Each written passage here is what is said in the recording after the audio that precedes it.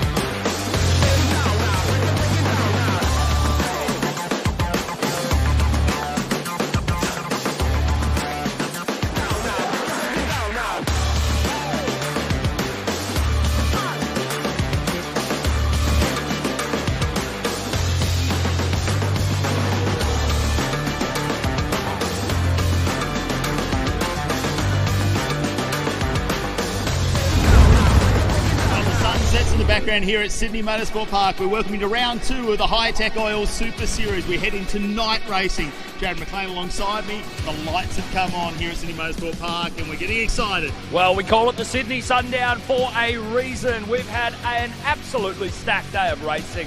Over 4 kilometres of some of the most picturesque and technical course here on the East Coast. 9 categories are going to fight it out over this weekend. Just under 200 competitors amongst that too. It's a fantastic showing here for the Hi-Tec Oil Super Series. Of course, we've got the open wheelers, the Formula Fords, the Formula V, and of course the Australian Drivers' Championship and those Hyper X1s. Yeah, I have to say the early showing of the Formula V, that was incredible. We saw more lead changes than I care to count and a few pickpockets. And some of the memories that it brings up, the Replica Tourers, of course, you see some of the Group C stuff, things like that. Of course, we've got the Australian production cars. We've got a big race on tonight as well. The innovation race cars, they sound absolutely phenomenal out there. Yeah, also those pint-sized pocket rockets, the Aussie Legend cars, they are definitely something to look forward to. The Australian Super Tin Tops here as well, and they've got a large field too, almost 30 cars in that one. But I tell you what, I love the sound of a big V8. And of course, the TFH Hire TA2 muscle cars, supported by Maritimo, are back. They've had qualifying. Tim Brook, who's fielding for Jared Hughes, who's leading the championship at the moment, well, he's put that car on pole. Yeah, it was by a fair, comfortable margin too, about 0.25 of a second. So, comfortable by any stretch of the imagination here for Brook. Look, I tell you what though, conditions are what we need to talk about. Today the sun was out, plenty of UV out on the track. We know it's been rubbered up because there's been racing on since 9 a.m. this morning, but now it's starting to drop in temperature. I know you're getting a little chilly there without your jacket on, but it's going to get down into single digits tonight. Yeah, we are expecting somewhere around 8 to 9 degrees. We saw a high of about 19 throughout the course of the day, but it is the traffic that has kept this course alive. We're looking forward to it running deep into the night. Of course, the first race you're going to see tonight is going to be those TA2 muscle cars. Ben Gomersol was very quick as well. He was pushing it. Josh Thomas from the TFH Hire crew, he got in 3rd position. So there's a number of names up and down that field. Great to see Lee Stibbs back, who's filling in for Robbie Farr this weekend, who just couldn't be here for this race. So there's a few names that we're going to throw in there. Yeah, Brad Gardner looking for redemption after last time he was here at Sydney Motorsport Park. Also, we mentioned Domain Ramsey. It's 12 months to the day that car rolled out as a brand new machine. He's looking forward to turning some laps. Well, there's so much action that's going to go underway tonight. We can't wait to bring it all to you at home or wherever you are watching around the world. Let's head up, though, and get on with the action. Thanks very much, gents. Very much looking forward to what we have in store this evening. As we can see, the sun has pretty much set. We are going on into the night. Very much looking forward to seeing what is in store for us. If the racing earlier on today is anything to go by, we are in for a treat. I'm Dan McCarthy, alongside me for TA2s, which will be the first race on our schedule here on the TV show, is Matt Nolte. Matt, great to have you here. Great to be here, Dano, and how good is it night racing? Oh, man, it was so nice walking to the commentary box a few moments ago. At least Musco lights have come to light. Look at that shot now, the drag strip in the background, the Sydney Speedway in the distance, around 40 kilometres to the west of Sydney CBD, and a track that opened back in 1990, back in November, with that beautiful Nissan 500. But since these lights have been added, it's just changed the dynamic of this event. And really, I thought it would have cooled down dramatically. It's actually quite stable out there at the moment. Little to no wind out there. But the second race later tonight, I think that's when we'll start seeing some tricky conditions. Yeah, from about 4 or 5 hours ago, it's dropped 5 degrees, but yeah, that will tumble in the next couple of hours. We're going well on into the night, past 10 o'clock this evening. It's going to be a feast for everybody. Friday night racing, what a great concept this is. TA2 muscle cars will be out in a very short time for the first of 2 races, and as the boys touched on at the top of the show, Tim Brook grabbing pole position in the 118 Chevy Camaro that Jared Hughes would normally drive. Incidentally, Jared scored pole in GT4 up in Queensland today, so he's in for a good weekend up there. And Tim Brook, he's called himself the seat warmer. He's a pretty handy steerer, former Toyota 86 Series champion, and has been on the radio to Jared Hughes in the recent past as well, filling in for this round only. Interesting to point out too that the points in our series get allocated to the cars. Now, Tim Brook will get points, but those points will also go to Jared Hughes' tally, which he needs leading the series coming into this round. He'll be rubbing his hands together Absolutely. up there in Queensland. He'll be absolutely delighted. So Brook from pole position. Alongside him will be Ben Gomersall, who's doing really well, isn't he, Gomersall, at the moment, not only in TA2, but also in other series of motorsport around the nation. Yeah, the track was very kind to him here in Super 2 back in March and has been at the pointy end, our round winner at the previous round. Well, we've got a fleet of new drivers as part of the TFH Higher TA2 Muscle Car Series in 2025, and our Formula RX8 champion is making his debut this weekend.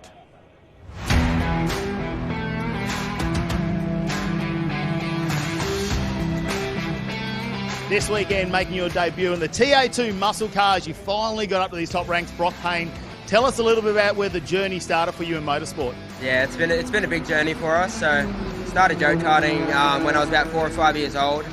We did that for over 10 years, so production cars, improved production, obviously Formula RX8 last year, winning that championship was awesome, and finally stepping up into the big cars. So We got to see your racecraft last year really in the Formula RX8. You and Rob Bowden went all the way to the final race really to clinch that championship. What was that like for you? yeah, that was the best season of motorsport I've had so far. The quality of racing was unreal, and it's definitely taught me a lot as far as one-make racing goes. So stepping up, yeah, I'm keen. Brock Payne clinches the championship, coming runner-up in second position and ends up winning by 13 points. It's a big step up to the TA2 muscle car, your left-hand drive, you've got a dog box in there as well. Tell us a little bit about driving these cars, because you've done a few practice sessions. Yeah, I've done 2 practice days so far, so not a lot of seat time yet. I'm still getting my head around the thing, so it's going to be interesting racing, but I'm quite confident. We'll just see how we go. And tell us a little bit how you got to TA2, because it takes a lot of people in the background to make this happen for you. We wouldn't be on the grid without my sponsors, so DeTulio, Hutchison Builders, they've been backing me for a few years now. Brisbane Builders, Unita Plastering, B&T Carrying. Without those guys, we wouldn't have the car. All my other, sponsors, I got too many. But those guys know who they are, and we're so appreciative. We wouldn't be on the grid without it. We know your family's always here for the race weekend, so your dad's here as well, and he's always got a big smile on his face. What are you planning to do at Sydney? Is it just to get a feel for the car? Yeah, I mean, it's new to all of us, not just myself, so, we're just going to learn the car, learn how the events run. We got no expectations. I think I put a lot of pressure on myself as a driver, but I think if we're in the top 10 by the end of the weekend, we'll be really happy with that. Well, good luck this weekend, and we hope you do well. Thank you, mate. Appreciate it. Cheers.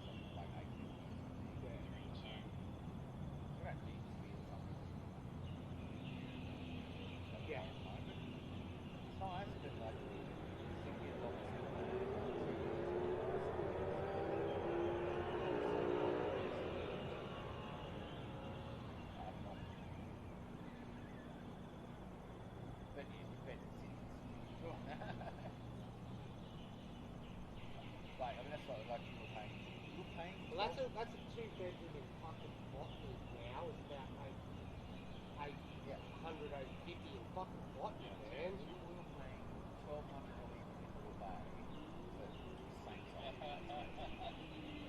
But That was pretty nice paying, over there. well, we were paying well below market. How many bedrooms is that? That was 3 bedrooms. Oh shit. Right.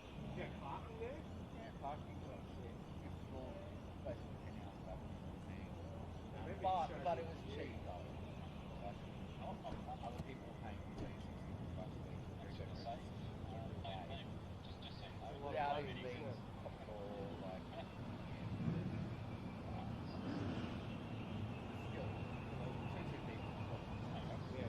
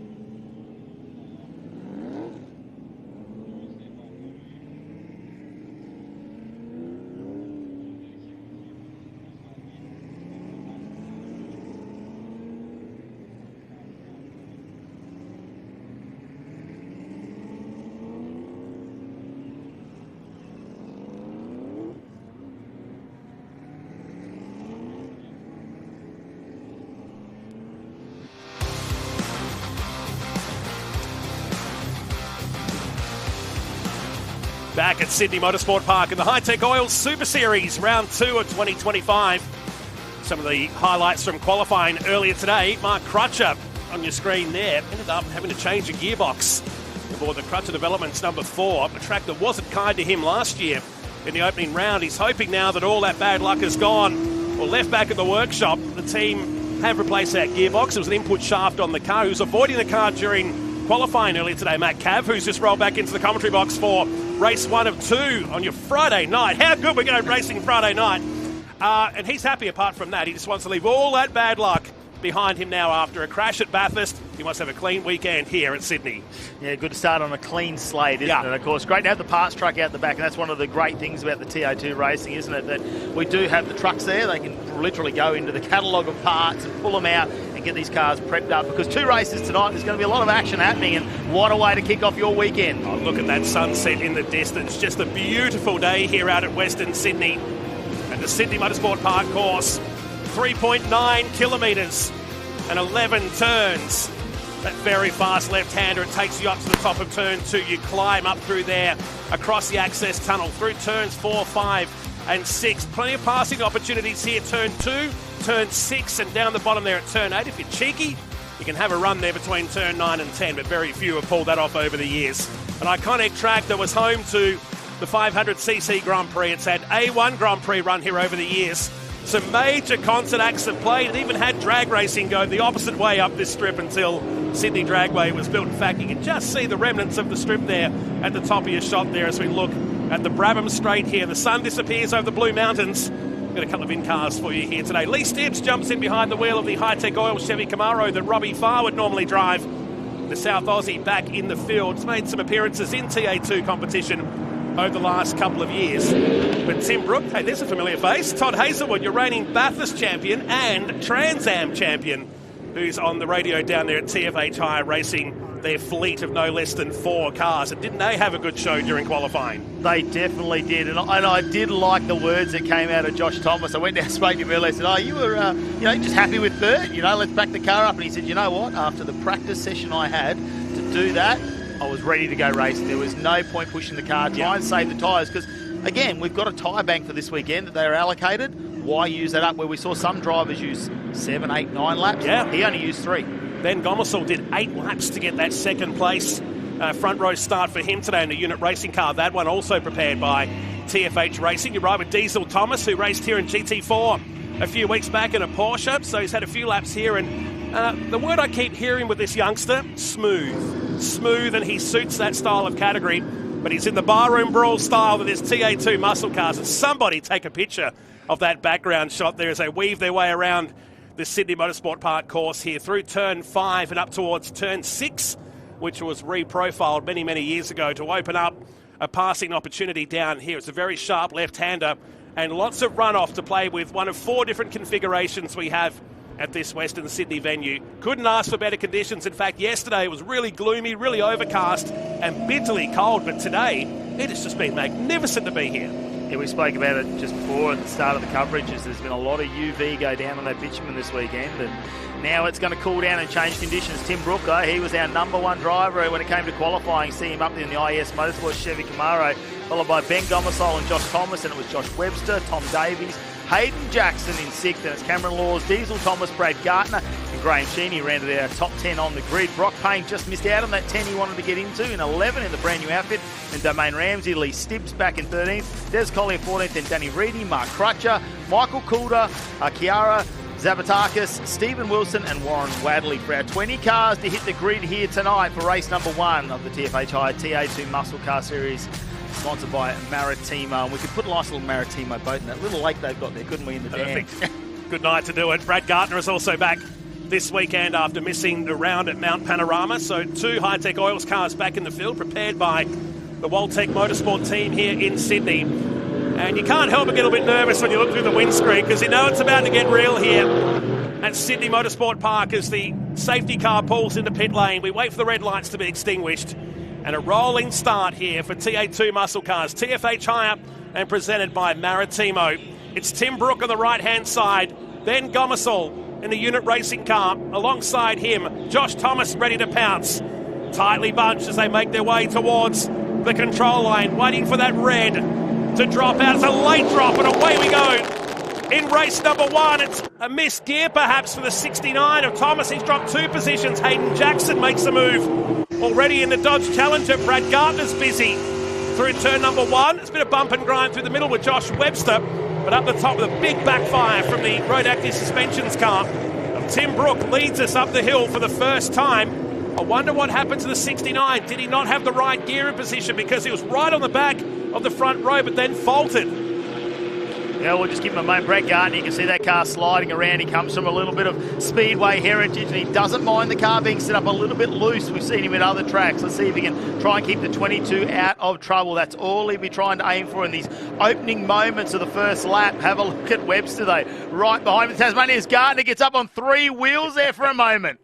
Not even 50 seconds into the race, and he's made a highlight already round the outside of Josh Webster. Beautiful red skies in the distance. You're in car with the South Aussie driver from Penola, the great Gartner family that field a lot of speedway names, a lot of off-road names. And now parks it down here at turn number 8. He's got Webster behind him. Cameron Laws goes wide. Already you can see the red brake disc glowing on the number 9 Castle Rails entry. So they make their way down this little short straightaway back towards turn 10 and 11 to finish lap number 1 of this timed race, which 18 and a half minutes remain here at Sydney Motorsport Park in race 1 of round 3 of this year's TFH Hire TA2 Muscle Car Series. Yeah, great to see Action Jackson up there in 3rd position at the moment. He's had some bad luck over the last season, really, and it's time for him to really show the level of experience and the quality of driver that he actually is. So hopefully he can hold on that 3rd position. We know Bathurst wasn't kind to him with the drive shaft. As you can see him file down one after each other into turn number 1. The tyres just trying to keep that grip, and he looks like he's got Davies right on the back of him, Jackson, and any moment anything could happen. Have a look at Domain Ramsey just having a little dive down into turn 2 as well. I think that might have been on Danny Reedy on the way up to turn 2. They seem to be always with each other in this TA2 Muscle Car Series. Tom Davies running back in 4th position. The best of the rookies so far. Diesel Thomas back in 9th position. Best of the Masters cars. Graham Cheney, who runs in 8th position with this class within the class in TA2 Muscle Cars. So the Dodge Challenger hanging tough inside. There's a lot of smoke down there at turn 6 and really shows you there is no wind here tonight. That is just hanging. Now we've got a pinch brake from Davies, so plenty of Goodyear tyre being locked up at turn number 6. Look at the way it's just hanging there in the distance. I'm not quite sure in the back end where that was a tyre, because there was a lot of smoke coming out of that car just in the background of that shot. We'll have to wait for a moment. As you can see, yeah, it's Law's dropping. No, I think we might be all right there, but have a look at this though. Josh Thomas, it wasn't the start he wanted. We saw him drop back a number of positions, now back in 5th, but it looks like he's got back into the groove. He's settled the 69 car down, and with Davies making that little brake lock up, now is his opportunity to get in that fight. So Brook and Gomersall just ease away from Jackson. This is going to be at least 5 or 6 cars soon with Davies, Thomas, Gardner and Webster. Back to Cheney that you're watching on screen with Diesel Thomas. Lee Stibbs is in 10th position as Thomas attacks the curbs on the final corner of this Sydney Motorsport Park course, and that's more drama now. It's more than just smoke for Josh Webster, and he will be going down the escape road at a rapid rate. I can't tell you what it was. It's certainly something come out the rear of the car. It looked like rubber to me, like potentially a tyre, but I can't see that go down. We'll have to wait for a moment. Was there some contact They maybe? look like an air pipe or something would go to the brakes maybe. Odd place for it to happen. Either way, he's parked down the bottom. Hopefully it's out of harm's way and we won't need a safety car this early in the race as we're back in board with Gardner. Tim Brook, the fastest car on the circuit, and you can still see that smoke lingering down there at turn number 6. Davies under maximum attack here from Josh Thomas in a 69 TFH hire car. And behind is Lee Stibbs, with Thomas covering him off here at turn 6 on lap number 3. Brock Payne, and that's a tyre that's gone down definitely on the Chevy Camaro. And he's to be careful here not to do any more internal damage. It's done enough by the look of it here. Yeah, you can see those body panels. Obviously the fiberglass, unfortunately, as the tyre looks like it has let go. Not quite sure why that has gone, but that's going to cause a lot of panel damage to that car. Fortunately, that's quite easily repaired. Hopefully he doesn't get any lines or any electrical, caught up in that tyre slap going around the car at the moment. Tell you what, have a look at Brad Gardner as he came through though. I reckon that was a moment for Webster as he's gone off, and Brad Gardner can get a sigh of relief and get back into this fight. But the yellow flags are out, and I can see that safety car being called. I wonder whether Brock Payne did lock up at turn 6. There was a lot of smoke down there, and would it be enough to have cut that Goodyear tyre down in the end? Easy to speculate from here. Maybe our pit reporters can chase that up down there in pit lane, and the Hyundai safety car is called for the first time here in race number 1, with Tim Brook leading by 0.7 of a second up until that point from Gomersall. Jackson, Davies and Josh Thomas. Brad Gardner now up into 6th with Graham Cheney. Diesel Thomas in 8th. Lee Stibbs in 9th, and Domain Ramsey up in a 10th position. But for Webster, he went down the escape road. We couldn't really call it an escape road. It's really a continuation of the old straight, but he's parked down here. Mel Price is in pit lane. Yeah, I've got Keith here from Brock Payne's team. A heartbreaking start to the weekend. Do you know what happened? I'm not completely sure, but I think something happened to a car in front. So there's a lot of debris on the track, and he seemed to have picked up a bit of debris under that left front. Hence, a bit of damage to the front, caused the tyre to go, etc. So, yeah. Well, you're definitely one tyre down for the weekend, but hopefully there's no more damage and we see you back out there. We've got all the parts to getting back out there. That'll be the aim, absolutely. Fantastic. Over to you, J-Mac. Unfortunately for the number 200, Josh Webster, just had a quick chat to Marcus Ambrose, who's overseeing that operation. He's of the understanding that there was potentially something locking up. He believes that they have done a tail shaft. So, no doubt, the team will try to get that machine recovered, have a look at it in between the races, and try and get him back out once more tonight. Jared McLean and Mel Price in pit lane for us here tonight as part of this Hi-Tec Oil Series. Now, look up to behind the Hi-Tec Oils car. You'll see the smoke. There it is. Now, there'll be the debris coming out. Look who's behind is Brock Payne. So he's avoided it. Well, he's avoided there. But was there more up at turn 2? That was the Autofix Marcus Ambrose Motorsport car going down to the old drag strip. Anyway, get to see what that was like. This is what it looked like from Lee Stibbs down at turn 6. And that was one of the TFH cars ahead locking up. But hard to see if anything come off that car that actually impacted, because if it was, it would have been the left side. In fact, I think that's where it's hit, on the front guard of the 33 car, but the tyres popped on the other side. Well, the tail shaft comes out like that, and you can see the amount of damage potentially under that car too, especially doing probably 160 to 180 kilometres an hour. What else could potentially be wrong with that car? They're going to be busy between races. I know that they'll be able to turn the car around for Webster, but a lot of work to be done. But what else is out there on track? And can our spotters out there and our safety crews see anything while they're going around doing these laps under safety car? Because that potentially could bring a bit more time and bring us down to a very short conclusion to this race. Yeah, very good point. And with the very short times between sessions as well, we've got a tight program here, no less than 9 categories supporting the Sydney Sundown. They want to keep a keen eye on that now. We look back at our race leader, Tim Brook, subbing in for Jared Hughes this weekend while Hughes focuses on his GT4 campaign up at Queensland Raceway. And Brook himself very handy in both TA2 and Trans Am over the last couple of years as well in this country. Went on to pole position today in 60 points already. Will be allocated to his point score as well as Jared Hughes' point score as well. So it doesn't really hinder the 118's efforts in this year's series that he leads. But for now, he'll be focused on that campaign up there. From Gomersall, Jackson Davies. Thomas still in 5th position with Gartner, Cheney, Diesel Thomas, Lee Stibbs and Cameron Laws. Looks like his transponder has cured itself and puts himself back up into position number 10. This unfortunately counts into our race time. We don't do laps anymore. It's all designated track time, of which we started with 20 minutes. We have 11.5 minutes remaining while the safety car leads the field around. And going back to your point, yeah, they've got the parts. Have they got the time? With just over 2 hours, and we don't know whether Brock Payne actually got that car back to the pits. It doesn't look like he has on our timing screen. So could he have got that car back? They could have got to work on that straight away. J-Mac. Down here with someone very special, Bathurst royalty and Trans Am champion Todd Hazelwood. You're on the radios today and you are spread a little bit thinner than a lot of people would like you to be. Tell me, this first session, or this first race rather, punctuated by an unfortunate incident, what do you have to do to keep your drivers' heads in the game? Yeah, they've full of red mist at the start of it, so now it's trying to get everyone's thoughts, collect their thoughts, get the heart rate back down, and obviously get it ready for another green light racing here. We've still got a little bit of time left in this one, so hopefully the guys there can keep moving forward. We've got fast cars, so we just need to try and utilise it and try and move forward. Of course, we have got some lower than usual temperatures, the light below the horizon. Tell me, what do drivers really need to look out for here at this Sydney Motorsport Park circuit to make sure those tyres stay in that Goldilocks zone? Yeah, I think the biggest thing now, you're going to be getting a heap more grip than what we've experienced, particularly from practice today. You know, the track's quite hot, it moves around a lot inside the cabin, and now the track's going to be gripped up in these cooler conditions. So the drivers will be having a lot of fun out there at the moment, but yeah, it's a long race, a long weekend of obviously tyre management. We've only got 6 tyres for heaps of racing, so yeah, it's going to make for a fascinating to watch at home. Well, you've got a couple of drivers to wrangle. I'll let you get back to it. Thank you very much. Cheers.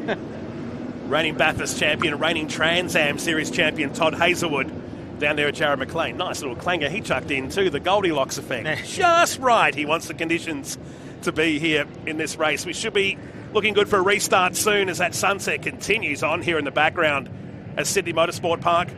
On your Friday night, we're going through till 10 o'clock. We're back tomorrow with qualifying for the TFH High TA2 Muscle Car Series by Maritimo. And for a lot of teams, they are going to be very, very busy in between these 2 races. Incidentally, second DNF of the season for Josh Webster. Remember, he spun off on that last lap at Winton while in a top 3 position. Yeah, it was a big moment for him, and you know he turned it around a little bit at Bathurst, which really was difficult for a lot of drivers there, where we saw those incidents happen and cut a lot of laps down for him as well. So he managed to get out of that one not too badly and got away with some decent points out of that round there for Webster. But it's going to be a big night in the pits, and I mean, you know, it travels on into tomorrow as well, because the crew have got to stay up tonight fixing that car. Potentially, they're going to be very tired tomorrow. Now have a look at that tail shaft. That shaft twisted up. And there'll be a moment there where we try and get our officials over to try and collect that debris, because we know they can go 3 wide down the main straight, especially with a shortened race. We are going to see that red mist descend across them, and they are going to go at it, especially into turn number 1. Now, there's been a number of movers and shakers here. Just having a look at the times here. Like Todd Hazelwood just mentioned, he goes, as it cools down, it's going to get a lot grippier out there now. Qualifying, we're in the low 134s. We're already seeing 134s in race conditions, so very early on in the race as well. So potentially we might see those qualifying times in race. Yeah, I tend to agree. I think everyone was a bit conservative during that qualifying session, with good reason, not knowing what the tyre performance would do later on. A bit more debris now. Well, that's going to be the fiberglass, isn't it, for Brock Payne? There's going to be a lot of panel work out there, and it could be a small thing like that. And again, the Goodyears are new to the 2025 season. We really haven't seen the debris and the things like that. They haven't had to have those challenges thrown at them yet. They've seen a hot day that we saw at Winton around number 1. We've seen them do a number of laps on the tile. They've held up quite well as well, but we haven't seen punches. We haven't seen big ripple strips, all those sorts of things that are new to this tyre setup. So the field still weaving behind, trying to keep as much temperature as they can into these tyres. They're on the backside of the circuit now at turn 5. We'll take this opportunity to head back to pit lane. Mel Price. Chris Pither, Brad Gardner, started 9th. He's made up a few spots already and missed all the debris. What's he saying? He was disappointed, to be honest, when the safety car came out because he looked pretty strong and the car looked like it had switched on pretty well. Unfortunately, we didn't have a good run in qualifying. He was top of the timesheets in practice too, and we were looking good, but then we just didn't manage to execute a lap early enough in qualifying. Got a bit of traffic, and we were compromised there. So he was just starting out of position. We need to move forward here, and he's done well in the first couple of laps to move up 3 spots. But we need to get going again here and get green so we can try and make a couple more. Well, those tyres will have cooled right down, so it'll be like a warm-up start with cold tyres. So he's made up a few now. Hopefully he can do the same thing. Correct. Obviously, the field's condensed now. It's going to be an interesting couple of laps to the end, I think. You've got a big smile. You must be feeling confident. Yeah, it's nice to be here. Brad's a great guy. He's got lots of potential. He hasn't been in the game for a long time, but he's a really good driver, and yeah, he deserves to be a little bit further up than where he qualified. So I'm excited for him, and hopefully we can pick up a few more before the end of the race. Yeah, hope so too. Thanks. Cheers. Thanks. Chris Pither down there in pit lane at Hi-Tec Oils Motorsport. Brad Gardner, his man, running down the field at the moment in 6th position. As we continue this cycle, I'm wondering why we're still behind the safety car here. There is still a bit of debris, but both those cars have been retrieved by the look of things here now, and it's just eating into the track time. We're inside the final 6 minutes of this race with Brooke Gomersall-Jackson, one of his best results in the Dodge Challenger in TA2 muscle cars so far, if it stays this way. Is it me or these sunsets just seem to hang on longer this time of the year? That's a beautiful red sky looking over towards the Blue Mountains here. Formula Ford Stars and Renegade Series will be up very, very soon as part of the Hi-Tec Oil Super Series. Big field of legend cars. I see something over 30 cars. They just continue to grow. 34. They seem to multiply, don't they, as they go down. And, you know, we said, could we go more than 3 wide? Well, they put 5 down into turn 1. So, look, that's still to come your way as well. Australian Super Tin Tops as well. They are up there with 30 entries there this weekend. Replica Tourers up in the high 20s. Look, there's just so many fantastic categories this weekend, and there you can see Josh Webster's car now being retrieved by the tilt tray. So there's been a little bit of a moment while I have a clean up out here on track. Right now, though, let's head down to J-Mac and Pits. Well, an unscheduled disassembly, unfortunately, for the number 200 of Josh Webster, and I'm holding the evidence right here. This is part of the drive shaft, and it's a decent heft, and it's actually still warm. You can actually see evidence up here in the yoke where it's gotten hot and then failed. You can see just how creased and twisted this is, as unfortunately it has met with the end of its life expectancy. Unfortunate times out there for Webster. Back to you guys. J-Mac, I want to talk about that ring on your finger more so down there. He's blinging it up for a Friday. Yeah, is he getting a bit too much working here? Baby. Wow. Look at that. Oh yeah, well, look at the tail shaft in the background. That's probably going to cost a little bit more to repair, I think, than what J-Mac's ring's worth. Oh, that's an unfortunate thing for the crew. Luckily, hopefully, between the fleet of cars we've got here this weekend, someone will have a tail shaft to replace that. It's funny to see that. Well, not funny as in ha-ha, but we haven't had that much mechanical drama in the last couple of years. And even seeing what went on with Crutcher today, that input shaft. Now, that was self-made up there at turn 2. But to see a failure like that, very, very unusual to see in a TA2 muscle car. So Marcus Ambrose Motorsport will diagnose that and hopefully get him out for the second one later tonight.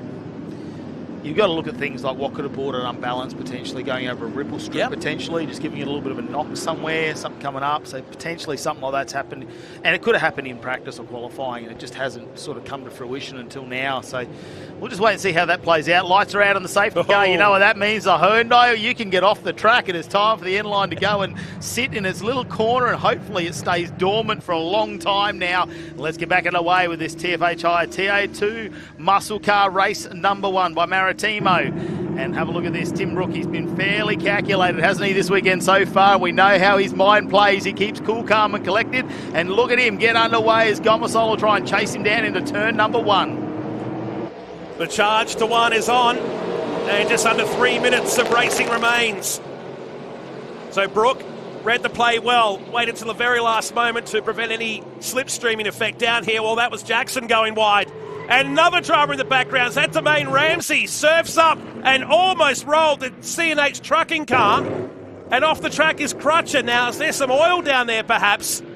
Because we saw Jackson go sideways through the middle of the turn, and then Ramsey and Crutcher, that's over 200 k's an hour into turn number 1. I wasn't sure whether Davies maybe helped Jackson there at the moment on the inside, but potentially he could have slid out as well. Or is it the change conditions in the tyres? Because we haven't seen the cold racing on the Goodyear. We've just not gone through the warm-up cycle to keep the temperature into it. Good pickup. So 2 cars off at high speed. Hopefully they've got out of there as Gartner makes the move this time on Jackson, gets it done at turn 6, and Crutcher is away. And he's got some damage to the back of that car there too, so may have been some contact, may have been some assistance through there. At turn 1 on the restart lap, 2 minutes plus a lap remaining, down into turn 6. Gartner under siege once again. Graham Cheney lines up behind the best of the Masters class drivers out there in car 51, the second of the IES Motorsport cars in the field tonight. It's up towards the final turn we go, and already Tim Brooks got a nice margin of a full second back to Gomersall, who has about 2 seconds back to this group of cars. Meantime, down at turn number 1, and that was just a lose for Domain Ramsey, albeit at high speed. But watch there, just tripped the car up, and may have been assistance there from one of the TFH cars. He was hooked on the back of them. They looked like they were side by side, didn't they? This one's going to be interesting, but yeah, high speed there and not a lot of traction on those tyres.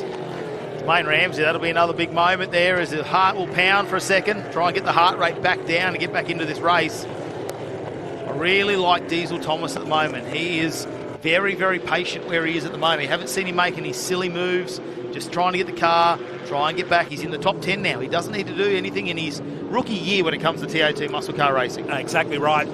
Just play patient because there's a lot of drivers out there playing for keeps in race number 1 here tonight. So inside that final minute, should be a lap to go at the end of this. Through turn 5. Move on here perhaps. No, door closes from Tom Davies, who goes wide. And this will allow the Hi-Tec Oils car tucked in behind to buy into the argument. Sweeps across through what was known as Corporate Hill for many years here at Sydney Motorsport Park. Down to turn number 8, Davies covering off Thomas.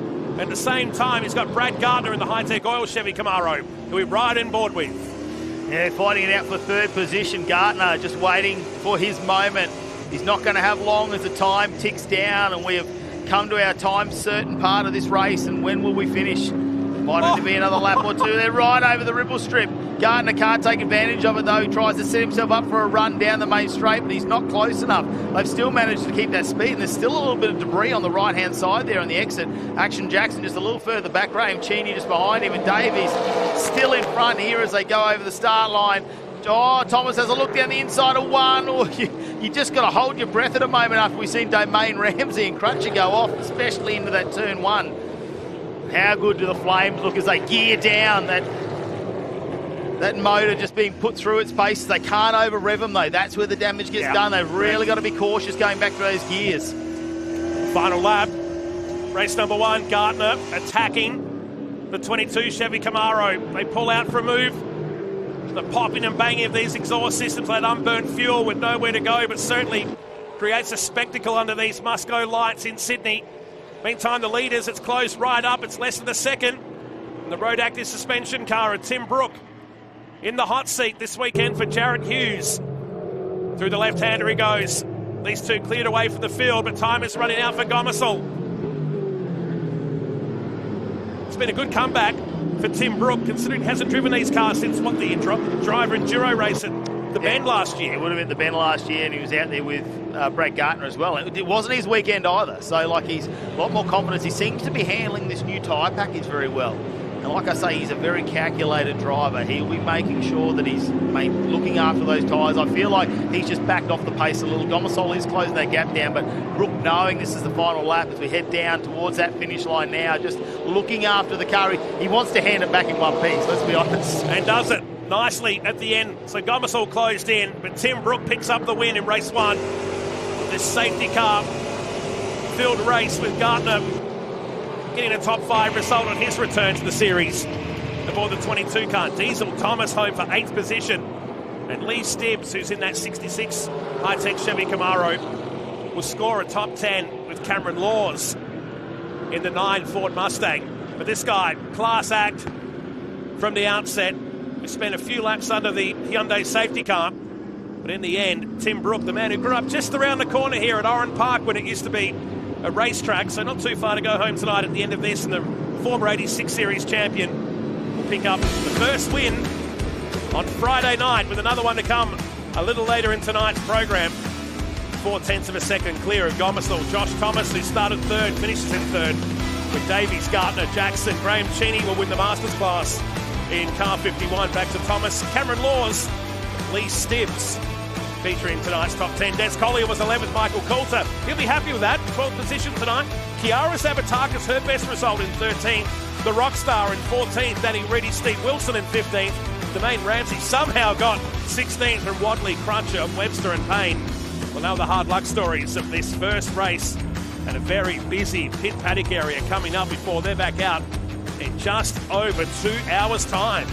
Yeah, not a long time for some of those cars to repair that damage, and it's what you don't see, I suppose, the Webster car. What could have happened underneath? There are other components that we've seen, the exhaust that might be damaged, wiring, things like that, and there's going to be a lot to go through when it comes to the highlights. This was Diesel Thomas there in the number 18 car, just getting around. I think that was a very nice patient drive from him, because you know at a young age, you're full of testosterone, you can really overstep your mark, can't you, throughout the race? Yeah. And I think it was great for him just to play to his strengths. That was a super result. This result will set the grid for the second race of the night later today. We'll qualify again tomorrow, incidentally, but it is an overall round from the 4 races as we look at your highlights of race number 1, the pole sitter. But look at the car on the second row. Missed gear, made it 4 wide briefly on the way to turn number 1 as Tim Brook led us through. Jackson moved up to second briefly. This was Stibbs and Gartner up ahead with Josh Webster in the Autofix Ford Mustang. The early stages of this race, but then big dramas were to come for the 200. He tried to make the move down here, albeit awkward, through that left-hander. This was Davies and Thomas. So TFH cars featuring in the top 10. And then the moment here of the drive shaft breaking away from the Autofix cars, sending debris down the track, which in the end saw the Brock Payne car run over debris and cut his left front tyre down. And the Autofix Mustang going down the escape road, and up ahead, all the smoke. That was another incident, wasn't it, from one of the TFH cars that was locking up at turn 6. But for Brock Payne, he didn't get that car back to the pits, and that Goodyear tyre flapping away, and hope there's not too much internal damage with the 33 Chevy Camaro. Yeah, you hope that is just mainly panel damage, that they can bolt some brand new ones on and get that car back out there very swiftly. But yeah, and this was another big moment, the restart. They've done about 8 laps under cold tyres, and then Domain Ramsey in the 71 goes really deep under brakes. Mark Crutcher caught up as well in an incident there, and he's gone deep, and I feel like that might have been cold tyres. Now, Brad Gardner in the final moments of this race trying everything he could to get to Davies and Thomas was just waiting for his moment, and we saw it here in the final moments of the race. He just lured him in, didn't he? I don't think he was ever going to lose that race lead, but the margin, just 0.4 of a second from Brook back to Gomersall, and Gomersall just picking the points. It's all he needs to keep doing this weekend. And Tim Brook picks up the win as we go down to Bling Bling J-Mac with our top 3. Josh Thomas, third place, an incredible feat here. 2 steps to the podium taken up by TFH, but you had a tough race out there, punctuated by that safety car. Mate, did you see what was going on? Yeah, to be honest, I didn't know what the safety car issue was until about the second lap. Yeah, obviously took the boys quite a while to recover it, and I wasn't really sitting where I wanted to be, so I wasn't too happy at that time, no. How did you find that restart? To be honest, the restart was okay. Tom was definitely struggling in front of me, and I knew that I just had to keep the pressure on, but it was actually bringing Brad back towards the back of me. But no, it was credit to Tom and Brad. They kept it clean, and it was some good racing with the boys. Cars straight, looking good. What's the plan for the next race? Hopefully have a better start. I had an absolute shocker. I don't know what happened. The arse just kicked out randomly. But no, if we have a better start, hopefully I can see what I got for these 2 boys as well. Best of luck. Thanks, mate. Cheers. Over to you, Mel. Well, Ben Gomersall, P2, started P2, finished P2, but it looked like you were catching him at the end there. Yeah, unfortunately we didn't get too many green laps there with that safety car. It's hard to tell, look. Didn't get a huge read on the balance, so still got another 3 races to go. But no, awesome to have 2 TFH cars on the podium with Josh as well. He's done an awesome job so far this weekend. And what were the conditions like on the restart there? Yeah, I struggled honestly with tyre temp, particularly front grip there, so need to look into that a bit. And yeah, because Tim definitely beat us in that sector. Well, at least you haven't worn out your tyres because you haven't done many laps yet. Yeah, no, tyre deg's always going to be interesting around this joint, so we've still got 3 races to make it last, so we'll see how we go. Well done. Tim, tyre degradation is the word on these guys' lips. How are you feeling out here in the basically as the warm-up driver, the seat warmer, as it were? Yeah, look, I feel like I'm sweating a bit too much for the cold night that we have here at the moment. So Ben made me obviously work for that. So I think we're going to have 3 cracking races between the 2 of us, and obviously the other boys might find some speed as well before the next one. But yeah, loving it. Just yeah, really stoked to be back behind the wheel. It was all going pear-shaped behind you out there. How did you actually find the restart here under lights? What were the tyres like at that point? I thought I was going to drive off the exit of turn 1, to be honest. I had plenty of rear temp, but not enough front temp. So I'll have to make sure I work them a bit harder in the next race. What's the plan for tonight? One more time around the bend. Yeah, look, it'd be nice to end up in the same position at the end of 20 minutes in the next one, that's for sure. Let's do it. Thanks, Tim. Sounds good. Thank you. Well dominant so far in the TA2 muscle cars, Tim Brook, but can he stay there with the heat being applied to him by Ben Domisol? We'll have to find out. We're going to go to a short break. Up next, Formula Ford's not too far away.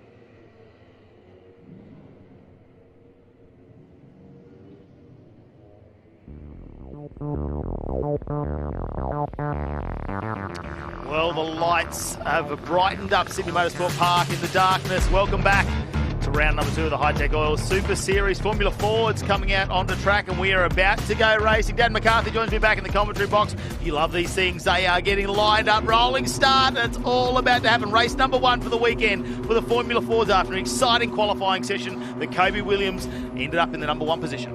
Yeah, Kobe Williams, the blue and white machine. Number 94 alongside him, Lachlan Evernet, the black and white machine. Car number 88, who's going to win the run towards turn number 1? We're about to find out. Rolling start in the Formula Ford series here as part of the Hi-Tec All Super Series. We're looking at the lights in the on the left-hand side of the screen. When they go out, we will be underway here at Sydney Motorsport Park. Who's going to get the better jump? They are just seconds away. There they go. Evernet, I think, has made the slightly better launch, but he started a little bit, about half a car length behind. So who's going to get there first? It is going to be Williams on the inside. So Williams from Evernet. And behind that, it looks to me like Lowing's gone around the outside of Fawcett at this point anyway. And he has later on the brakes. He's in fact going to try and challenge Evernet around the outside at turn number 2. Can't do so. Oh, contact. That is between Salvatore, who's gone around. Hunter Salvatore, the number 16 machine, started inside the top 5, but contact there with Fawcett, and there's more contact down the hill as well. That's Johnson on the outside there, I believe it is, around turn number 4, and it is. He's fighting wheel to wheel with Jamie Rowe, so a fair bit of contact, which you do not want in these open wheelers. And that's the risk, isn't it? When you've got no guards, no protection around these tyres, you really have to be aware of your surroundings and how wide the car is, where the wheels are being placed. A moment like that could see a car shot off into the grass like we just saw before, and it's really unfortunate that time for Salvatore, who's dropped back in the field to 11th position now. Not as bad, though, as the person he made contact with. Joe Fawcett has stopped somewhere out there on the race circuit. He won the final race of the last round. He had all the momentum coming into this one, but it has come unstuck on the opening lap of this race. What a shame for him. A disaster. Second in the championship, but not the way you want to kick things off under lights here. No, we started off in the second row of the grid as well, so to see him out, hopefully that car can limp itself around. Potentially they get that back out onto the track. We'll have to wait and find out. And just hopefully wherever it is, it's not going to cause any issues either. Side by side down pit straight as Johnson tries to hold on to 4th, but to no avail. Boom, around the outside goes Rowan, a spin for Ethan Fitzgerald.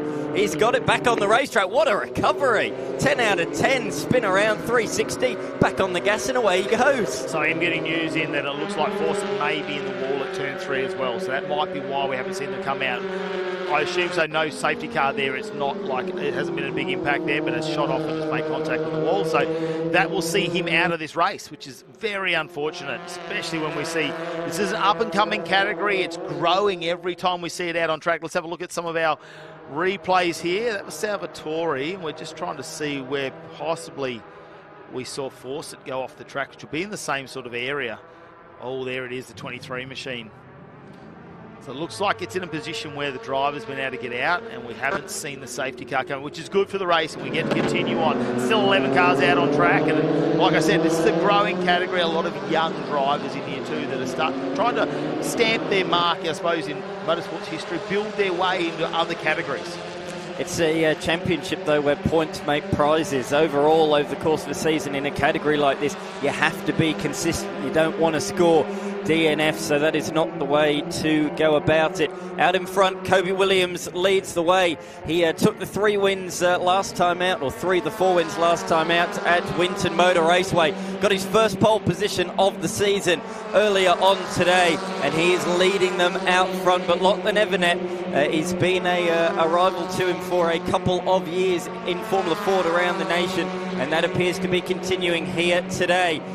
Further back, Johnson is lost the place to Jamie Rowe, and now coming under pressure from Fraser High just behind. I can see yellow flags, still local yellows, down there at turn number 2, and it's not until they come out of here, turn 3, that they're allowed to overtake. So that is a big overtaking opportunity. Turn 2, a huge overtaking opportunity at this venue, currently out of action. Yeah, it's going to be interesting how the race goes there, because like you say, it comes down to how fast you want to go through one, how much of a you get down the straight, whether you can get a drafting down the straight, really speed the car up into 2. So it's a massive disadvantage to some of these drivers who are trying to fight this out, and especially when we had a 20-minute race as well. There's still just over 13 minutes remaining in this race. There's a lot to go and undertake and try and pick your overtaking positions as well. We know 8's another, turn number 8's another exceptional area where you can get them under brakes, but have a look. just wait and see where else in the track these Formula Fords might have a go at this. Tabitha Ambrose back in 9th position at the moment as well, who probably hasn't been the qualifying she was hoping for here at Sydney Motorsport Park. Her teammate we're looking at on the screen attacking Caleb Bellack, so attacking him left, right and centre. The Caravans machine though cannot find a way through at the moment. There it is, Carrick replacing on the side, but can't find a way through on the power. This is a big overtaking opportunity. The long run down pit straight. Can he make his way by there as part of the Marcus Ambrose Motorsport operation?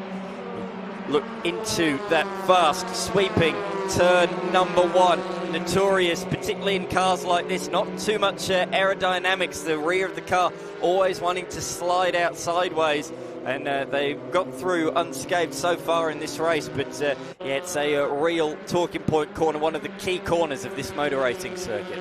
Johnson with High all over the back, and have a look. High looking for a moment. Johnson has to cover him off too as they go over the crest.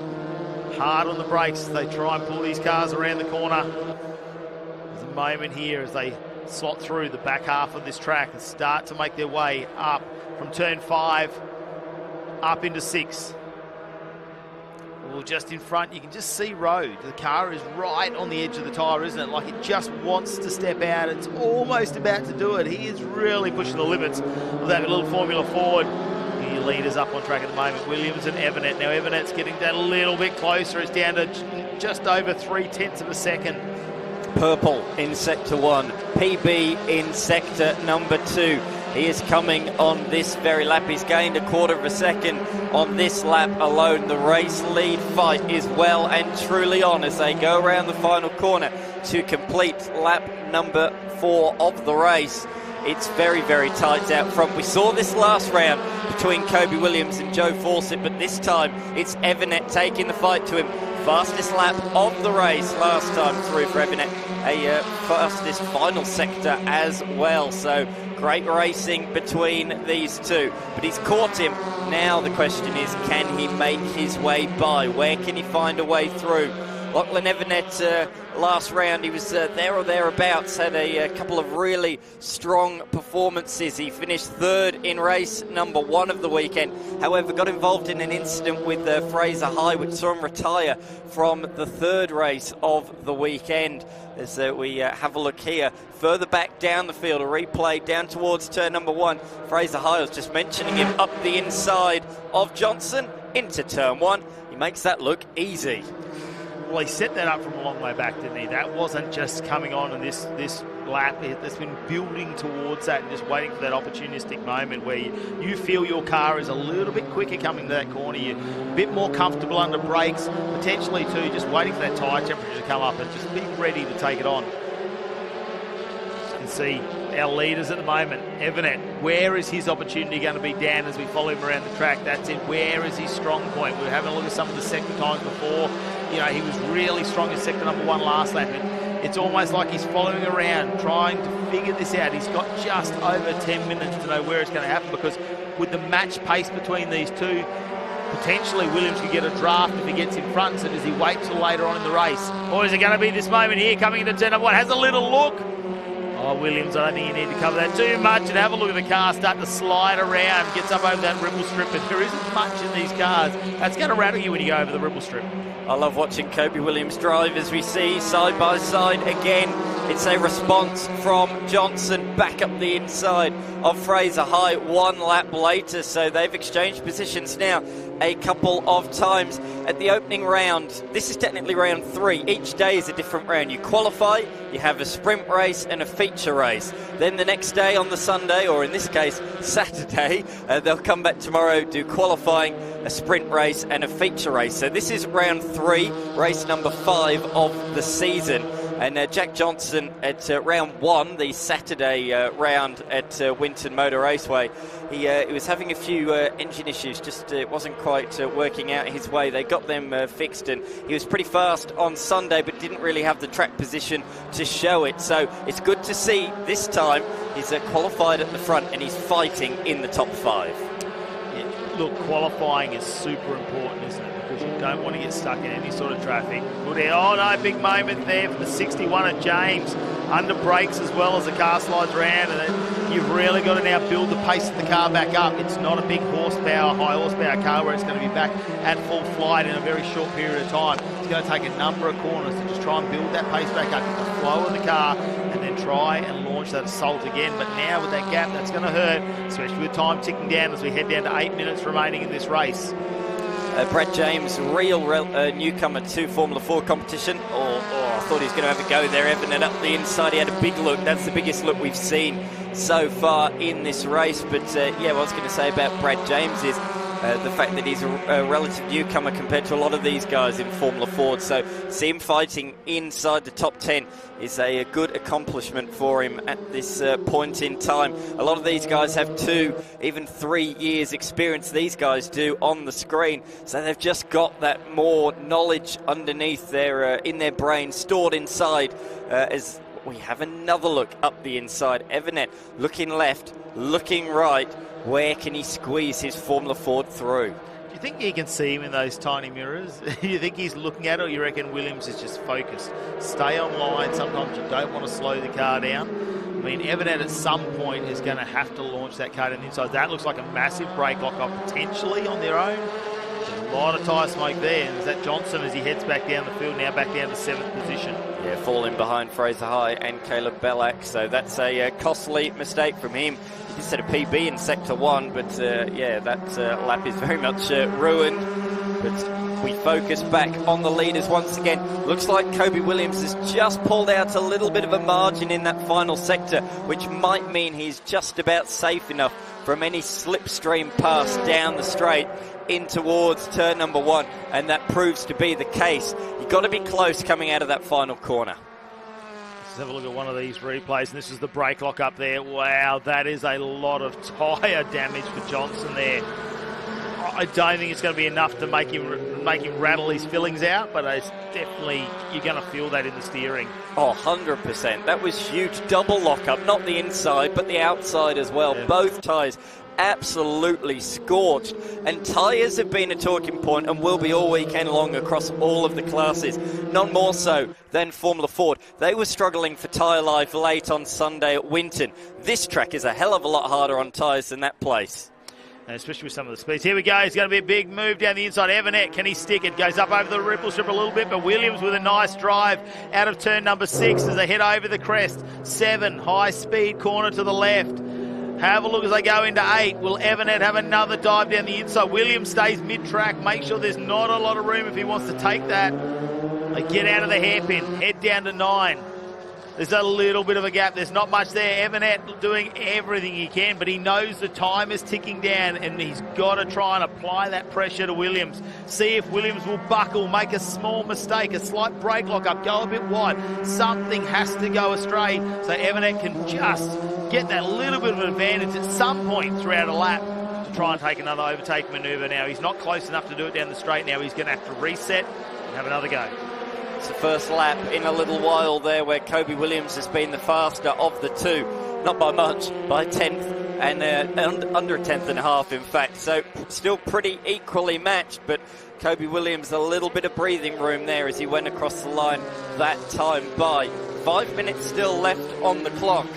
18 minutes the distance of this race, their feature race later on this evening, later on in the night, a couple of minutes longer, 20 minutes in duration.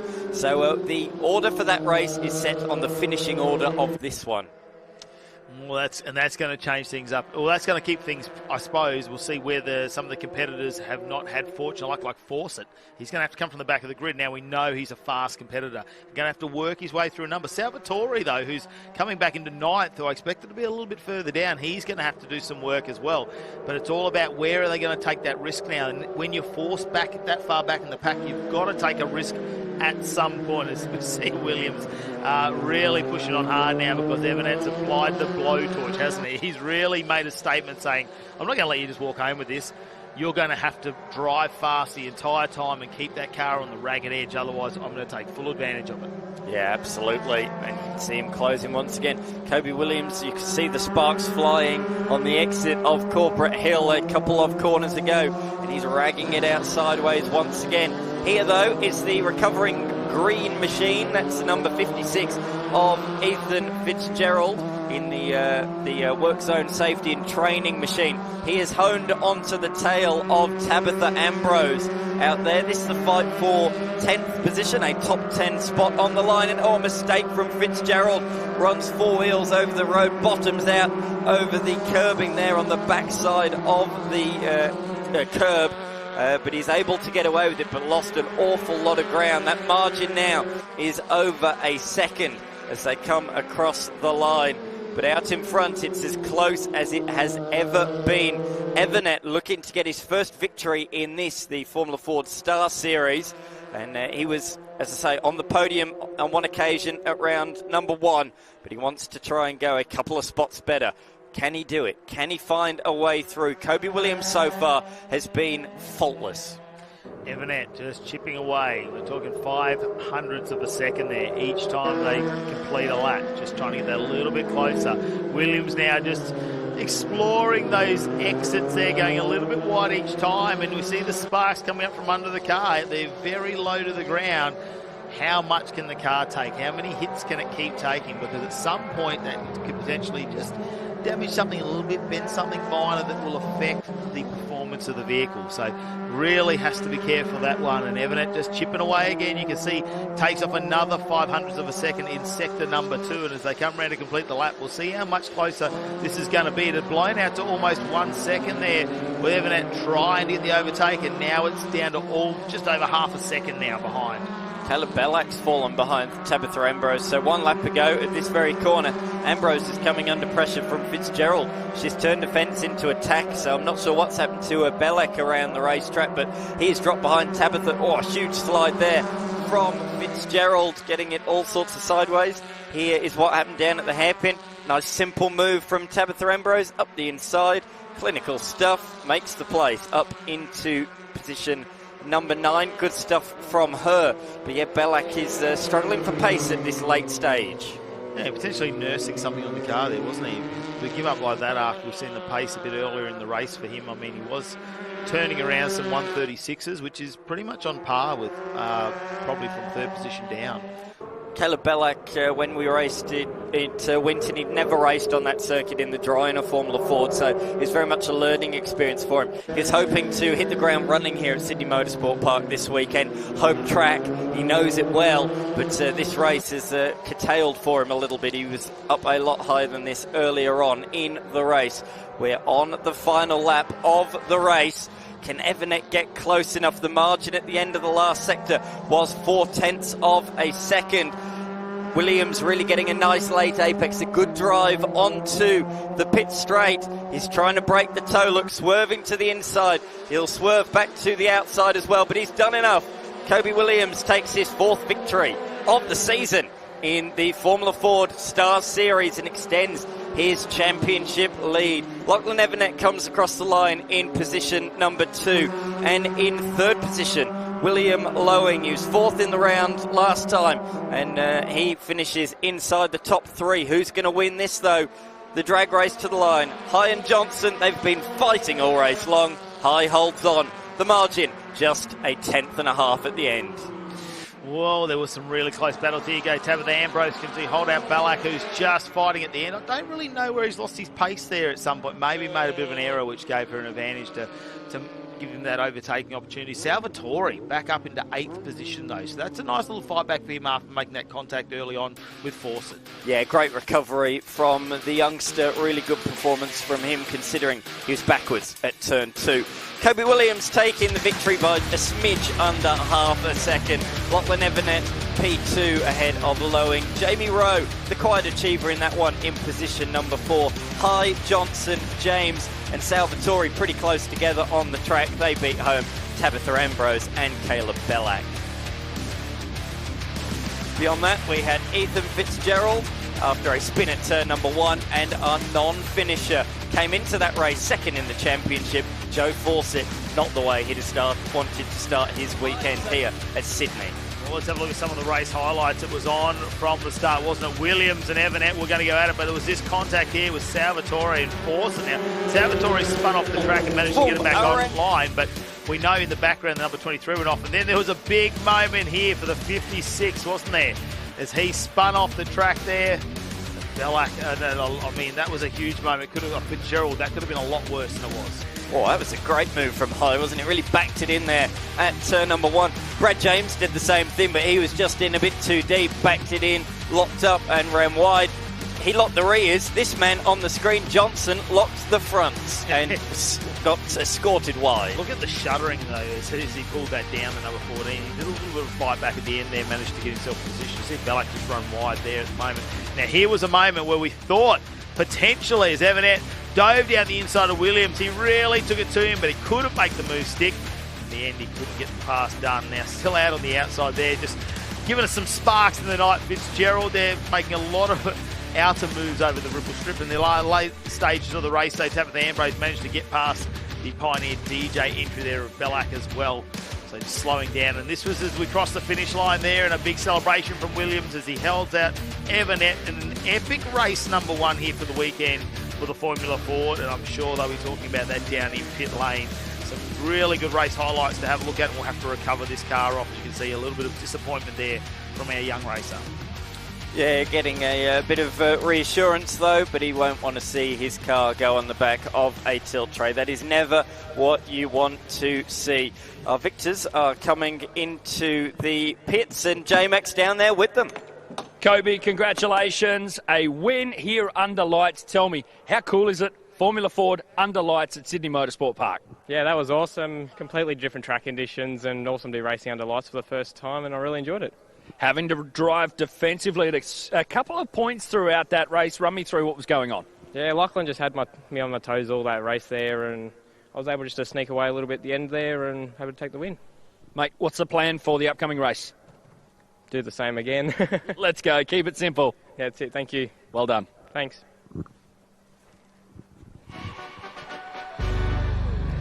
Yeah, well, Kobe Williams there, and you can just see just a moment. He's not getting too ahead of himself, is he, at the moment? He's got himself a race 1 win. We've still got plenty more action coming your way tonight. Of course, the Australian Drivers' Championship is coming up after this short break. Don't go anywhere. I play with all of my life. You see my name in the lights. Better get right, champion.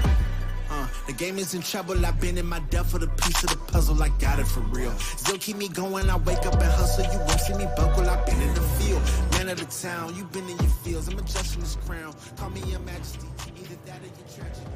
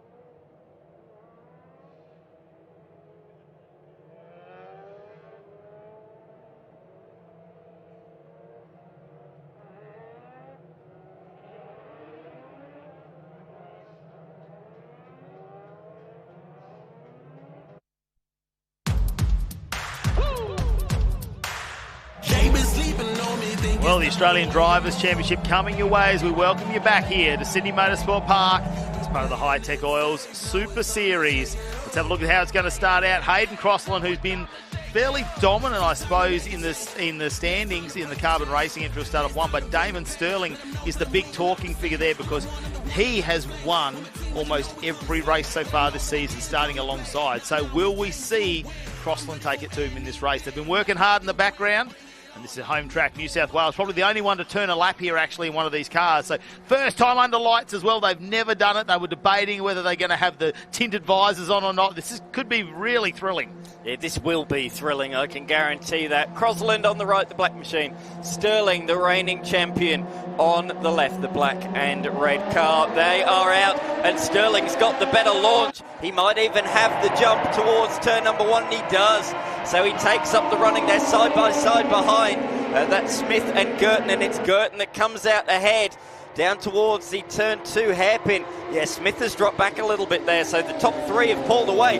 Look at Crossland. He sent it in deep down at turn number 2. He's going the long way around. He'll have the inside now for turn number 3. Fantastic pass. Have a look at the confidence of him. How much wheel work was he doing there, though, as the car was moving around? Just covers him off there for a moment, worried that he's going to cut back down on the inside. And Sterling, well, stays in second position for now. We'll have to wait and find out as the race progresses, because you can see under lights, these are fantastic cars. And already we're seeing positions getting jostled throughout. McGarry is up 2 positions into 10th. There's a brake lock up there early on. And they're already starting to duck and dive and cover off other cars as Leighton just makes sure Nico French can't get through. Yeah, it's really tight in that mid-pack, isn't it? The top 2 have broken away. But here comes Dean Crook, the inaugural series champion. He's having a look at the Suzuki-sponsored machine of Nico French. Can he get a good exit? He certainly has, but he's on the wrong side for the next corner. No, he's got it. He has got his nose ahead just about through the kink. I thought if Nico could hold around, he'd have the inside for the next corner.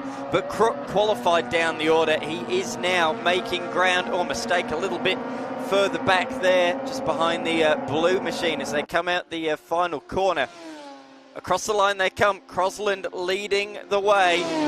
The fastest lap of the race, and by comfortable margin. And what has happened to Sterling? Sterling is going right back down on our timing screen, so potentially that looked like Davey in the 24 that was off the track there, and now he's gone down. We'll have to wait and see what's happened to Sterling. Has he gone into the pit? He has. So there's an issue with the car there at the moment. So that's a big one for Sterling, who is leading the championship at the moment by a clear 77 points as well. So this could hurt him in the championship run. He has won the last 8 straight races. He hasn't finished outside the top 2 all season long. And that just shows in motorsport, you just cannot script what's going to happen next. Interestingly enough, when we were looking at those shots before, Girton was still warming the tyres up down the main straight, swerving. So potentially they're looking for some tyre temperature in these cars. Yeah, so these tyres very, very durable. They have 3 sets for the entire season in this championship, the Hankook Australian Drivers' Championship. And yeah, absolutely. We see in qualifying, as the session progresses, they set their best laps on the very final lap. And the same in the race as well. They just get faster and faster and faster. So if you can do anything to bring your tyres up to temperature that bit quicker, it's only going to help you. Have a look at Crossland, already at 135, so he is motoring in the front. Smith and Crook, though, they're going to get in this back. Crook, well, uncharacteristic to see him so far down in qualifying. He was back in 7th position, but wait for this very important man in the series, and as he moves up into 4th, he's having a look at 3rd place. Smith now on the outside. Crook goes down the inside into turn number 1. It's very quick down there, over 200 kilometres an hour. They're on a very small tyre. It's not a massive tyre, really, but considering the amount of downforce these cars have, it really pushes down every bit of body weight onto those tyres. They can really take some high-speed corners. Turn number 2, though, nice drive through there, and have a look at Crook. He's going to make sure he stamps his authority on that position. He's not going to get it back. Smith Leighton now is going to attack, as well as Nico French, who's just in the background. And great to see him down there with Suzuki here this weekend, who are coming on board as part of the Australian Drivers' Championship. Of course, they're all Hayabusa engines, but there's so many now to get hold of, and can we keep supply up? So Suzuki looks like they're going to come on board. Yeah, it's a really good news story, that, isn't it? This is a replay of the number 24 machine, Brenton Davey, at the tail of the field after spinning at the final corner. And down here at turn number 6, that's a huge lock-up down there. That's the number 12 machine of Summons, who runs quite a few of these cars. Nico French, we just talked about him, he's one of them. Mitch McGarry as well, and we have seen in rounds as well Ivan Vantigiato, he's also run for that team. Not here this weekend, but yeah, that team. But we are missing him. Absolutely, absolutely. He was there at the Bend. I saw him and caught up with him at the Bend a couple of weeks ago when they had their previous round, and he loves these things. Oh, he's enjoying it, isn't he? I think there's a lot of reasons for some of the new names we see in here. Rory McKercher, obviously, is one, comes from more motocross style racing, but he's out there and can't use his legs at all. He's in a wheelchair and he's out there racing these things. So it just goes to show they still give a lot of, I suppose, adrenaline to you to get around there if you can't do what you used to do. So plenty of different formats for them to get into the Australian Drivers' Championship, and they're happy to modify these vehicles to make those, to accommodate those people. Top Masters competitor. There is a Masters class for the over 40s, and it's been dominated in recent times by that black and orange machine, driven very well by Hamish Leighton. I was surprised to see Hamish towards the tail of the top 10 in qualifying, but as we always see, he races well. He was a brilliant karter, raced for Australia worldwide in karting, and he's recently made a return to racing in this category, and it's like he's never been away. No, he looks like I don't want to say he looks like a veteran of the sport, because we know how much experience he has behind him, but you get him with that experience, and sometimes, those skills get a little bit rusty, but drop straight back in. I suppose it's like riding a bike. He's got in there. Oh no, the number 12 there is going off. Summons is going to go into pit lane and take a little bit of a tour. Hopefully that's nothing too ominous. Maybe just a bit of a check there after that brake lock-up. Could be vibrating a bit. Like you say, not many tyres for the entire season. You really can't afford to pinch those brakes too often. No, absolutely, yeah, they're pretty durable, but if you don't treat them with respect, they're not going to treat you back kindly either. We got a bit of a slipstreaming effect going down here on pit straight. Firstly, Girton and Crook with the toe makes light work of Carl Girton up the inside in towards turn number 1. You can see the little red sticker in the rear wing of Girton, although he swings it back up the inside. I'll come on to that point in a few moments. Good move from Girton in just his 3rd round in the series, taking it to a former champion. Yeah, Crook, I think he looked pretty cool, calm and collected there, didn't he? He just goes, that's all right, he's going to have a go. I was leaving on the outside. I know I'm going to have the advantage here, because look, he's not changing his racing line, Crook. He is saying, no, I'm faster on the racing line. I'm going to stick to it, and it'll work itself out. Leighton has moved up as well into 4th position, as you can see him on the screen now, ahead of Bradley Smith, and he went purple in sector number 1 on this lap. I was talking about the rear wing, so if you see a red circle on the back of the rear wing, that means that they are a relative rookie to the series, only done 3 events or less, and if they've got a P plate, they are new to racing, full stop. So Girton, as I say, a relative newcomer to the series, 3rd round here this weekend. He's already got several top 3 finishes in his first 2 rounds, but he does have good pedigree. He raced back in Trans Am several years ago, so he knows how to pedal anything. Just have a look at Leighton there. He was had the back end moving around under brakes, which I don't see too often in these cars either. He actually just slid it out just a little bit, so that just goes to show how much he is trying to get this car to catch up to Girton in front now. And in the background there's Smith and French to round out your top 6. So French, I think, could be a potential mover here as the race goes on. I can't believe Crossland, who's opened up a 12-second gap now, with Sterling having some issues there for a moment, a 131.4. So that speed is not quite up to qualifying times, but it's not far off. You just looked across at the times, and there was very nearly a moment there. Girton had to slam on the brakes mid-corner. He had his nose up the inside of Leighton, and it was chopped off on the exit of the corner. So he had to slam on the brakes, which affected his run all the way into the next sequence of corners. So that is why he is now coming under pressure from Bradley Smith, who himself in the last few rounds has scored himself his first top 3 finish. He's been a really good qualifier in recent times, and he's been able to race in and around there as well, and he showed it again, putting it on the 2nd row. That man can qualify. We're on the edge of our seats, but let's head down to pit lane with Mel Price. Well, we're not actually in pit lane. We've had to come up to the rooftop to find anybody because they're all up here watching. Spectacular view from up here. I've got Hayden Crossland's dad, Mick, here. You look a bit worried, but he's got a 12-second lead. Yeah, don't let the grey hairs worry. I'm not that concerned. Hayden's done a lot of laps here, and he was pretty keen coming into this round, and it was always going to be one that was going to be good for him, being our home round, our only real home round. So, yeah, I don't get nervous anymore. I've watched enough of it to sort of just let him do his thing. But the grey hairs are definitely there for many of you watching, I guess. And the threat of an imminent TV interview as well. Yeah, apparently, yeah. No, that's all good. We're always happy to get our heads on TV, and thank you guys for providing a telecast. It's amazing. Well, so far so good. Thank you. Fingers crossed we keep going. Cheers. I thought we were going to go 3 wide in that corner for a moment. I was holding my breath while Mel was just catching up with Crossland's dad. Oh, wow. Have a look at this. Girton, Smith, Smith, Girton and French. They're all going to go. French, I think, just sitting background. Nico's got to be waiting for that moment, doesn't he? What I am surprised about is how much Leighton has caught up to Crook. Yeah, I was just about to say the same thing. Crossland might be 14 seconds in front, but it's on for position number 2. 2 cars that really started out of position and have made their way up inside the top 3. But at the moment, Smith is ahead of Girton and French. But look, Lucas Stasi is coming into contention now as well. He scored a top 3 finish in the opening round of the season when we were at Winton Motor Raceway. However, he's had a lot of bad luck since then, and sadly an engine issue in qualifying at the Bend meant his weekend ended there and then, so he did not start a single race as Nico French slides through on Carl Girton. Well, Stasi's got the fluoro yellow on, so I'm sure they will see that in the side mirrors as he's slowly approaching this little battle. And that's what it does when they group up into a little battle. Potentially why they're all sort of covering each other off, looking for their opportunities.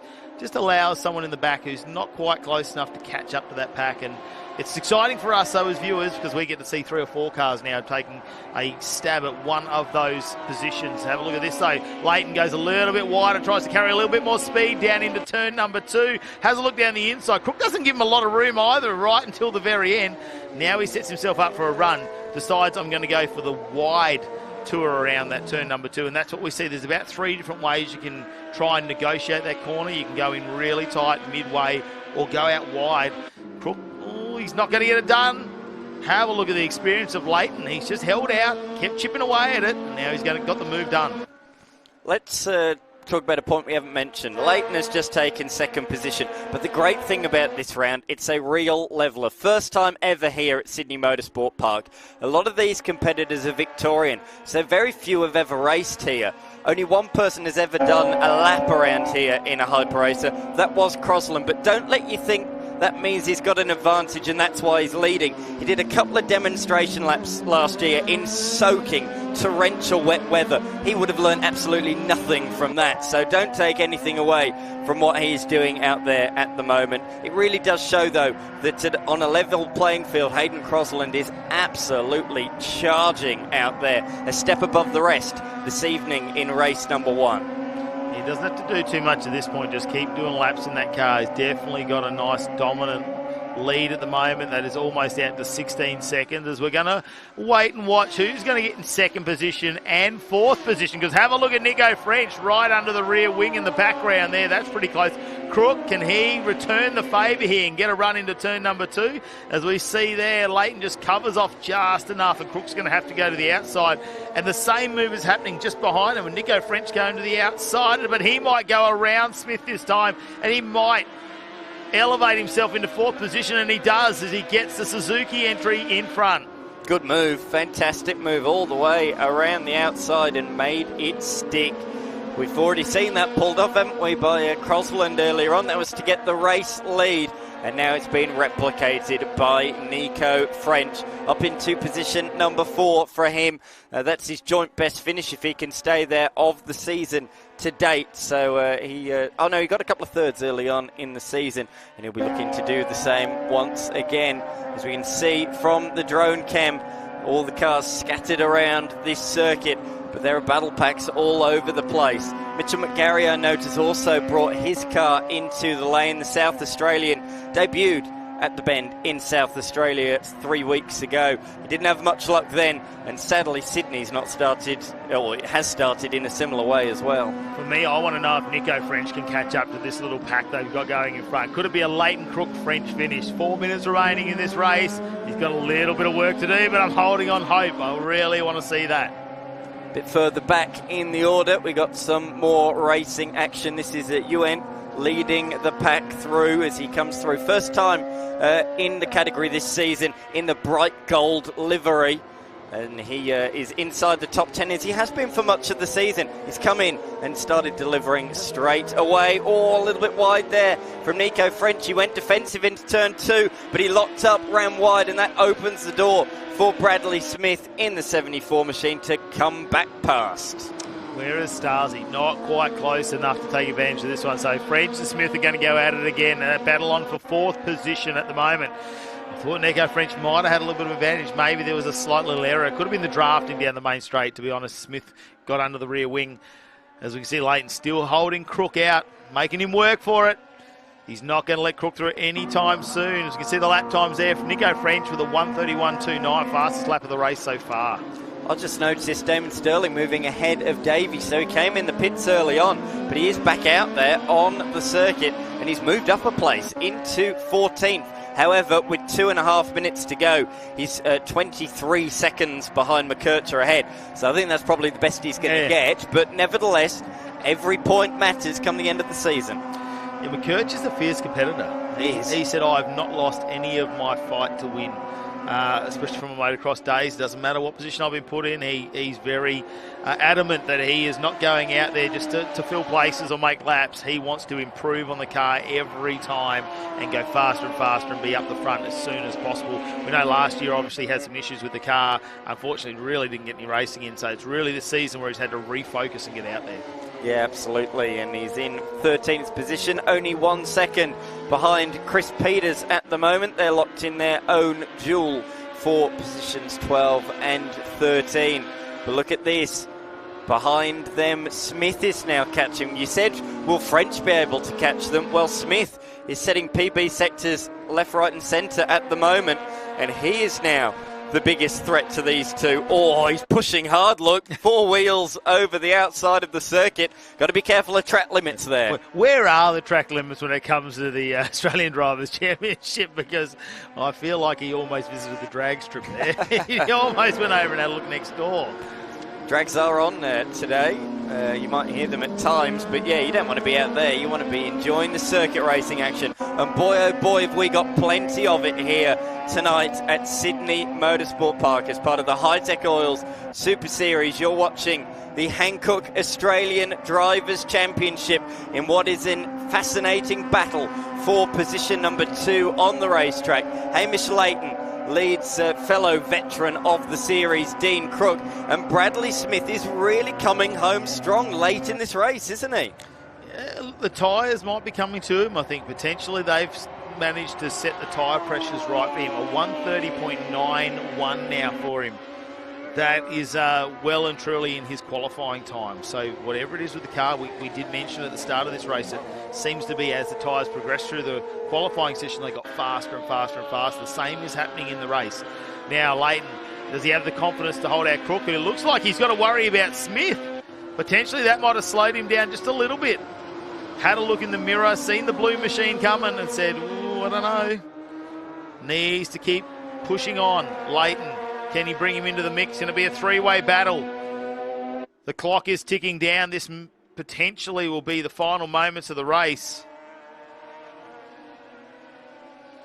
There's a head out of 5. It's a blind left-hander through 7. Or out of 6 into 7. We'll head down to 8. That'll be a moment for him as well as we go a little bit further back.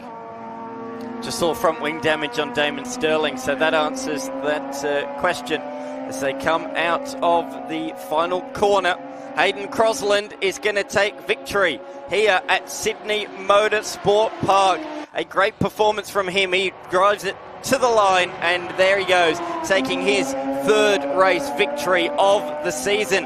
Behind that, though, is Leighton going to hold on? Crook's got a good toe on him. Is he going to just about hold on? He should do.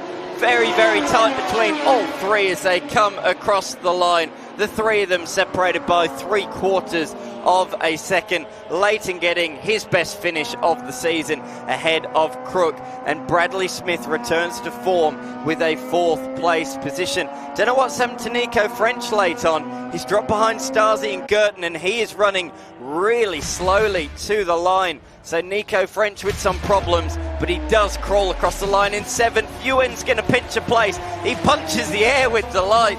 He moves through on Catlin on the final metres of the racetrack here under lights in Sydney. What a finish.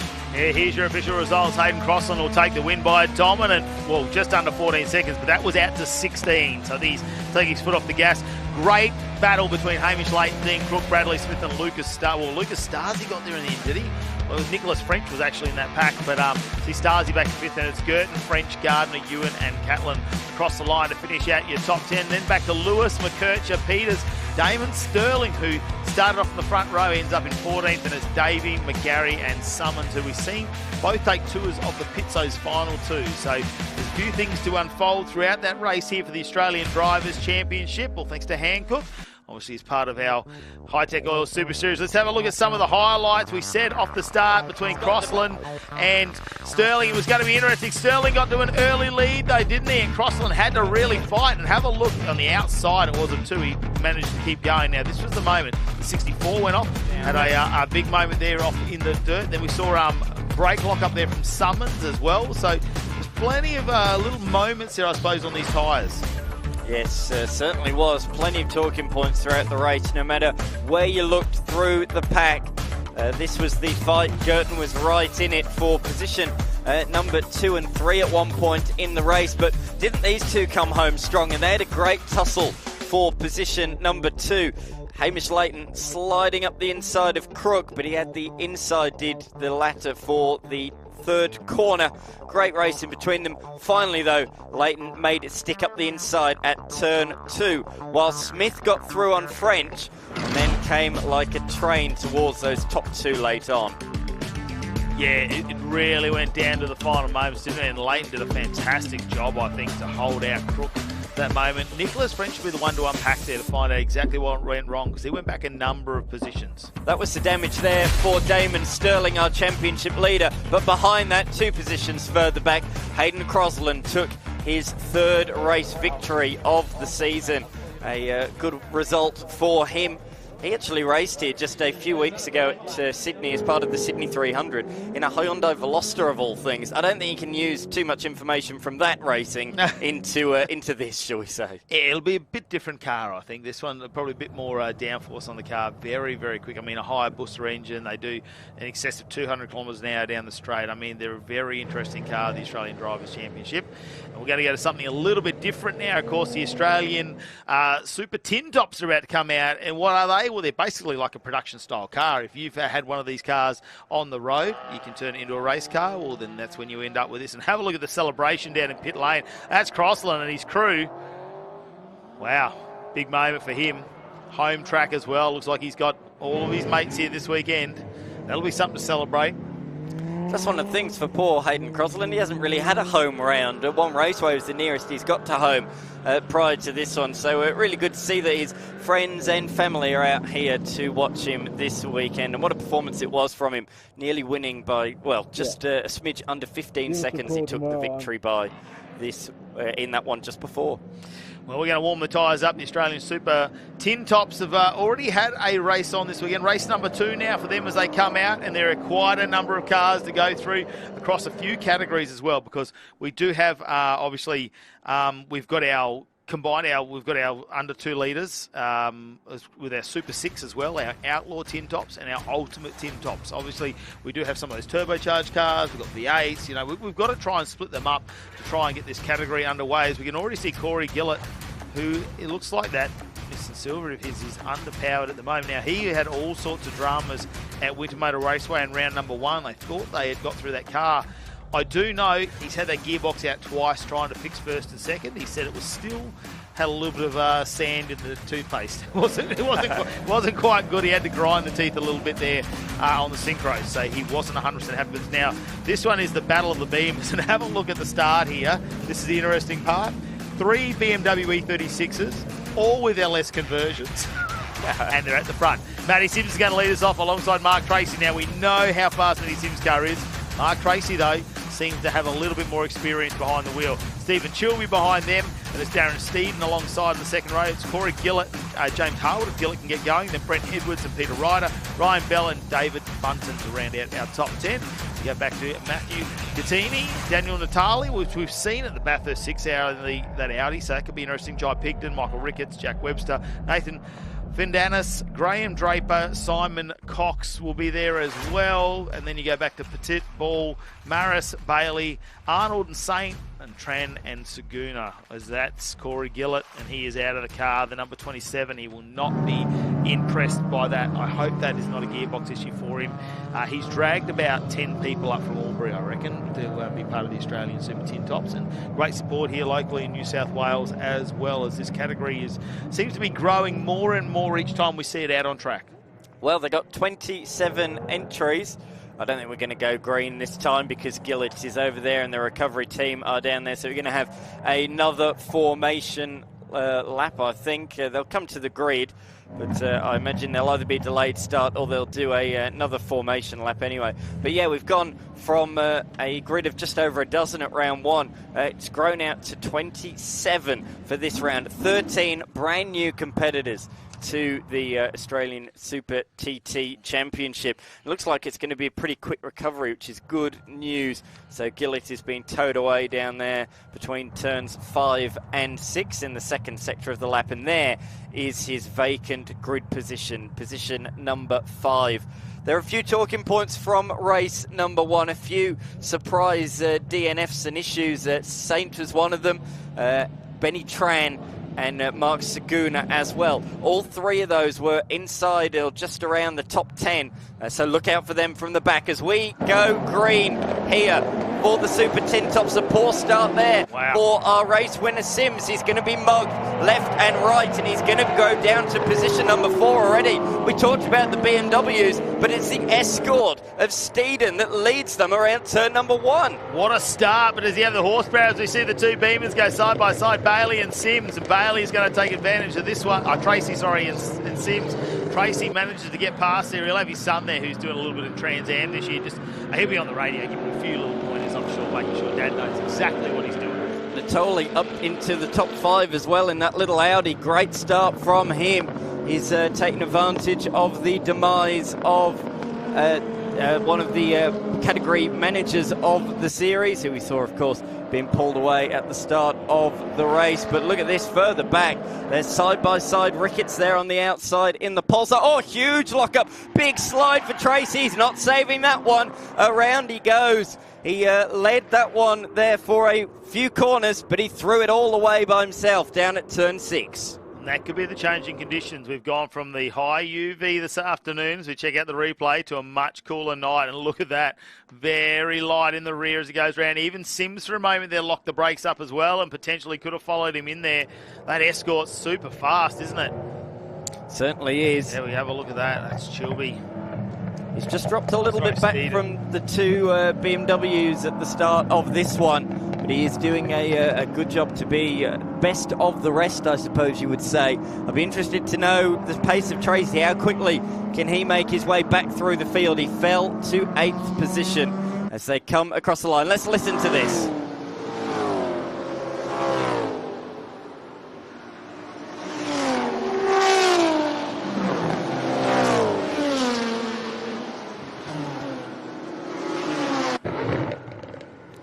Such a variety of different noises, pops, bangs, splatters. It really is a great category, Super Tin Tops, Australian Super Tin Tops in season 2025. Well, it's going to be a fight out the front for our BMWs. It's down to 2 instead of 3. That's all it is. Daniel and Tylee, who had a class win up there, with Bathurst 6 Hour, I do believe they were right up there in the third, in their class. This the most recent Bathurst 6 Hour. Have a look at the Honda Integra. They goes down the inside of the V8 powered silver there of Ryder. That's Benny Tran. He was inside the top 5, as I say, earlier on today. I said look out for him. Well, he is already up to 7th position. Shows how strong that car is. There's a lot of smoke over the brow of the hill. Not sure if somebody else has made a mistake down there. Tracy actually made up a place that time on Harwood, I believe. So he's recovering quickly through the field, now lining up Natoli in the little TT down at the turn number 8 hairpin. But wow, there's been a lot of talking points, and we're only a lap and a half in. There's a lot to try and digest, isn't it, with the Australian Super TTs, especially when we've got the different makes of cars, the different power ranges out here. These 2 BMWs at the front, though. Stephen Chilby's got a lot to do on Matty Sims. I mean, no stranger to taking out races. Obviously, won 20 straight consecutive wins in Oz trucks. He's running legend cars, stock cars, off-road pro buggies, everything. So a lot of racing experience there. Matty Sims, we've seen him be super fast in this car last season and at round number 1. But he's got to maintain his composure and try and get that car home. Natoli, no match for those 2 machines in a straight line. The Skyline and the Integra blast past like he's standing still in a straight line. That would be, there's nothing you can do about that. It must be awful inside a racing car just to have cars blast past you in a straight line.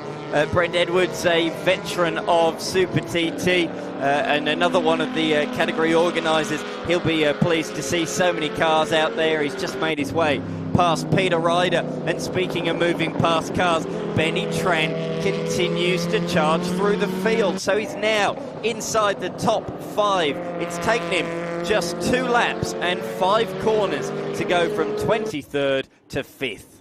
Yeah, it's a bit of an honourable mention, isn't it? The K24, they've had transplanted into that Honda, turbocharged, of course. That's supercharged. So that's got a little bit of horsepower on it. Take nothing away. He just overtook a Skyline like it was standing still. It does a lot of the 300-kilometre endurance races, such as the Sydney 300. Started that race from pole a few weeks ago, but an unfortunate DNF. That car is fast when it runs well, but as we've already seen today, it doesn't always run, unfortunately.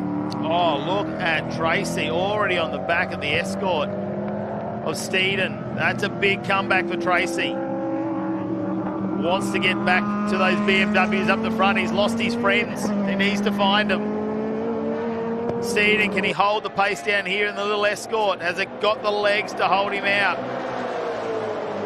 Across the line they come. Up the inside goes Tracy. Nothing the Escort can do about that. No way was he holding on to that position, unfortunately for him. So up to P3 once again is Tracy. He won all 4 races at round number 1, wiped the floor with them.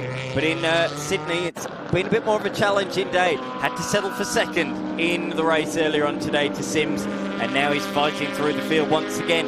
Here comes Benny Tran. He's going to make another place over the brow of the hill, up the inside, slings through and takes 4th. Looks effortless, doesn't it, for Tran? And he's really honing in on the back of Tracy as well, who we know has a very fast car.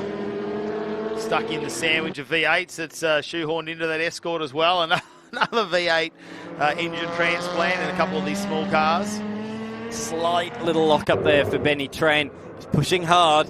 You can see Tracy just a little bit down the road.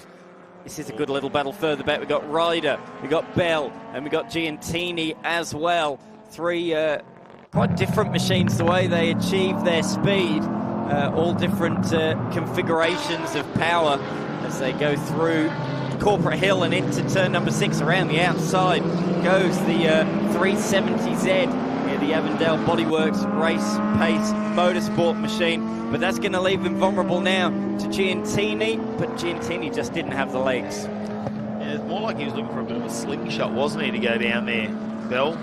Just slowly chipping away on that 370. He's still got the original power plant in it. We haven't seen him do any of the engine swaps yet. He said, you know, I keep threatening it with an LS conversion. I've got it there. It's ready to go. But he goes, the car keeps performing lap after lap, and we've decided to go racing rather than do the engine change because it just keeps going well. Why change something that works? The Skyline looks like it's a move done on the Escort now. That's Harwood moving up into the top 5. So Steeden in the Escort just doesn't quite have the outright pace of some of these other cars at the moment that are charging through the field. The BMW 1, 2, 3 at the moment, but for how much longer? Benny Tran has caught up to Tracy. Purple in sector number 1. He's absolutely flying. Oh, huge lock-up again. This time not the rears, it's the fronts, but it's put Tracy wide, and through comes Tran. Unfortunately there, Tracy made that easy for him. And in the same corner as well, going up to turn number 6. It's identical place where he's locked the tyres up, and that's got to start hurting the car. Have a look at the flames come out, though, under lights here at Sydney Motorsport Park. Tracy putting on a show. Couple of little errors though. He's taking him out of the running to be on a podium position at the moment. I don't think with Tran's ability there, we've seen how quick this car is. Tracy right up on the rear though. It's really ignited his passion to get this position back. Have a look at it. In the race earlier on today, we have to talk about this because of the vast engine performance and power output of these different cars.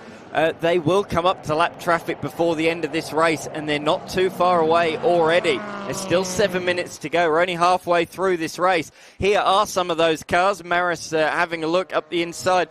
Helena Maris in just her second national motor racing event. Having a look up the inside there of the Mini. Unable to make it stick, but the more these guys fight, the quicker the leaders will come up onto the tail of them. They're not too far away. We'll see him come over the brow one of these hills very shortly, and we'll be moving through to lap them. So Maris trying to get through on the Mini of Draper. Graham Draper in the little BMW Mini. Do we call him the Mini Man? He's got 4 outright third-place finishes in the Mini Series as well. He's had a bit of a hiatus, 32-year hiatus from racing as well. So great to see him back out there. But can't take him away from Minis. He loves them. Yeah, oh, absolutely. And you find that, though, don't you? There's certain drivers, you know, they fall in love with the rotary Mazdas, and that's all they'll drive for the rest of their career. It's quite interesting. Certain cars you connect with. He's clearly connected with the Minis over the years. As we see the BMW onto the pit straight. Bailey will not have the legs of the number 17 in a straight line of that, there is no doubt. Further back, or further forward, sorry, I should say. Further back around the lap, though, is this battle. Riders skipped ahead a little bit now, and Bell and Giantini are left to scrap it out for position number 11 out there on the road by themselves. Well, what's that debris out on track? What are they running over? Is that a sign or something? I think so, a polystyrene sign. Yeah, didn't look too hard. I mean, I'm surprised to see the Falcon there just move out of the way for the BMW, the 39. That's, they've sort of been going out. I would have thought the Falcon at that point may have had a little bit of legs. Have a look at the Skyline there, though, the number 44 car moving down the main straight. Yeah, it's Arnold. In position number 7. Like he's another DNF you expected to see up there. Another New South Welshman. Your local track. Rider, Natali. Natoli's made the trip all the way from Queensland. So they got a few locals and a couple of Queenslanders. Natoli being one of them. Tony Saint being another. And Saint's also moving up the field after an early race DNF, or earlier on today anyway. So lots of talking points, lots of plot lines. It's like a novel, isn't it? So you could write a whole book about these first 2 races here in the Australian Super Tin Tops. The Plazmaman Super Tin Tops this weekend. Oh, huge slide for the 370Z. That was a big moment there for Bell, but he gathered it up. Give the man some points. That was definitely an initiation and a slide out there. We could judge that, really, if we were in drift comps. Plenty of angle. And good to see him doing that in the 370. So the tyres now obviously starting to hurt just a little bit for him as we continue on with this race. And, well, he's going to have to watch himself. Let's have a look at the replay. This one's going to be exciting. Comes out a little bit wide. Have a look at it. Grabs it early too. He knew what was happening. Obviously been in the Hi-Tec Super Series and in the Super TT since the 2023 season. We kicked off the Hi-Tec Oil Super Series. So it's great to have Ryan there doing a lot of travel up and down the East Coast. Seen a couple of purple sectors at the moment. Benny Tran is one of them. He's now up to second. And Tracy as well, setting a purple sector. So there's some fast laps coming in further forwards as they approach the lap traffic. But this battle is really cool. Big variety of machines from the car at the front of Peter Ryder, car number 98, the Nissan S13 Silvia, through to the Nissan 370 and the little Audi TT as well. It's like the meat and the sandwich, isn't it, the Audi? At the moment, you've got a couple of Nissans either side. Certainly doesn't have poke in a straight line compared to those around it, but no. As a standard production car, you wouldn't expect that. Here we go, further forward. I said about the lap traffic, they are very much navigating their way through now. That's Chilby going through in the 226 BMW, the New South Welshman in his E36 sliding on by up the inside. But what's great about this category is, you know, you can take your car, your road car, and you can improve. You can drive it standard like Natoli is in his Audi TT, or you can slap a big engine in it, do whatever you want with it. It's a real open rule book. Yeah, and you know, there's different categories within, like we said. There's the under 2 litre. Now they've broken that up in the new ones there. I think there's a 3.5 litre and things like that. So it's actually broken up a few more times. So not only are you racing for an overall position, but within your category you also can be racing. So if you're extremely fast in your category, you might not be extremely fast overall, which means that you've still got plenty of battling going on so you can enjoy your time out there. Yeah, absolutely. I think there's 5 categories. There's Supreme TT, 2 litres, 2.2 litres and under. Super 6, that's for your like saloon cars and those sort of cars. Outlaw tin tops, which are the ones leading the way at the moment, those BMW E36s, and then Ultimate tin tops as well. Through the race leader goes through the lapped traffic. He's out in front on this final lap of the race. Yeah, hearing our final lap. So Matty Sims held it together. We know how much power that car has. Tran, though, have a look at the gap. It's closed down to 1.8 seconds and diminishing at a great pace.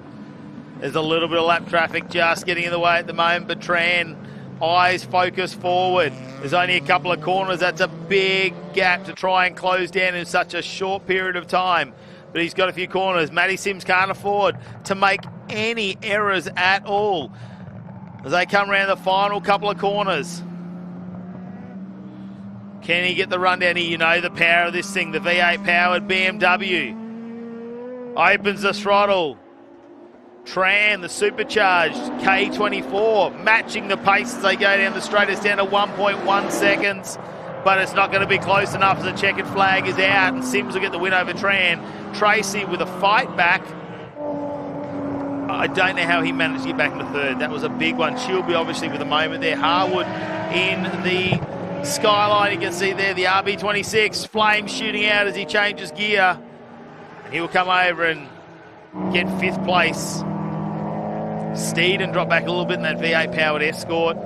Back to 6th position after that amazing start. Definitely has a lot of grip in that car. One of the very early Escorts as well. Yeah, it is. Good performance from him inside the top 6 once again. Here's that great battle that we've watched all race long, and Sainz joined into it as well. Sainz has pulled up alongside out the final corner on Natoli. Oh, Brent Edwards is going slowly in the Falcon. He was running really strongly. They're all changing. The 44 of Arnold's going slowly as well. So Saint picks up 3 places out the final corner on the run to the line. He was going through, it's like a traffic jam on the motorway, and I've got the express lane. Oh, here's your results. Matty Sims with the win over Benny Tran with a massive comeback from second last on the grid. Then Mark Tracy, Stephen Chilby, James Harwood, Darren Steedman, Peter Ryder, Tony Saint with a massive comeback as well. He was a bit further down the pack. Daniel Natoli and Ben Arnold will round out your top 10. Then as Ryan Bell, who slid into 11th. Matthew Giattini, David Bunton, Jai Pigden, Michael Ricketts in the powerful little Pulsar in 15th, and it's Brent Edwards who retired there, ends up in 16th, and Jack Webster, Nathan Penadanis, Simon Cox and Helena Maris in the MX5 will round them out. Yes, a fantastic race there. The Plazmaman Australian Super Tin Tops. We're going to have a short break here at the Hi-Tec Oils Super Series and be back with those legend cars right after this break.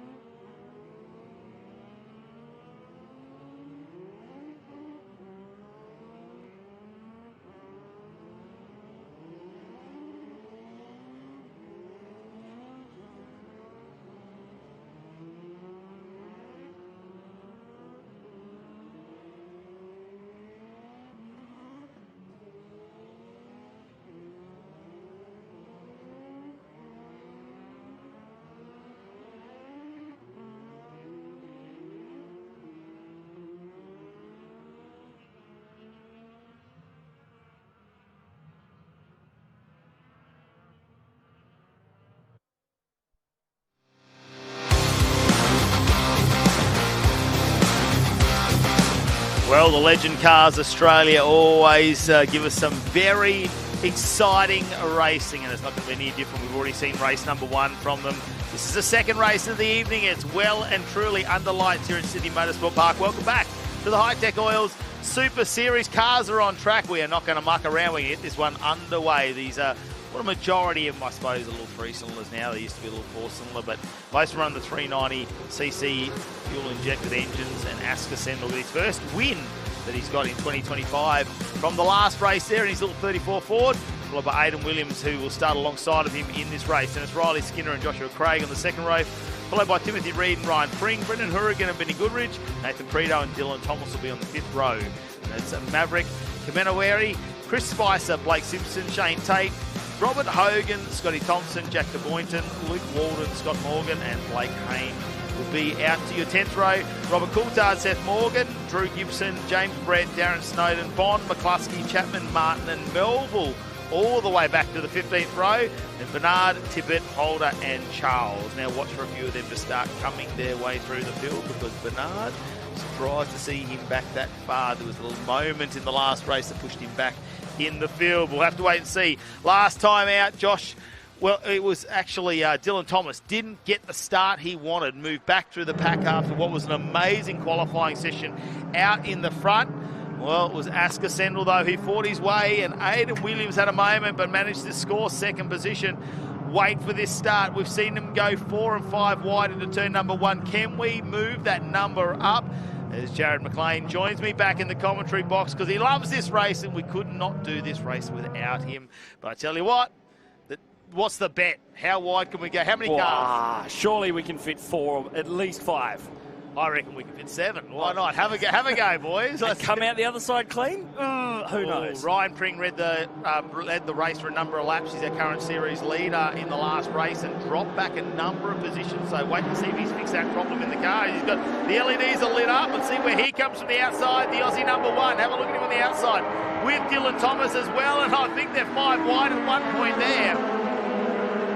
3 wide into the main part of turn 1 as they tag the grass on the inside, using absolutely every available inch and then some.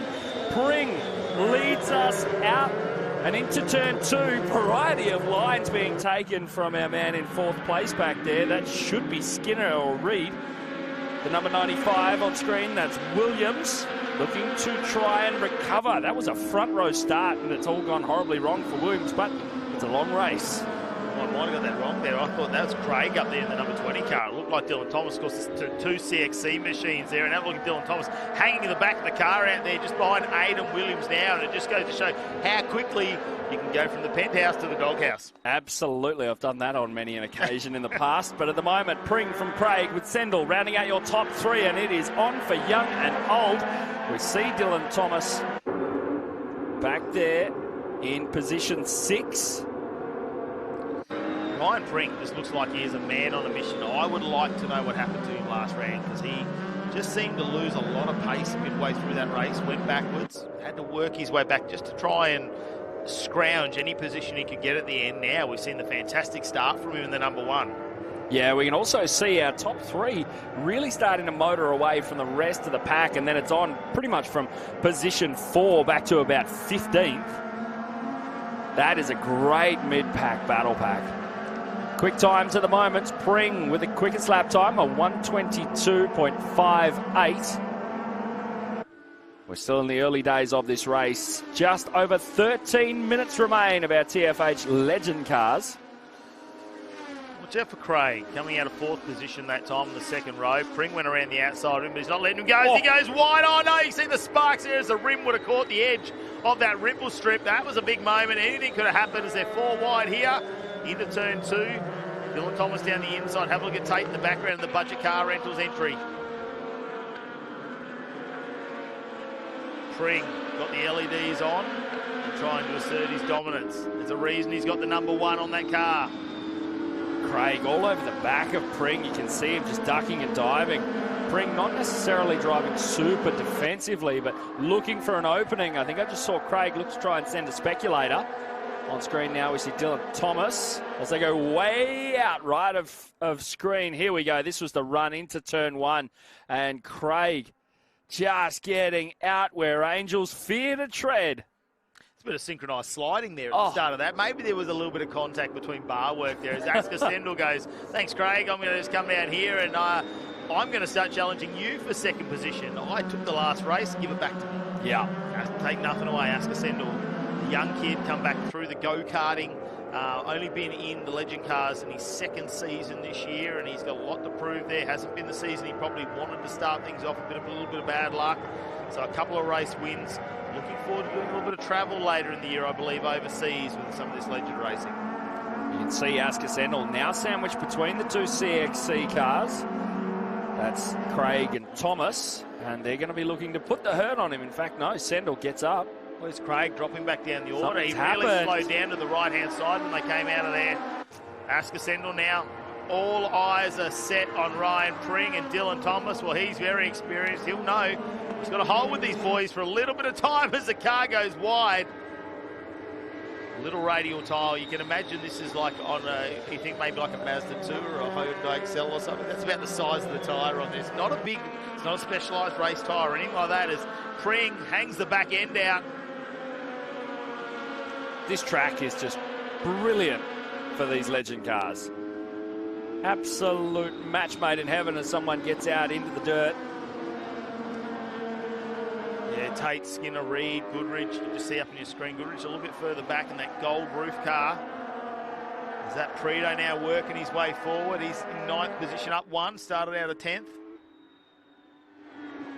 Hourigan hasn't really featured an awful lot in the number 51 machine. Currently circulating back in 10th place. There's the 29. Who's that? Yeah, well, that's going to be unfortunate, isn't it? See that sitting in the grass. Blake Simpson there in the Sydney White Irrigations entry.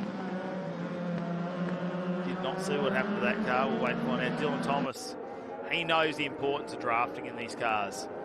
Maybe wait for an opportunity. We have seen them like this when they hit on the main straight. Bit of drafting, they'll go 3 wide.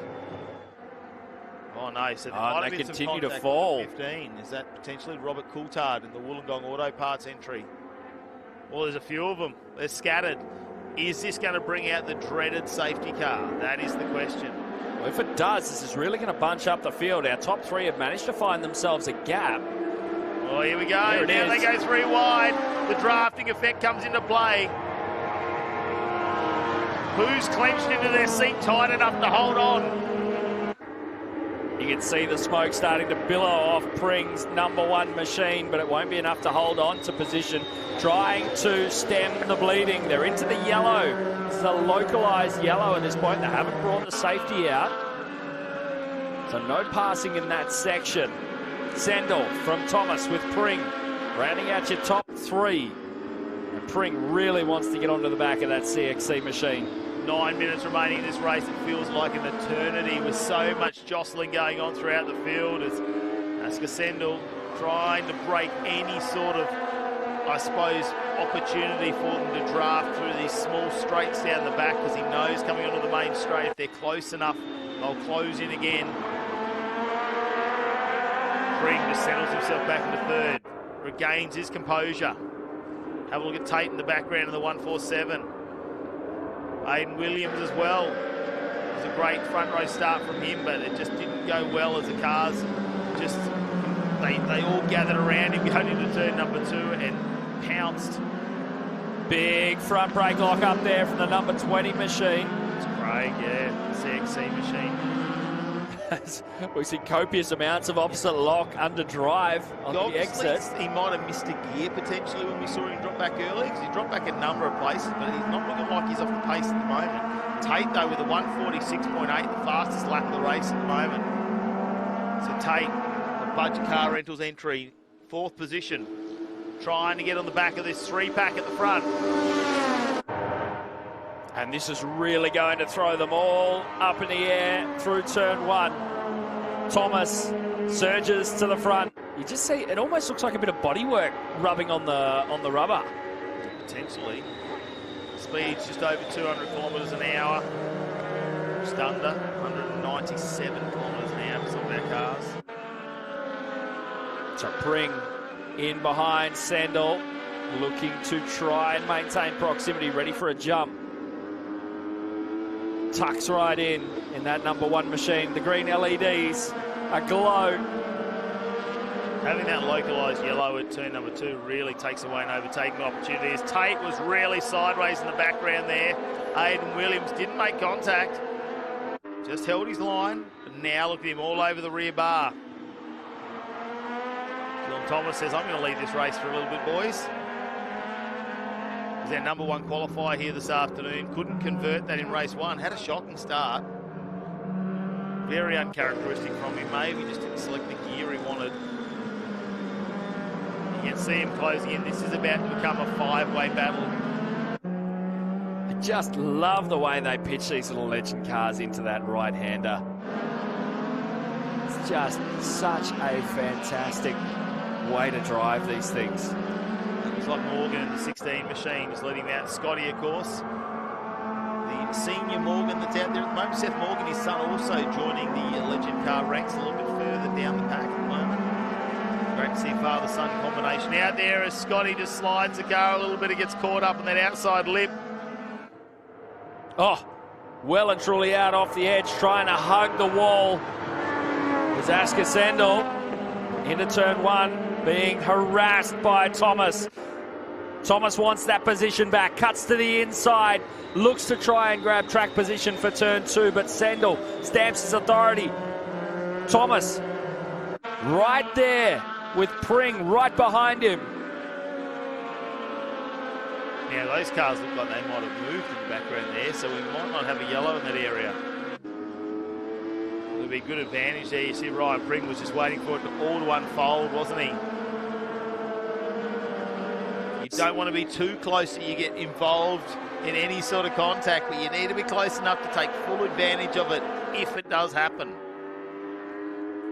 You come over again, look at these 3 cars. Bumper to bumper, Pring down, has a look. He's almost on the back bar of Dylan.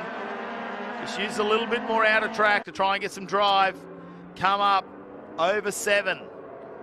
Here's a good overtaking area. How defensive are they all going to be? Thomas knows he has to go a little bit shallow there. Pring will set himself up for the drive out of this one. Yeah, Pring wasn't really able to keep the line tight to try and get the crisscross on the way out of, what is that? That'd be turn 10. We're coming into turn 10 now. But yeah, we have seen a couple of guys start out super wide, bring that corner back across and really maximise the run out through 9 and 10. Here onto the home straight they come now. And Pring sitting, languishing, dare I say, in 3rd place. Yeah, watch out, Skinner and Reed are there as well. We've got that 3-pack at the front as Thomas goes to the lead. Now Asker Sendel alongside, Pring around the outside, 3 wide. Oh, here we go, the number 1. Can he hold on? Those tyres will protest the entire way. Asker Sendel trying to thread the needle down the inside, not going to happen. Oh, here the brakes. Very, very late on the brakes, aren't they? Yeah, you can see Thomas just going wide there. Pring had no choice but to go with him. It's almost the game. Who can break the latest, isn't it? Looking for the slightest advantage. And look at, they've actually opened up a tiny gap on Sendel. Now, that won't last too long, I don't think. Sendel will just get back into the groove there. Tate and Williams with a great little battle on that behind there for 4th position. And Skinner and Reed battling it out for 6th just behind them. So really our top 7 at the moment separated by just over 2.5 seconds. Unreal racing here in the TFH Legend Cars division. We have just over 3 minutes remaining. And Pring, your championship leader. Oh, problems there for the number 3. Yeah, that's John Holder. Last time round 2, a bit further down the pack. We'll just have a look at a replay. Doesn't look like anyone close enough to cause any issues. Yeah. Was a little bit further up the pack there. Bond that went through with him as well, so they're just a little bit further back, battling out down in the 20s. And what's that car there? There's a slow mover out there. Yeah. Was that one that's got themselves going? Oh, we got a yellow out there as well. Looks like there's a localised yellow somewhere, flashing around this corner onto the main straight. Well, in any case, 2.5 minutes left on the clock, and it's Thomas from Pring with Sendel and Tate leading ahead of Williams for 5th. Looks like that's Blake Simpson who's going a little bit slow, which was one of those cars on turn number 2 that had spun out. So got the car ready. Oh, here we go. Pring with an absolute handful there from 2nd position. Gap currently out over 0.6 of a second between your race leader and Ryan Pring. Shows how much he's pushing this car at the moment. Really having to use a lot of steering on this one. Here we go. Another little challenge down here. Tippett getting the job done on the 42 of Martin. The run down into turn 1 is a favourite killing zone. Martin looks to try and fire it back up around the outside. They keep respectful racing room. The 33 comes into play. That'll be spicy. Have a look at this though as we throw another car in the mix. Is that the 26 car? So they're all going at it at the moment. And that's Morgan as well. That's Seth Morgan, the young Morgan. That's a battle down there for, I think that's 19th position. Here they come. Down the hill. It's Tippett in 18th. So there you go. 18th position battle now at the moment. Tippett leading this one. Seth Morgan, the young gun. Son of Scotty Morgan. Definitely showing that he's got a little bit of racing pedigree there. Wasn't afraid to throw it down between 2 cars at all. Martin, Spicer, and the 42 and 33 as we head back to our top 7. How's this? Thomas has just run away with it. 1.67 seconds, the gap. As Sendel looks to mount an outside line charge on Pring, trying to secure second place. Pring, those tyres are holding on for him. He's on the inside line into 2. How adventurous does he want to be under brakes as the car starts to wiggle a little? You can see the attitude coming out as it's hard under brakes. And Tate closes up on the back of Asker Sendel. Budget car rentals entry in the 147. Skinner has got past Williams now. So Williams drops back a position 2 into 6th. Reed, can he take advantage of this one? Is there something wrong with the Williams car, or has he just had a moment out there? Williams still lapping in the high 46s. Currently 2/10 behind Skinner. What I want to know is how has Dylan Thomas opened up almost 2 seconds in a very short period of time? He's broken that slipstream, that opportunity for him down the main straight to really use that advantage to close the gap. Now it looks like they might be coming up with some lap traffic as well, so hopefully this is a clear run through. This is the last lap. Race number 2 here for the TFH Legend Cars Australia, supported by Tarache. Great to have Simpson Tarache back on board for another year with the Legend Cars. Down in the pits here this weekend as well, supporting with a lot of gear. Look at the run it is. So that's going to be a lap car in the background for Dylan Thomas on this final lap. Waiting to see the checkered flag come out, and the CXC machine will get himself a race win. A little bit of a celebration. Better watch out for that lap car, Dylan. Checkered flag out. Pringle come in second over Sendel. Then it's Tate, Skinner, Williams, Reed to round out your top 7. And have a look at this battle as they go down. Who's going to be in 8th? It's going to be Hogan, Preto, Goodrich, Bernard, and Craig, with Hourigan just behind. Morgan will just get past McCanaway too to secure 14th position. That went right down to the line. Having a look at some of these gaps between them too. You have a look going back between Hogan and Preto. That's down to 0.02 of a second. 0.02 of a second over the finish line. That's extremely close. As they're still going at it, crossing the finish line. Plenty more happening further down the pack. Our screen keeps rotating over with 34 entries. How's this? Just having a look at the trap speeds here. Benno got up to 201, and this was the result for your TFH Hire Legend Cars Australia Race 2. Dylan Thomas taking it home over Ryan Pring in the number 1 machine. Asker Sendel rounds out your top 3 with Shane Tate and Riley Skinner 4th and 5th. All the way back through that fast mover, Josh Benno, there for 11th place with Craig, Hourigan, Morgan, Kameneberry, DuBois, Thompson, Tippett, Morgan through your top 20. Yeah, what an exciting race it was. You just never know who's going to take the win, do you, when it comes to Legend Cars Australia. You see them coming from 6th and 7th position, especially off the starts if they get a good one. As our Legend Cars make their way off and they'll go back to their form-up grid. As their final race for tonight. We'll see them back out tomorrow, of course, as part of the Hi-Tec All Super Series. But let's have a look at some of the highlights of this race. Asker Sendel start off the front row, but Brian Pring come from 6th position out of this race to go around the outside. The Aussie number 1, Chris Spicer, got involved in something very early. Have a look at the cars sliding here. This was Craig going by in one of the CXC machines, went out over the ripple strip. That may have caused something in the car, because a couple of laps later we saw him really lose a bit of pace and get out of this 7-car battle that it ended up being. Then we got down to these 3, and for a number of laps, that's what it was. It was Pring taking on Dylan Thomas, taking on Aiden, obviously Asker Sendel, and this is how it kept going. There was this moment over there where we had a couple of cars and a yellow on turn number 2, which always takes out an overtaking opportunity. We saw Craig with a big lock up there. Before we get back to these top 3 again, and Asker Sendel wasn't afraid to run the wall to try and get an advantage here at this point. He got back in the lead for just a slim moment, and this one was all on his own. The number 3 of John Holder just spun out, no contact made, which was great. And have a look how close this was then. Nathan Preto was in the mix there, just trying everything he can to try and improve from that 9th position where he did start. Dylan Thomas, this is the final moments of the race, overtaking Holder, who was a lap car.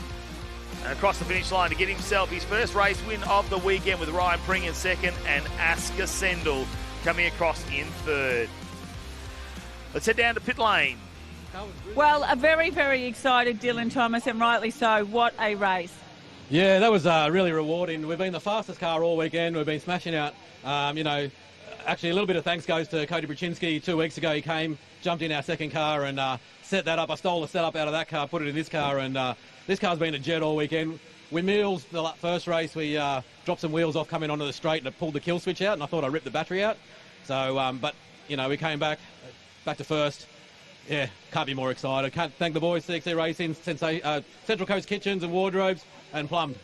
Well, you've got some pretty good competition out there too, haven't you? Like 3 wide, it was all happening the whole time as usual. Oh, mate, Legend Cars is unreal. The racing's good. I've been in pretty much most categories, and these cars are great to drive. All the boys do a good job. Awesome to see Asker win in the last race. Pringy's always fast. He's got the 1 on the door, so always nice to beat someone with a number 1 on the door. But, just stoked to get a win under the belt. Oh, good to see you back on top. Yeah, thank you. Plenty of smiles here at the Hi-Tec All Super Series. Of course, the Legend Cars Australia finished their race number 2 for the night. For the first time, though, coming up after this short break, we're going to have the Australian production cars under lights here at Sydney Motorsport Park.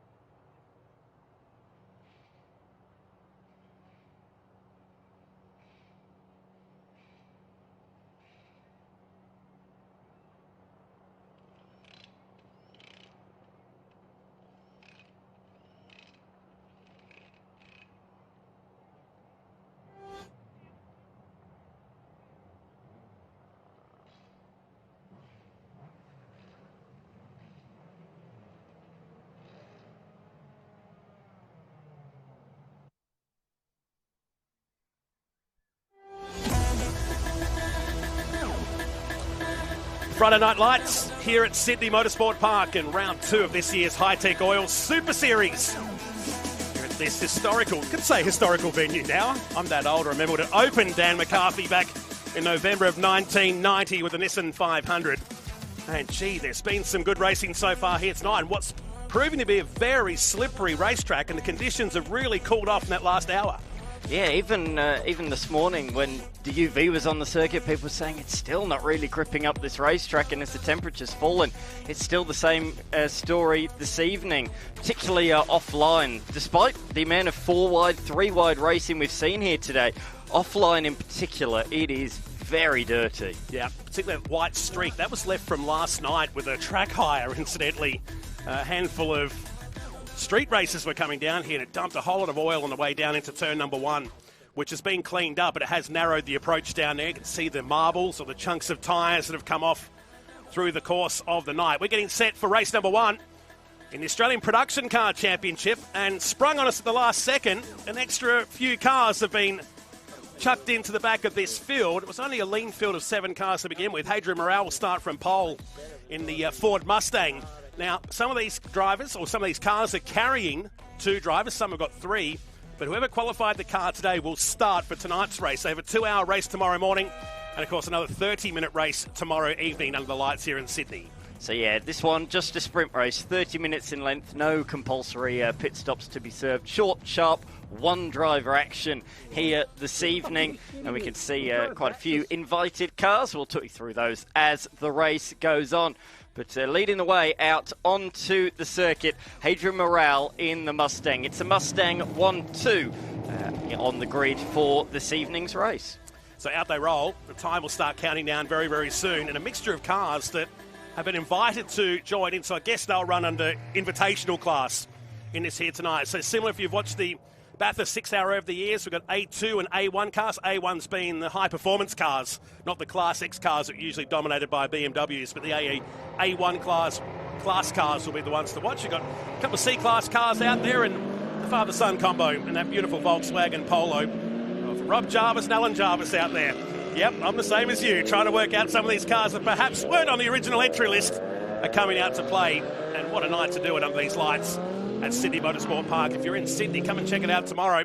A full day of qualifying and more racing into Saturday night. And hasn't it changed this place? Now they can run into all hours of the night here, and I'm told it's pretty booked up most of the year.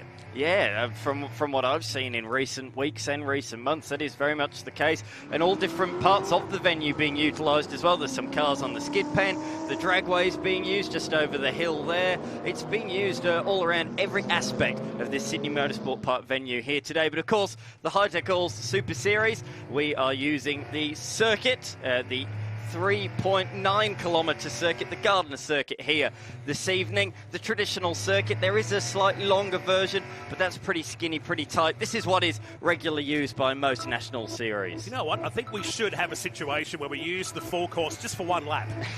Like a Joker lap, yeah. I think they just mix it up. It is very twisty and tight on the right-hand side as these field make their way around for this first race of the 2025 series of Morale and White.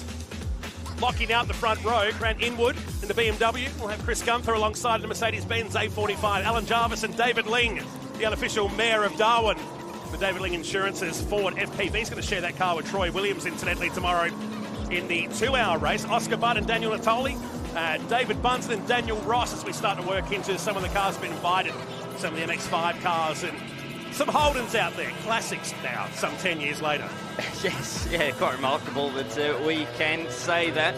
But there's quite a few, 20 cars in total. We've got a good mixture, Mustangs, Commodores, Skylines, the little Mini as well. There's plenty of different machines making up the tail of this field in the invited class.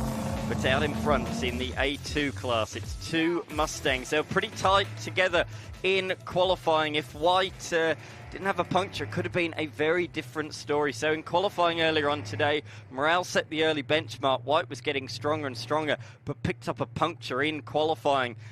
He was getting right up close to Morale. That puncture had to be obviously changed by then. The the qualifying time ran out, and that was it then. So that pretty much sealed it, but I feel this could be part 2 of that battle. We've seen a lot of punctures here tonight. I wonder if it's just we haven't had much track gaps in between sessions, really, to get the track crews out there to clean up. I've noticed offline, there's still a lot of debris out there. So what would normally be a wide racetrack, you don't want to be going offline here tonight. No, certainly not. We are on board with White in the number 18 Mustang. Is he going to win the drag race down towards turn number 1? We will find out in just a short time. Inwood in the BMW at a third. Alongside him in the Mercedes, we have Gunther. A good little pocket rocket is that Mercedes. Always punches above its weight. Let's see what it can do. Can it take it to the Mustangs, or will it be locked in combat with Inwood? So you can see from the drone camera, we've spaced out the grid, so the production car championship will have a space before the next row of cars. And something a bit spicy for Friday night. It's going to be interesting on the run to turn 2. As the lights go out for the first time, the Ford Mustangs lead away, and straight away the Merc makes its way down the inside to move up into second position. Looks like everyone's motored away nicely here as they make their way through the fastest corner on Sydney Motorsport Park and charge up towards turn number 2. And just a battlefield of polystyrene on the driver's right-hand side. Up to the top, and the Ford bowls a massive wide and allows the little Merc to move into the lead. I said, can it take the fight to the Mustangs? To be honest, I didn't see it taking the lead before turn number 2, but there we go. Good start from the Mercedes. The little Polo, the Class D machine, the Polo GTI, being attacked by some of the Invitational class cars, left, right, and centre. Here comes the RX-8 up the inside. Good pass there from Ross, who's driving that one particularly nicely. That's doing double duties. All of these other cars in Invitational doing double duty, either in the Tin Tops, the Australian Tin Top Series, or in Replica Tourers. And up the inside comes Buntin now in the little Lotus Elise. That always runs up the front in Super Tin Tops. So with already 11 seconds back to the 18th place car, and dare say we're going to see lap traffic fairly quickly in this 30-minute flat-out race. There's no pit stops tonight. There's no driver changes. It's whoever starts the car, finishes the car. Finish the race, I should say. Down here to turn number 8 we go. And more passing as Ling is dropping back a couple of positions there. And I don't think that was an error from the Big Falcon. No, definitely not.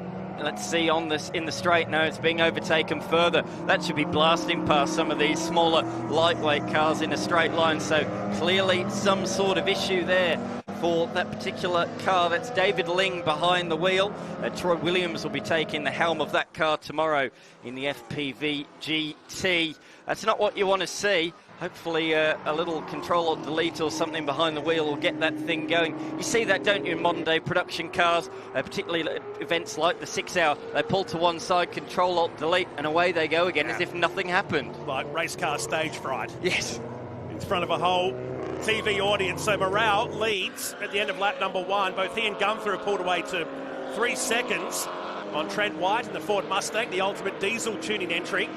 So keeping an eye on David Ling. He's dropping down the field. He's to 11th position in this race. So we'll keep an eye on that. Maybe our pit reporters will find out what's going on with the Big Falcon. He lives and breathes this sport, has done for decades. The man was behind the Aussie NASCAR Tours venture in the top end and really helped out in 2020 during COVID, where we couldn't get fields to race up there in the territory. Managed to get a lot of cars out of garages and out onto the racetrack. He's done this gig for a long time and loves production car racing, does David Ling. Helena Maris there in the Mazda MX-5, just her second national motor racing event. She really hasn't done too much motor racing in her time, so this is a good opportunity for her to race some cars that she wouldn't previously have done and to get some more track time. At that age, as young as she is, any track time is good track time, and she's making full advantage of this race inside the top 10 as you jump on board with White, who's now up to position number 3 after that challenging start. He's coming under threat at the moment from Inwood in the A-class, the A1 class BMW. So A1 and A2. A1 is for the sort of supercharged, turbocharged class cars, whereas A2 for the naturally aspirated machines. Well said. Their time back in the pack. Some of our invited cars duking it out here in the mid-pack of this race. So 1:43.3, the quickest lap of the race so far. Our 18th place car of Bailey, 2 minutes 11, and we're 28 seconds. The margin first to last. And I say that because while they've been invited out there, they'll need to be mindful of the production cars running for points here tonight too. Yeah, absolutely. They can't find themselves locked in combat and potentially having an accident with one of those cars when it's not their race to be had effectively. Yep. So they do have to tread carefully, and I'm sure they do. All the names out there, relatively experienced drivers, they've certainly know their place, and yeah, they'll be very careful out there in this one. Buntin up to 5th position, best of the invitational cars, doing very nicely, catching up to both of these two in front at the moment. Oh, mistake from White. He locked up late in the corner, a front lock up, and sailed wide as a result. It might lose another position here because Buntin, see the size difference between the two cars through Corporate Hill. Probably won't see him in the mirrors, maybe just the top wing of the Golf livery car on the way down into turn number 8. So a mistake from our man who started from the front row has put him back into 4th position.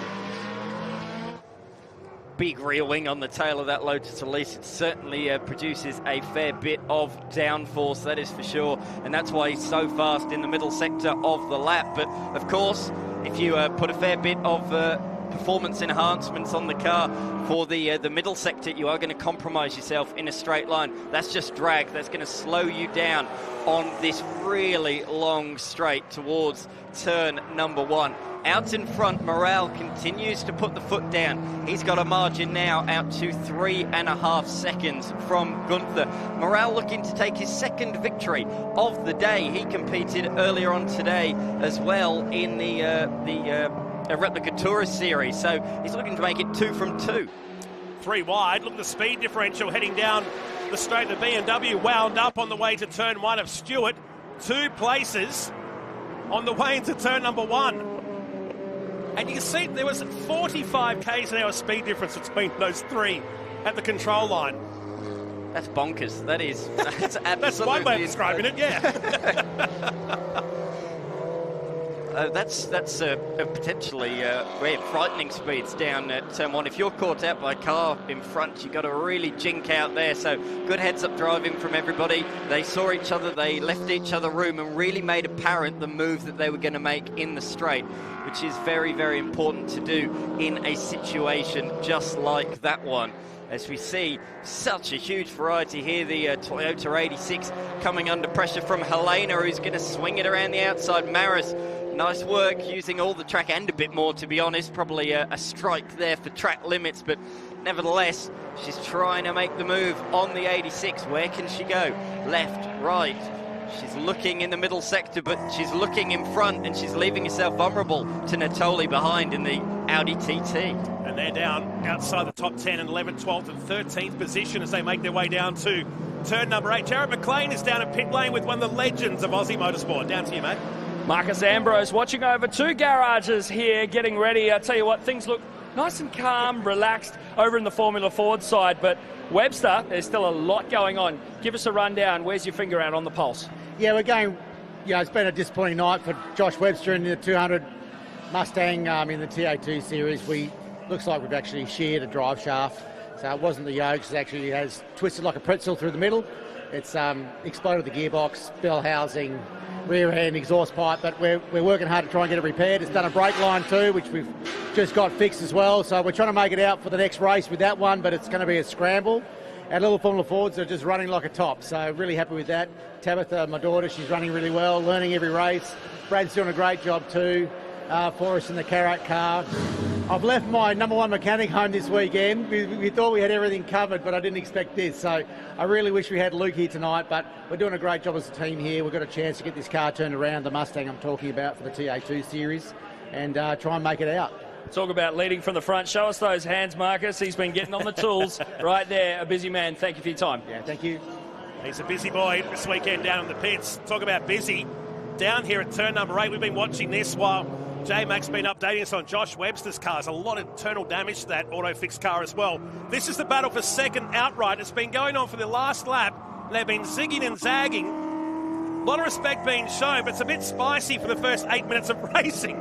Certainly is. The Mercedes in a bit deep there, and that's so tight around the final corner. There's a hair's breadth between them, I think, coming out of the final corner. You could not have been any closer. Now it's a drag race. Who's going to get the side draft? It looks to me like Inwood's got the side draft. Now he's going to try and pull to the inside with the momentum. No, not able to do so. Good top-end speed there for the Mercedes hatchback. Oh, that's tight. It was a German feast on the way to turn number 1. It could have ended in tears. It's still going here at turn 2. This has let Morale off the hook. He's gone. He's nearly 10 seconds up the road. But just imagine these two camps at the moment talking to their drivers saying, calm it down. It's too early in the race with these kind of shenanigans. And now the Mercedes surfs up over the top of the access tunnel, but bombs it down the inside. It's not just that early in this race, it's race one of the season. 10 minutes into the season. Well, they've gone absolutely mental. Maybe they missed dinner. They must have missed dinner. They must be hungry this evening. Have you been hungry before? It's not a fun experience. No. Exactly right. Further back, the 370Z sliding out sideways. That's Bell. He's just made his way past Natoli in the Audi TT, so a change of position there. That is for the 9th position. Oh no, Inwood has gone around, so the two that were fighting hard have maybe come together. Is that a bit of right rear damage, I think, there on the tail of the Inwood car? It certainly was slow re-entering the circuit. I was down at turn number 6, just watching for Gunther and Inwood. I've dropped down on our timing screens a couple of positions. So a lot going on. It's calmed down for a moment. A gap 15 seconds between Morale and Bunton, who's invited him to race this, is running second outright. As well, the Mustang has dropped down because that was running second for quite a portion of this race, so that's dropped down, was down as far as 5th with that off-track excursion for both of the two ahead, Gunther and Inwood. He's inherited third position, effectively second with the invited car, but look at that machine grabbing. That is bad left rear damage on that car. I think there may have been a collision. Tend to agree. So left rear damage, it was bound to happen at some point. And the A1 towing Bathurst BMW is limping back towards the pits. Well, Gunther has already made it back into the pits. That might back up your claim. Wow, there's a lot going on. It couldn't go on forever. No. Oh, there it is, the right front damage. So right front to left rear, it appears to me. Don't have to be a genius to work that one out. But look, it's got panel damage on the left. It's got bumper damage on the back. These two cars, they're like bangers, banger racing coming back into the lane. They are two second-hand machines. Pretty upset crews as well, thinking that they've got a 2-hour race tomorrow morning to contest with as well. They don't need to be repairing the car up overnight. They'll feature tomorrow night in their third race of the weekend, the first round of the Australian Production Car Championship.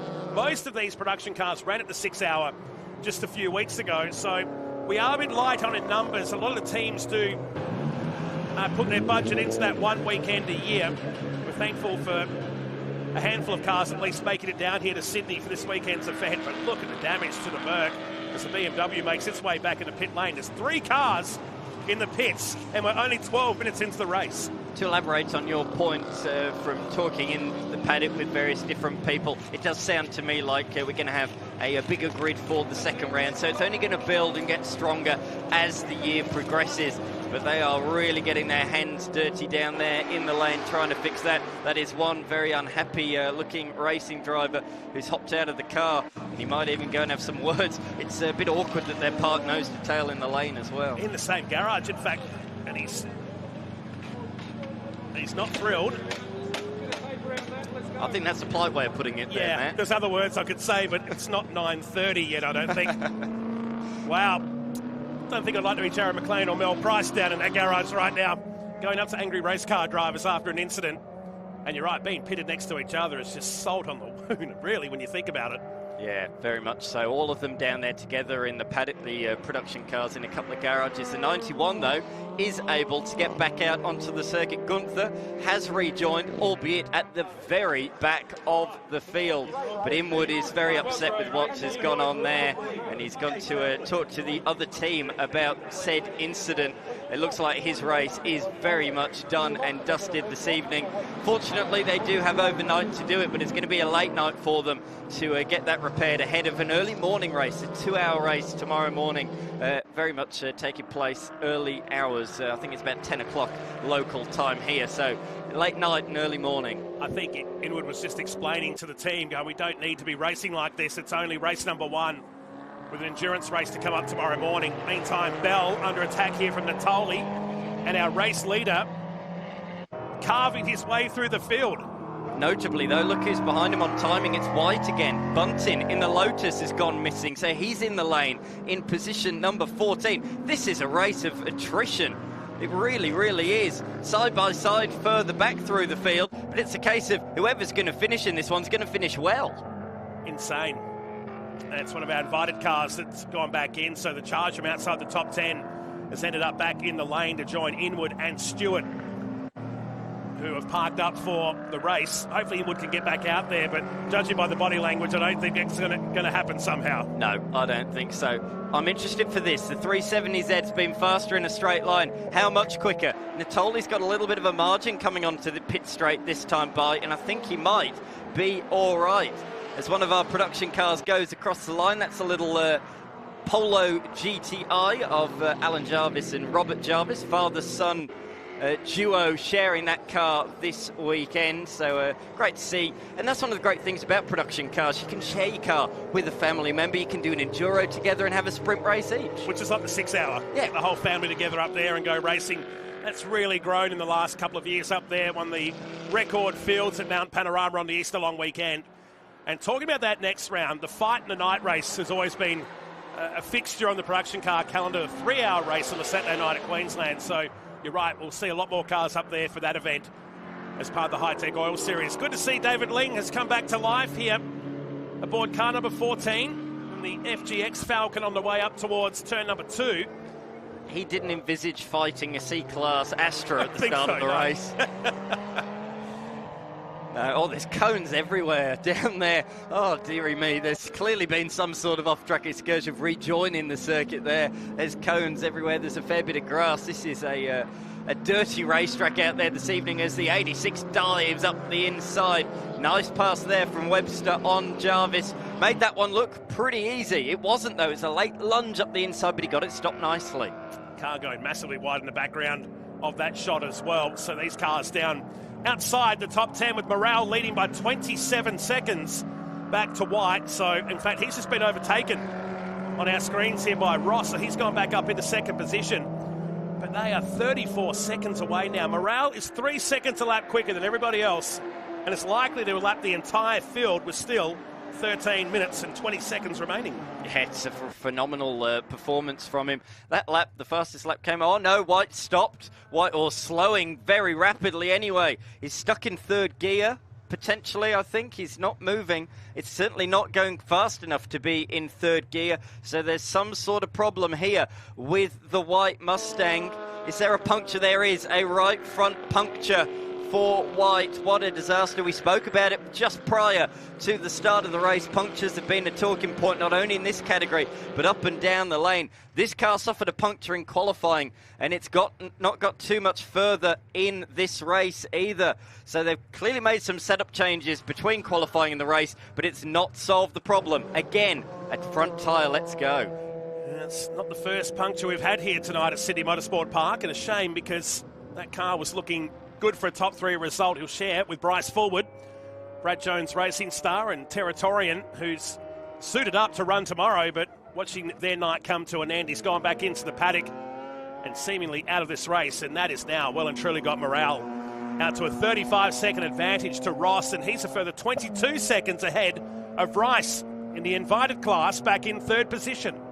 Yeah, Fullwood and White competed together in the Bathurst 6 hour, fourth in the A2 class, and set the lap record actually in that class. Mel, you're down there with an update.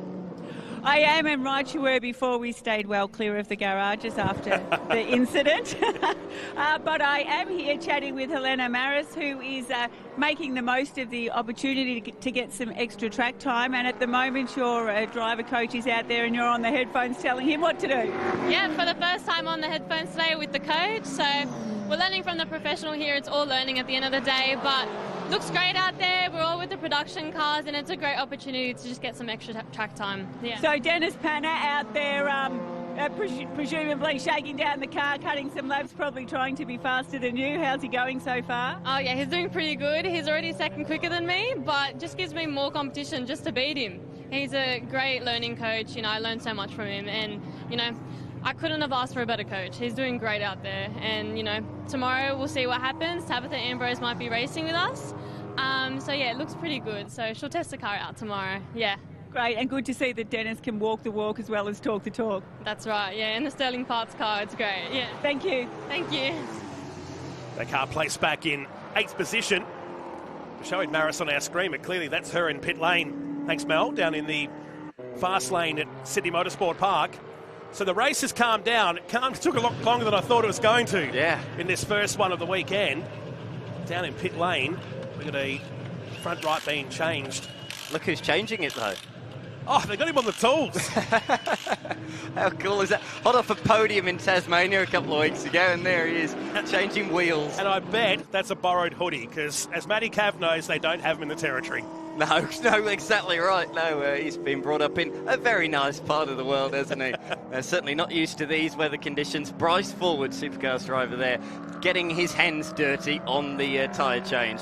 Great to see, though. It shows what a down-to-earth young man he is. He's a ripper guy. He's been around the sport for a while, cut his teeth into circuit racing many years ago, ran with his dad in Commodore Cup up there in the top end, and won't forget that time he won the Super 2 Championship back in 2019, a regular fixture in the Supercars Championship, and that's one tyre that won't see the racetrack ever again, joining the battlefield of other tyres that are down there.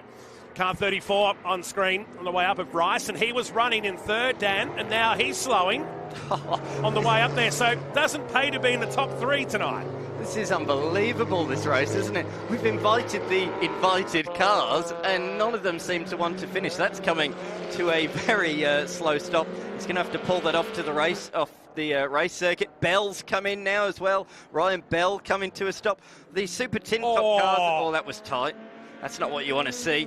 He's pulling over to the left-hand side, changed his mind, didn't want to go through the gravel on the other side, and decides to pull it on the outside of turn number 3, not the inside. The point I was going to make, though, is, yeah, okay, these guys are doing some extra laps in this class, as an invited class. However, the way this race has gone, what they've done now is given themselves a hell of a lot of work overnight. Yeah, and they also look after their tyre bank as well for their other class racing. So maybe they've decided to do a few laps ago. That's enough. We've had our fun for the night. In fact, some will be racing later tonight, with still at least 4 or 5 races to go, part of our coverage here at Sydney Motorsport Park tonight. So it's David Ling picked up here. I think that's a toe strap. No? Didn't see that earlier in the race. Could be anything out there now. There's a waved yellow or a flashing LED board in that section, and that's for our, what was, 3rd place car. That's now come to a stop of Bryce. Ling goes up into 8th, making that move now, but looks like he's just cruising around now too. This race has been bizarre. I think that's the word I'd use to describe it. There's been chaos, carnage, collisions, you name it. It has happened in this motor race. Morale, completely oblivious to everything that's happened behind, has just been chipping away, doing his own thing. Now leads the way by 37 seconds from Ross, who I'm not even sure we've seen on the screens, apart from right here, right now, the number 18 Mazda RX-8. He's doing really nicely as well in the other classes that he's competing in this weekend, the other categories, Replica Tourers, but he's out there in this one getting some extra tack time, and he'll be out in just a couple of races time. 8:35, the final Replica Tourers race of the day. And Australian Formula Ford Series 2 pop up after this, the TFH Hire TA2 muscle cars. There's a lot of work going on down there to get those cars turned around for the second race of the night. Of course, we'll wrap up later tonight with the Innovation Race Cars and their first endurance race of the weekend. The Hi-Tec Oil Super Series Round 2 of the 2025 calendar that will see us head to Queensland Raceway for back-to-back events. We're heading to South Australia in September to Malala, which we're all looking forward to heading down there, and we'll finish up at Winton Motor Raceway. We started the series there, we'll finish the series there later on this year. This Hi-Tec Oil Series. Morale leads by 37 seconds, and just 6 cars now on the lead lap, with a 1 minute 21 second advantage back to car number 16 that runs back in 6th position. There's going to be a lot of overnight repairs, that is for sure, ahead of the 2-hour race tomorrow. Looking forward to that one. It's going to be quite interesting to see 2 drivers, as we say, and then as well, the driver that is not racing in the race today will be doing the sprint race tomorrow. So they'll be qualifying the car and starting their sprint race from where they qualify. Mel, down to you again with an update. Yeah, down in the pits here, just in front of the number 200 TA2 car, which had some quite significant damage in the last race. Andrew, Josh Webster's father's here. What happened and where are you at, and are we going to see you in the next one? We've got our fingers crossed you'll see us in the next one. We're just finishing it off now. It did a fair bit of damage. Like obviously the tail shaft broke, which broke the gearbox, but it cut the steel fuel line. The brake line. So that was a mission to get that replaced. The fella had to come from the other side of Sydney, which he's just done. So bleeding the brakes now, bolting the wheels on. Fingers crossed. Well, it's been all hands on deck, hasn't it? There's people, there's tools, there's fluid, there's stuff going on everywhere. So best of luck. We all hope to see you out there. Thank you. Maybe, just maybe, they'll get that car out there. Looks a lot calmer down there what there was just a few moments ago when we caught up with Marcus Ambrose. So hopefully Josh will make it out there for that second race. The good news is they get to qualify again tomorrow morning for 2 more races. An overall round for the TA2 Muscle Car Series. While we're winding down, 3 minutes remain in race 1 of the Australian Production Car Championship with a spattering of cars, the word to use. Well, help me out here. Spattering's the word I go with. 21 cars were set to start this race. 18 made it to the start line, and we've lost 6 since then. So of the original 21 that were meant to start, we're down to just 12, which shows how attritional this race has been. We've lost nearly half of the field in this half-an-hour race, whether they are Replica Tourers, Super Tin Tops, or the Australian production cars. But morale continues to lead. 143.3, his best, set right at the start of the race. Lap number 2, his first flying lap. The A2 class Mustang out in front by quite a margin. He's going to simply bring it home from here. His nearest production class competitor is Ling in the Falcon that we saw. Oh no, Jarvis as well, sorry, missed Jarvis on timing. So that's the Volkswagen Polo, very much punching above its weight. Those two will be absolutely delighted to see to finish this race potentially in second position outright. Bet they weren't expecting that when the lights went out some 26 minutes ago. Stalwarts of the series have been around for a long time, and there it is on the screen at the moment. Just quietly gone about its business while others fell by the wayside, collided with each other, just stayed out of trouble, chipped away, and that sort of proves what sort of a race this has been. 5th outright and 2nd in the Australian Production Car Series. Just cruising now back there in 5th position on track with Morale crossing the line and backed off the pace. Some 10 seconds a lap now, and just conserving this race with a minute to go, so it'll be 1 to go at the end of this for Morale, who's led from lights out, hasn't been challenged by anybody. No. From the moment he left the control line here some 27 minutes ago, he's lapped everybody up into 6th position and doesn't need to do that. Just needs to preserve this car, make sure it's in good condition for tomorrow's 2-hour race in the morning, and they'll wrap up with another sprint race. Maybe some of the teams misunderstood what sprint race meant tonight. Yeah, I really don't know what they thought it meant, to be perfectly honest. Whether they thought they meant sprint cars and that's why they've been off the track so much, I'm not entirely sure. One thing I do know is it's been entertaining, to say the very least. This half an hour has absolutely flown by. Morale leads the way, 26 seconds, the margin at the end of the last lap. Natoli, we're looking at on the screen, 3rd position outright, one of the invited runners, the Australian Super Tin Top runner, best of its division, because the one in 2nd position is a Replica Tourer. So we've got 3 class cars in the top 3. Good to see. I'm going to say it can't be first day back at school nerves, because they had 6 hours to get that out of the system back in April. Absolutely. As Morale comes around the final corner. So, just like that, 30 minutes went by. There's been drama, there's been carnage, there's been drivers left licking their wounds. But not this guy. Hadrian Morale is going to win by a massive margin and wins race 1 of the Australian Production Car Championship. And it's going to be nearly 30 seconds back to Ross, who I bet he didn't think an hour or 2 ago he was going to run in the production car race and finish 2nd outright. Brilliant performance from him as we look at the 86 down a lap in position number 7. Drag race to the line here, and there's a change in the Australian production cars. The Mustang right at the death has made his way by White. Steals 3rd position outright at the line. Even with a pit stop. Yeah. For a tyre. Great comeback. With the Bryce forward touch in that pit lane, repairing the front right of that car. Here's Natoli, who'll be 3rd outright in car number 3, the G-Technic car, out the final turn. And for some of these cars, they'll be suiting up to run in just under an hour's time at City Motorsport Park. third place, but some 52 seconds behind our race winner, Hadrian Morale, who just dominated in the big Ford Mustang and maximum points in race number 1 of what will be a short series.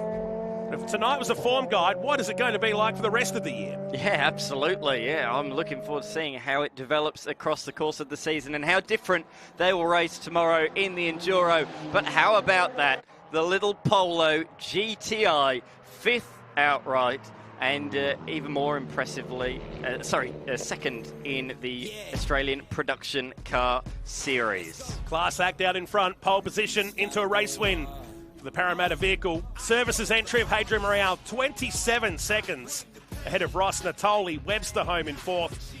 And the captain home for 5th here today, some 1 minute and 14 seconds behind. 6 cars only on the lead lap. In fact, several cars went at least 2 laps down in this 30-minute sprint race tonight. In the end, just 11 finishes out there on the racetrack. Chris Gunther was the last of those who had his own woes, didn't he? The collision with the Inwood BMW. He did finish, albeit 2 laps down, and with a hell of a lot of panel damage. All the rest were various tales of woes from incidents, accidents, and all the rest. That was chaotic under lights here at Sydney Motorsport Park. You know what? You wouldn't want to be an editor putting highlights together for that one because there was a lot going on. Might as well replay the whole thing. Exactly right.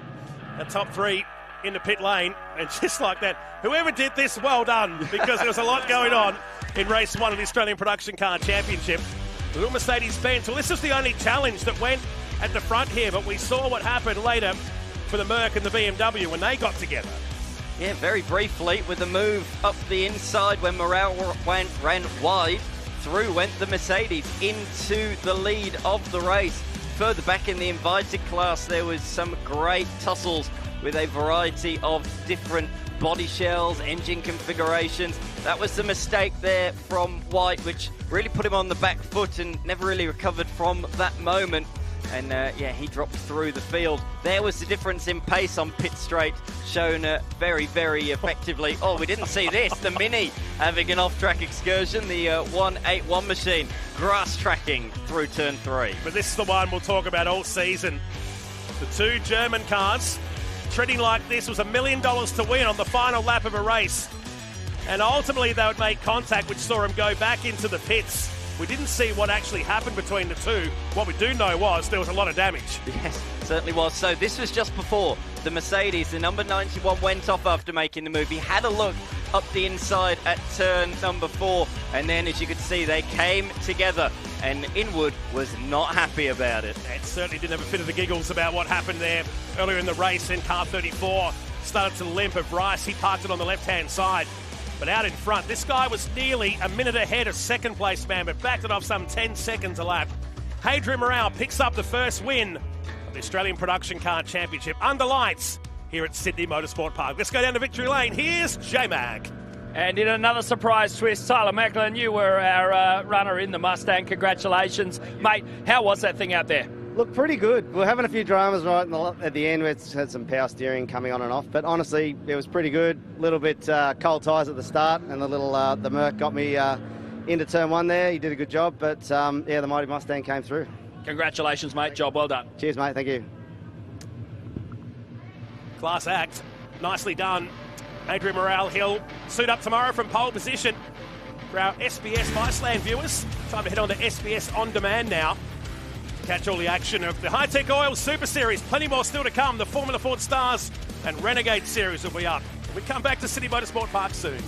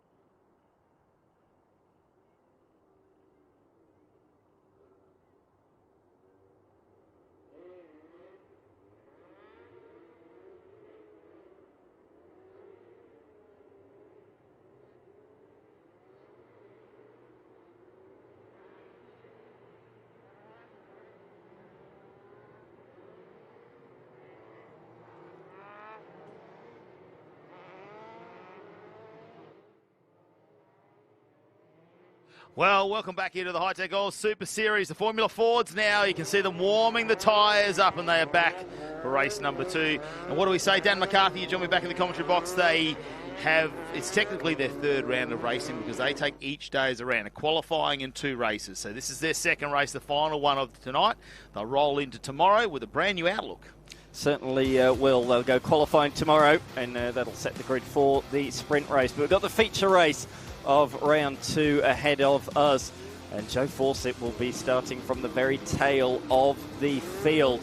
And I saw him lock up straight out of the pit, so he'll be notably noticing just how much colder it is. It's going to be a lot harder. You can see, look at the wheelwork going in and the understeer that is happening out there on the racing circuit. So, yeah, conditions have clearly cooled since these guys were last out on the circuit. Yeah, it's going to be the talking point, isn't it? From rear of field, DNF out of the last race saw him go right to the back of the pack. This one's going to be super interesting to see if he can work his way through, knowing what Kobe Williams and Lachlan Everett was able to do as well. So can he have the pace to make it through that field and maybe potentially have a crack at that one? Or can Everett really apply pressure to Williams this time, because he only really had one moment there in the last race. He was behind him the whole way. We saw him have a look, a couple of opportunities, but only once did he really take that risk to try and go down the inside. So we'll wait and find out how that one's going to unfold in this final race of the Formula Fords for this Friday night. I hope you're enjoying the entertainment here from Sydney Motorsport Park.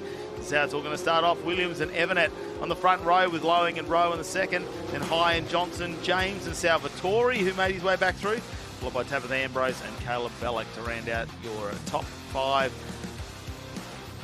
Absolutely. And then running out the field, Ethan Fitzgerald had a huge spin, 360, gassed it back up and got out the other side spin at turn number 1. And our non-finisher entered the weekend, entered the last race second in the series, but lost crucial points in the race earlier on today after tangling with Hunter Salvatore on the opening lap of the race.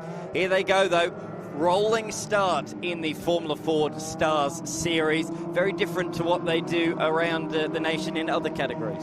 We'll wait and see. We saw what the legend cars did. They didn't care about being on the outside, did they? It was some of the best racing we saw. So let's see if we're going to see the same here in Formula Ford, whether someone is going to go to the right-hand side of the track, the left-hand side of the screen, and try and go around the outside, waiting for those lights to go out as they line them up. Look at them nose to tail. 12 Formula Fords going to take on this race. The anticipation, just waiting for it. We're getting closer. There we go, the noise comes on. Everett, will he try and go around the outside? Williams has that clear line down the inside. They're not going to be at full pace this time around, but very cold tyres and much cooler conditions right now. Great start from Lowing. He's already taken second and he wants to try and go with it, but his path is blocked. He's not going to be able to make it through there. And on the outside with nobody in front, Everett breaks later. Tried to swing it around the outside, but to no avail. Change of position then. Lowing up to second. Everett down to third position, just ahead of Jamie Rowe as they go over the brow of the hill. Look at Fawcett. How many positions has he got already? I think it's 5. I think he's inside the top 6 already. A barnstorming start for him. Great stuff. Yeah, he's already got 5 machines. That's what he needed. That's exactly what he wanted. Now he's in the fight, and now he's up the inside of Jack Johnson as well. Oh, Jack Johnson closed the door on him there. He was not allowing him through that easily, and Fawcett's going to have to find another way through. Yeah, definitely. You're not going to give away positions at all, this fiercely competitive Formula Ford series. Like you say, it's all about accumulating points every time. He knows exactly what risk he's at Fawcett if he doesn't get back up into that top 3 here in this race. I know he gets to reset tomorrow, but he needs to get some points in this final race to keep his championship alive. There's a few races to get through. You see a little bit of movement there from Williams as the car moving around. It'll be interesting to know how many laps before we start to see the times go down as these tyres take a little bit of time just to activate out there on the track. Of course, 20-minute race for our Formula Fords out there, so they've got a little bit of time to maybe negotiate this one. You never know what's going to happen as Fawcett. Can he try and get another position here as I get the slipstream down the straight? Evanet had a bit of a look there at turn number 1. Oh, Jamie Rowe really wide. He's managed, though, to make it around the corner. I thought he was in trouble there. Here comes Evanet. Slides it up the inside at the turn 2 hairpin and takes the place. Nice move from him.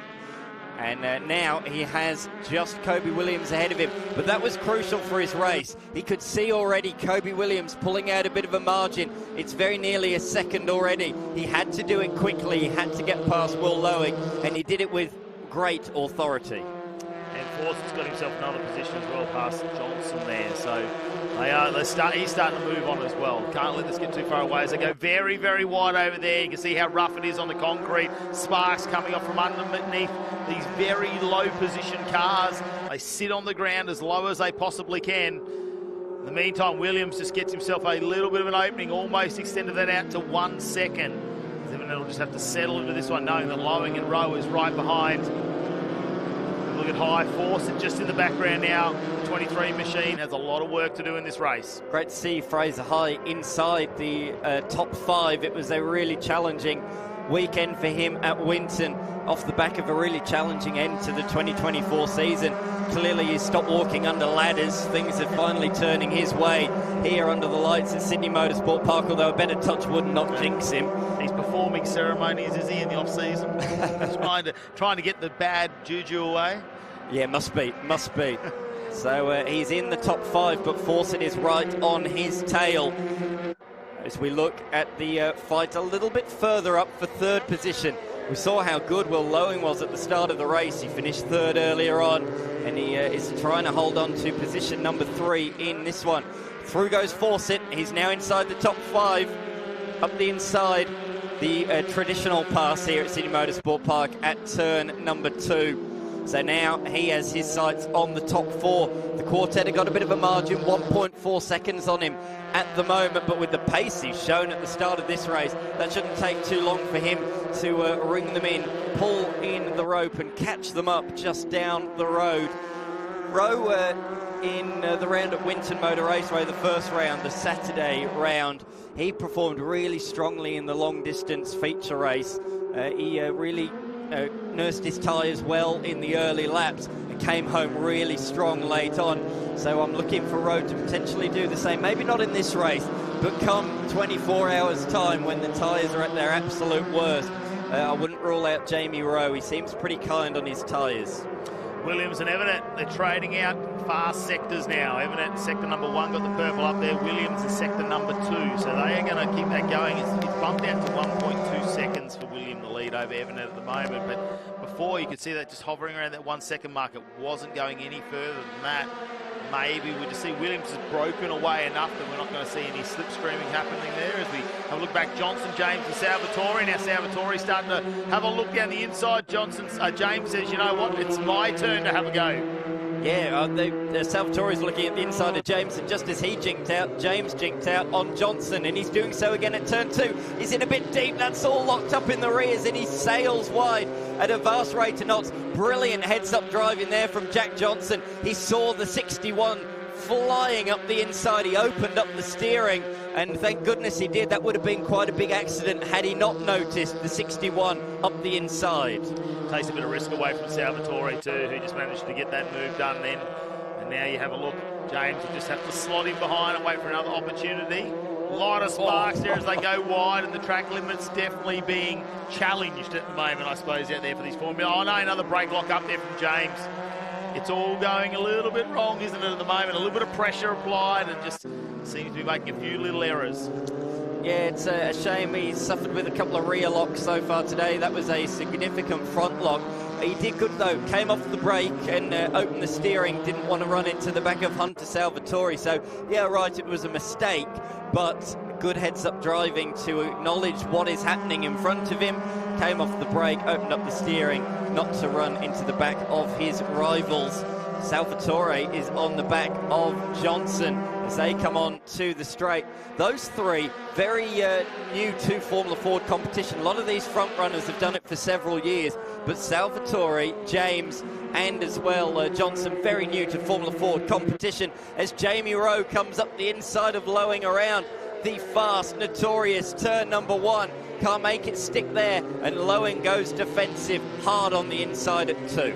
Have a look at Fawcett though. Almost making contact with the nose cone of that car, trying to get himself poised in a position so he can go into the top 4. He's just outside at the moment. Less than a tenth of a second between them. This has been a brilliant race from Fawcett. This race is all about damage limitation for him. His championship rival, championship leader, Kobe Williams, first in race 1. He DNF'd, started from the very back in this one. It was all about limiting the damage. Any place he makes up is less points he's going to lose in the championship to Kobe Williams. So up to 5th already. I'm very impressed by that. In just 7 minutes to march through the field the way he has, shown authority and shown real good pace, and he's continuing to do so. He's now hounding the tail of Rowe around the turn 8 hairpin. Not really an overtaking opportunity in these Formula Fords, but although we have seen some in other categories make moves down there today. Further back though, Ethan Fitzgerald and Tabitha Ambrose fighting away for 11th position. Ethan Fitzgerald, he and his dad run this operation, very much a father and son run outfit. They do a fantastic job. The car looked immaculate, and always does a good job, does Ethan. One of the older competitors in the series, I think he's only 20. He's not exactly old, but compared to some of these youngsters out there he's sharing the track with, that's quite a bit of age difference. Forcer down the inside into 2. Can he get it done on... Oh, I think he might have done this. Does he stick it on the exit? That is the biggest question here. I think he might move himself up into 4th position now, so that means Fawcett just goes past at the moment. 1 more down. He's just ticking away. You just got to take it really slowly, don't you? It's not about trying to make big moves all at once. Just get one driver at a time. And he's got past Rowe, Lowing in his sights. Out in front, Evernet's gone fastest in sector number 1, and he's slashed the lead margin down, halved it. It's down to just 0.5 of a second out in front. So, yeah, it's on all of a sudden out in front. We thought Williams was sort of holding station, just sort of cruising out in front, but that is not the case. We can see it from the magnificent drone shots around Corporate Hill. The top 2 are nose to tail, but this trio is also line astern out of the turn 8 hairpin towards the tricky section, turns 9, 10 and 11. You do sort of have to compromise. If you compromise turn 11, you want to get a better run. Sorry, you want to compromise 10 to potentially get a better run out of the final corner, turn 11, down the pit straight. But you do see sometimes somebody will really attack around turn 10 to dive up the inside at turn number 11. There's many different lines you can take around there. You feel like Fawcett, it's just a matter of time. And here we go, has a look down the inside. Is he going to get the run? It looks like he might get this done. Fawcett down the inside into 3rd, and they go back into their qualifying positions, don't they? It's Williams, Evernet and Fawcett, your top 3. Fawcett forced it up the inside and made it stick. It was a very nice move.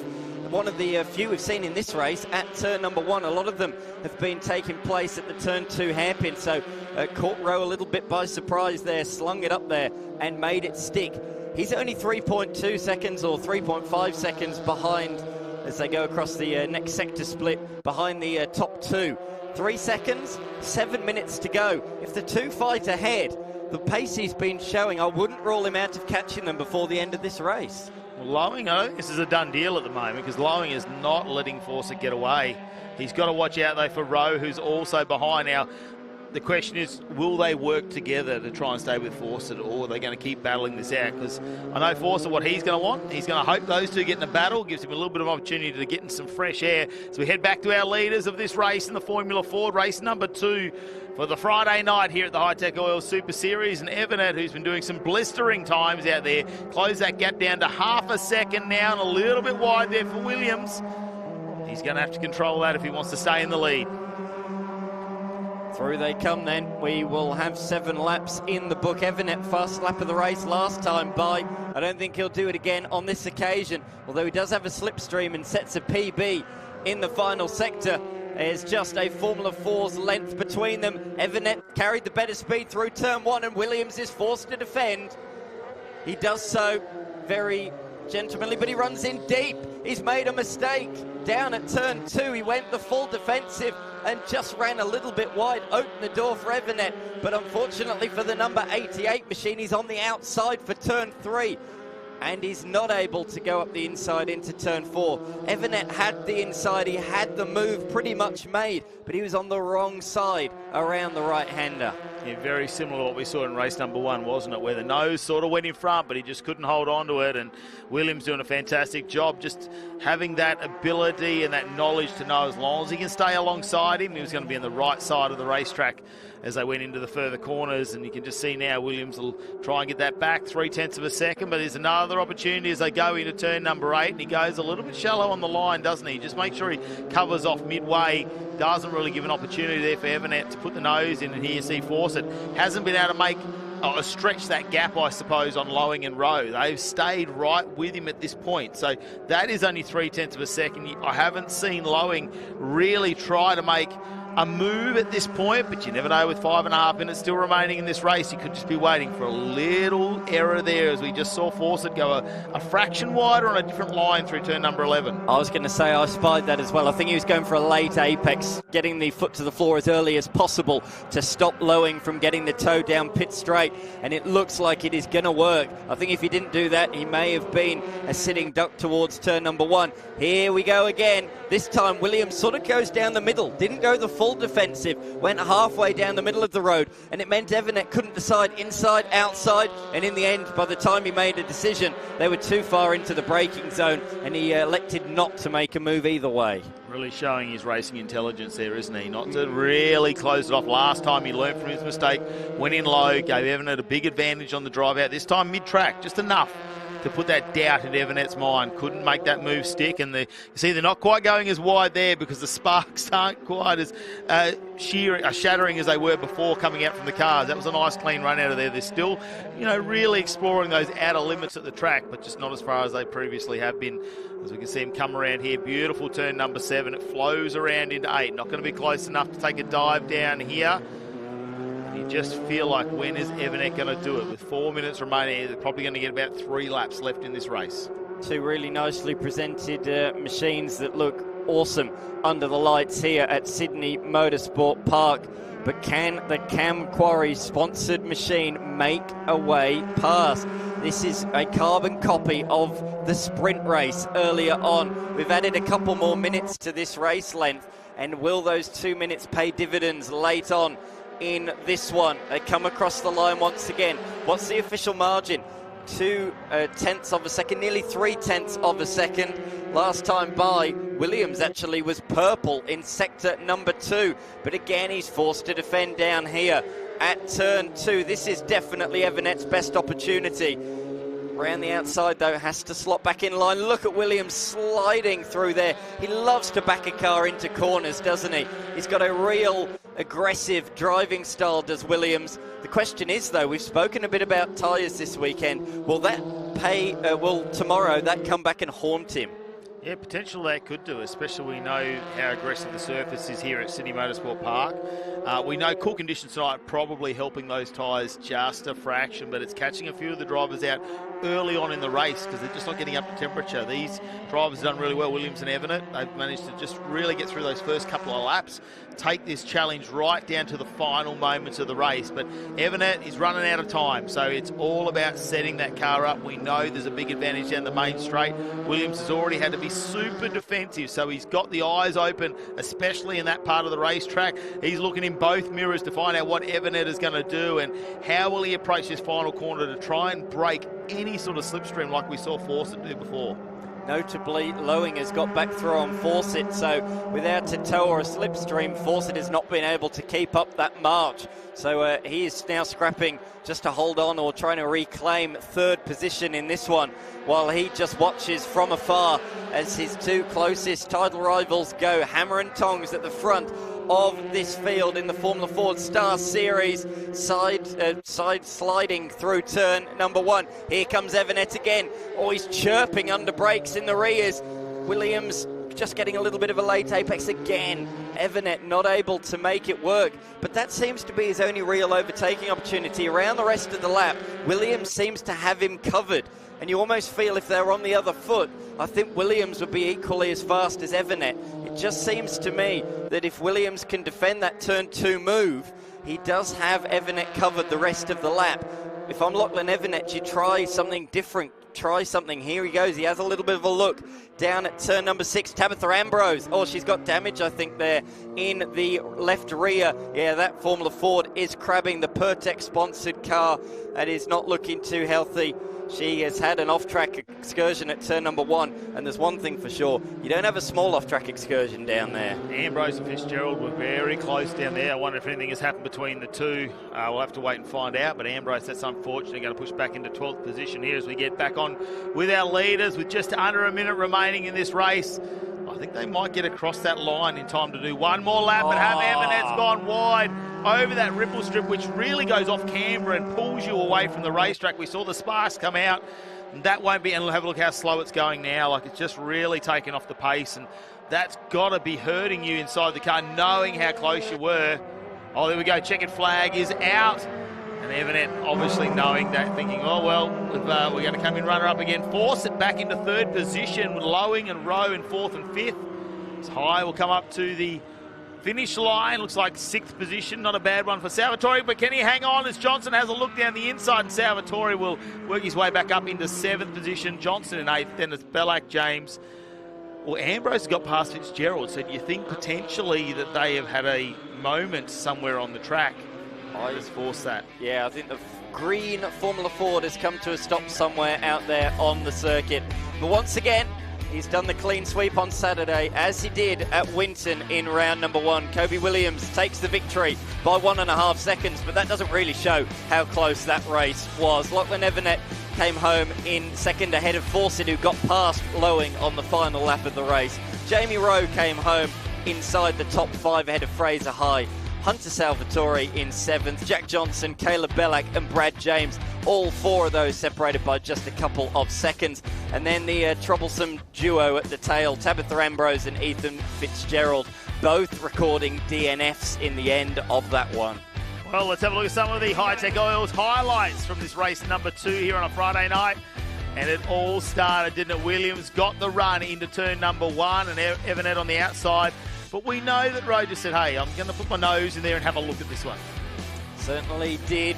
This is Fraser High getting in the thick of the action. Brad James, this was the sketchy moment when he had it all locked up. But as I say, that was very great heads-up driving from Jack Johnson to see that one coming. The sparks were flying both on the racetrack and from underneath the cars as well as the fighting continued. This is the fight for 3rd position between Lowing, Rowe and Fawcett. Let's not forget Fawcett, who made the move on Rowe at turn 2, came from the very back of the field to finish on the podium. Yeah, very quick initially, wasn't to get 4 or 5 positions, then had to fight his way through, and it didn't go all his way to the end. This is towards the closing stages in the final couple of laps where Evanet had to just take every opportunity. But Williams decided, you know what, I just got to stay on the outside because you know there's a right-hander coming up, and as long as I can keep that momentum going, I think I can stay in the lead. Now, there was a moment down here where we saw Tabitha Ambrose go off. Not quite sure in the background there because Fitzgerald was there, but it didn't look like contact made. This was the final corner of the final lap, and Evanet just went a little bit wide, that off-camber section there where it pulls the car over the ripple strip. And at that point, we thought it was slowing down, but the checkered flag was out and just comfortably home in 2nd. The winner, Kobe Williams, his 5th race win of the season in the ACM Finance car. J-Mac, you're down there with our winners. I am indeed. Joe Fawcett, get in here, mate. That was a bumper race for everyone from front to back. Tell me, how was your experience out there under lights? Oh, yeah, that was really good fun. Like, I started last and managed to get all the way up to 3rd. I'm really happy with that. And it was just incredible under lights. How hard is it to try and keep that tyre where you need it here in these cold conditions? I mean, here specifically, the rear tyres just get chewed away because of the surface. So just had to be really careful on all the exits of the corners. But I think we managed to do it right in that race, and we should have some good tyres for tomorrow. Congratulations, mate. Job well done. Thank you.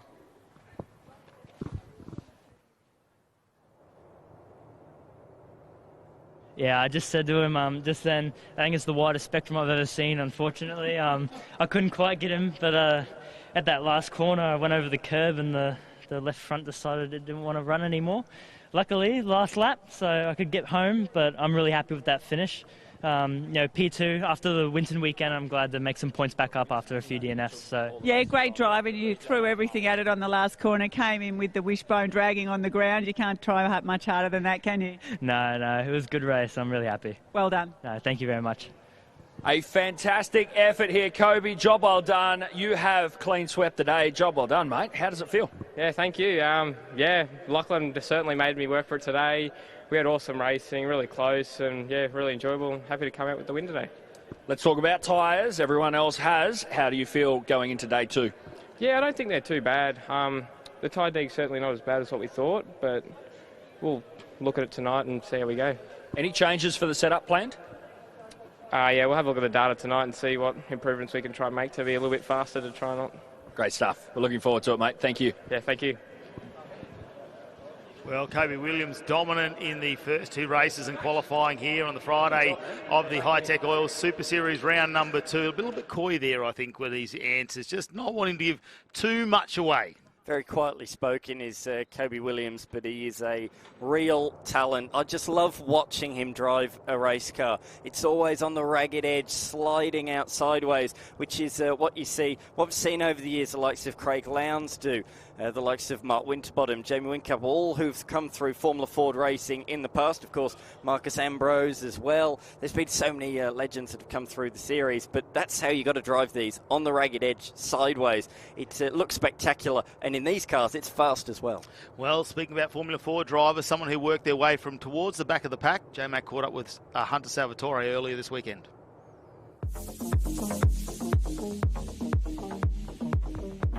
Hunter Salvatore taking part in the Stars and Renegades Formula Ford Series at round 2, the Sydney Sundown. Welcome, mate. You're fresh out of go-karts and fresh out of the hot seat of the Formula Ford. Yeah, that's right. Mate, this track, you've never raced here before, and certainly you haven't raced here under lights. We've seen you cut some limited time out there. Tell me, what's your initial thoughts of Sydney Motorsport Park? Really cool track. I love it here. Very undulating, a lot of hills. It's very bumpy as well, so it'll be interesting to race on, but there's a lot of passing opportunities, so yeah, it'll be a very cool experience, and I'm super excited. We were talking about that off air. Of course, a super fast start, finish straight, a quick run into turn 1, but the rest of the course is still very wide. There's a lot of flow to it. There's going to be some moves at the front, middle, and the back of grid, isn't there? Yes, 100%. You've done some time in the sim, but you mentioned those undulations. Man, what's it like to basically put something with a smaller footprint as a Formula Ford through some massive hills? Yeah, it's quite difficult, especially the off-camber corners. I think it's turn 7 maybe, but yeah, all the curves are super bumpy, like a lot of off-camber, on-camber. A couple of people spun it there, even though they have a lot of skill. It's just that, yeah, it's a very difficult track to drive. And, yeah. Hunter, we've seen you racing karts as recently as March. You're in the Formula Ford, and it's all for one goal. What are your aspirations? Where are you looking to step up to from Formula Ford once you're done here? Looking to go to F4. We're going to go overseas at the end of the year with Bursa. So that'll be quite a cool experience again. Very excited for that, and this is just the way of building me up before we go over there. We saw you start the season strong at round 1 in Winton with top 5 finishes in all the races, and it's a great way to basically boost your profile and your confidence, isn't it? Yeah, I was very happy with getting 5th in my first race. Not something that I expected. I was just trying to get as close to the pace as I could, but yeah, very happy with where I ended up, and hopefully I can keep it going. We've got some heavy hitters out here this weekend. Tell me, what are your intentions here at Sydney Motorsport Park? If I could be in the top 5 again, that'd be great. The podium would be even better. So yeah, if I can do that, I'd be very happy. Let's do it, and let's see you in Formula 4 before we know it, mate. Thank you. Yeah, thank you.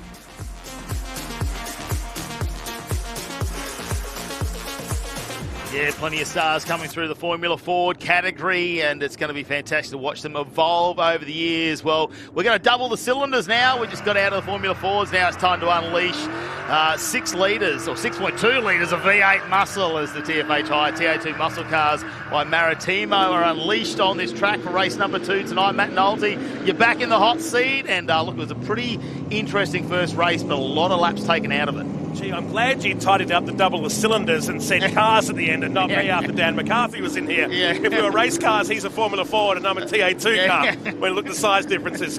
How good was that racing? An open wheelers. Man, they've done a good job this year with the Formula Ford Stars and Renegade Series, and Hunter Salvatore is certainly going to be one to keep an eye on in the future. We ride out onto the track with Brad Gartner for this second race of the night, and it's been a very, very busy pit paddock area since we last were out on the track some 2 hours ago. And Tim Brook cleaning up in the first race as he subs in for Jared Hughes, who's up in Queensland racing this weekend in the GT4 Championship up with Summer Rental in that event. In fact, they picked up a podium here just a few weeks ago in that category. And for tonight, Tim Brook will fill into that car, the 118 prepared by IES Motorsports, the Road Active Suspensions cars. Ben Gomersall finished in second today in the first one, but some changes towards the back of the field. Michael Coulter and Chiara Zavatakis were both penalised for going out onto the track when the red light was on at the end of pit lane prior to race number 1 earlier today. They both argued their case with Stephen White, the White Dog, who's our DSA for the weekend, and in the end they've been put back to 19th and 20th positions respectively. And for Michael Coulter, he was on target for his best result in a long time in the Turks Tippers entry. Zabatakis also got a 13th place finish in that race earlier today. Josh Webster is featured on our grid here, but as we heard from our pit lane reporters Jared McLean and Mel Price earlier tonight, a lot of work going on with the Autofix car, and Marcus Ambrose, who's just finished watching the Formula Ford side, is now keeping an eye on the young Tasmanian who'll start from 17th position. Brock Payne had his first race come to a deflating end when they cut a tyre down. That was from debris picked up on Josh Webster's car. We can't work out what it was because there is so much damage on the inside of that Autofix Mustang, Matty, that it'll be a massive effort if they can get that repaired properly, not just for tonight, but for the rest of the weekend. Well, the amount of metal that's spinning around when a tail shaft goes like that at 170, 180 kilometres an hour, it just takes out so much more around. I mean, you were down and witnessed it. It's the tunnel around it, it's brake lines, everything's like that as well. It's crazy, the amount of damage that's done internally. They'll try and get that fixed. This is the highlights of race number 1, and for Josh Thomas, just couldn't get the TFH car to click at the start. He was swallowed up by 2 or 3 cars on the way to turn number 1. It's a beautiful light in the background here as day turn into night here at Sydney Motorsport Park. Hi-Tec Oils cars searching out high there at turn number 5. That was Webster making the move on Brad Gartner. Down here at turn number 6, and Cameron Laws buying into the action as well. Tom Davies was a part of it also with Josh Thomas, but this is the moment of the race. Watch the car behind the Hi-Tec car. Suddenly that drive shaft folded up like a pretzel and spat the shaft out the back. It was collected in the background there by Brock Payne. And the young Tasmanian parked this car down on the old drag strip. This was further down the field at turn number 6 on the TFH cars, dragging that right front into turn number 6. But worse to come for the Hutchinson Builders Chevy Camaro that would see him flap his way back into the pits. They have got that car repaired, but not the way the reigning RX-8 champion wanted his night to start. No, solid effort from the team there. I know they would have come out. Brock Payne would have been happy with just a top-tier finish. Domain Ramsey on the restart. Cold tyres is what we suspect. And he was shot. No oil on the track. Yeah. Got he and Crutcher at the same time. Crutcher was too busy watching Ramsey that he decided to have his own moment down at over 200 Ks, and only a foot difference between Ramsey and the tyre wall at the other end. And as you know, with these gearboxes, to grab reverse, you've got to lift it up, then move it across.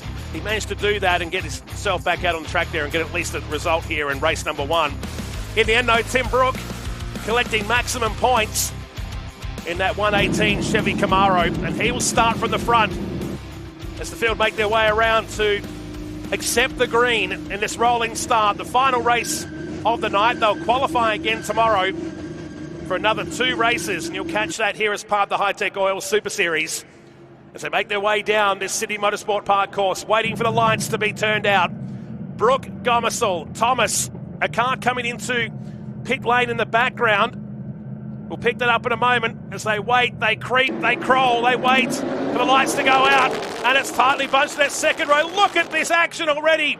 It's 4 wide, like we saw in race number 1. Into turn number 1 for the first time. You ride with Lee Stibbs in the Hi-Tec Oil Chevy Camaro.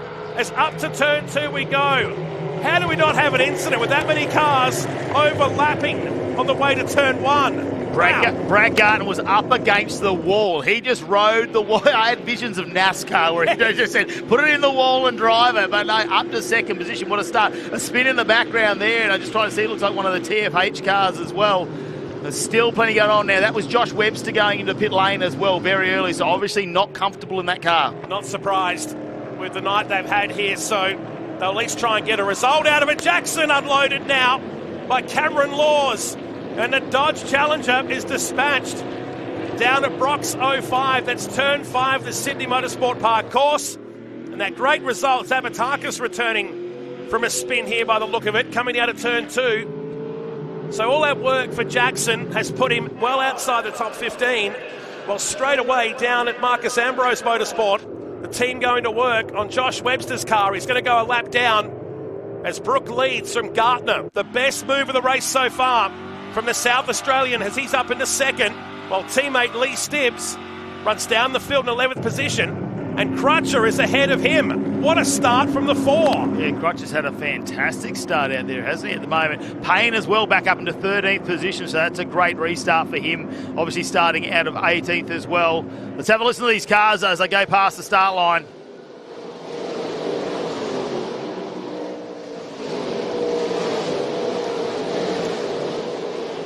Noise echoes here, doesn't it? It gives you chills down your spine. Yeah. Oh, a nice straight here at Sydney Motorsport Park. Nearly 250 kilometres an hour on the approach to turn number 1 in one of these TA2 muscle cars. As across the backside of SMP we go under the bright lights. And again, Brooke just starting to cruise away. Thomas on the back of Gartner. He's got Gomersall just behind, who's dropped back to 4th position. Diesel Thomas runs in 7th. Once again, Graham Cheney, best of the Masters class cars, back in 6th position. Down the inside comes Gomersall, but he's coming in hot and makes contact with Gardner. Big moment here for the South Australian trying to grab a gear and grab the steering wheel. It sent the field scattering, and that'll send the blood pressure up down at Hi-Tec Oils Racing. Oh, it's a flashback at turn 11, isn't it, from the final race last year where the similar thing happened, got unloaded. Brad Gardner will not be happy about that. Is that damage carrying on that car now too? There's a little bit of smoke coming out of the back, maybe a bit of panel work rubbing on one of those Goodyears. Well, it's not a good race. Let's have a look at how it all unfolded. This is earlier on. This is Hayden Jackson. Laws just unloading him in the back corner as well. So the bad luck continues for Axton Jackson. That's unfortunate for him. This is Zabatakis just taking a little bit of an excursion on her own by the looks of it. Didn't see any other cars involved in this. Gomersall with a Hail Mary down the inside. It was never really going to pull it up, and as Brad Gardner turns in, makes contact with the 22 now. How does the rest of the field go? Because we've seen them scrambling to go around him. Wow, it's big, that's for sure. I'd hate to be the receiving end of that one, as Gardner now finds himself in 7th position. Here comes Davies up the inside in the appliance white Chevy Camaro. With Nathan Hearn running this car this year. Saw Hearn in the pits briefly tonight. In car with Diesel Thomas as we start lap 3. Brooke Gomersall, Josh Thomas is the top 3 from Graham Cheney, Tom Davies, Diesel Thomas back in 6th. Gartner to 7th, Collier 8th, Reedy, the rock star, inside the top 10 with Lee Stibbs in the Hi-Tec Oil Chevy Camaro completing that top 10. Yeah, we'll wait and see how Gardner tries to compose himself. Chris Pither down in his pits will be a little bit of talk, I reckon, on that radio at the moment. He won't be happy about what's happened to him. Diesel Thomas, though, really outstanding for me, just to show his maturity in the racing. Hasn't taken too many risks at this point, just making his way through the back. He's under attack from Gardner, who's going to have a look around the outside of turn 8. It's probably not the move you're expecting, but if you're looking for a run down the inside, unfortunately the 22 Hi-Tec Oils Camaro slides out and the car won't get the acceleration it needs. It heads up into turn number 9 as we stay on board. You can see how busy he is on that wheel at the moment, very animated. Not just at the steering wheel, but probably on the radio as well. Yeah. Lucky we don't have in-car comms, I reckon. That would be bad for us right now. He worked so hard to get a position, and that start was amazing to get himself up into 2nd position, but then was assisted off. Stephen White might have been thinking he was having a quiet night tonight, but I think that's about to change in race control. It's up to turn number 3 we go. These Goodyear tyres come to life. Gardner up the inside now at turn 3. Gets himself back up ahead of Diesel Thomas and up into 6th position now. The ride-in car with a TFH Mustang. The young teenager that started here in GT4 racing with his brother just a few weeks ago. They're not straight line cars, are they? You're always working the steering wheel, which is unique because Diesel was so smooth in that GT4 car a few weeks ago. These are more like trying to manage a bull, I guess, compared to one of those cars. It's trying to wrestle, isn't it? You're Yeah. always wrestling Wrestling the car. a croc, baby. Yeah. They're not the type of car that is just going to sit on the track and sit there, is it? They've got to be wrestled the whole way around. Let's head down to the pits, though, with Mel Price. And understandably disappointed, Josh Webster. You're out there. We're all so excited to see that you finally get back out on track, but it didn't last long. Yeah, the boys worked an absolute miracle for us to get out there. There was a heap of work. Like, we had to make hard lines to the brakes. Tail shaft was split in half. There was lots of work done, and the boys worked an absolute miracle. Unfortunately, it looks like it's done a little bit more damage than what we thought. So just, you were saying maybe just a little bit of an oil leak, but it wasn't vibrating. The rest of the car felt okay? No, the boys did an absolute awesome job. Couldn't fault it at all.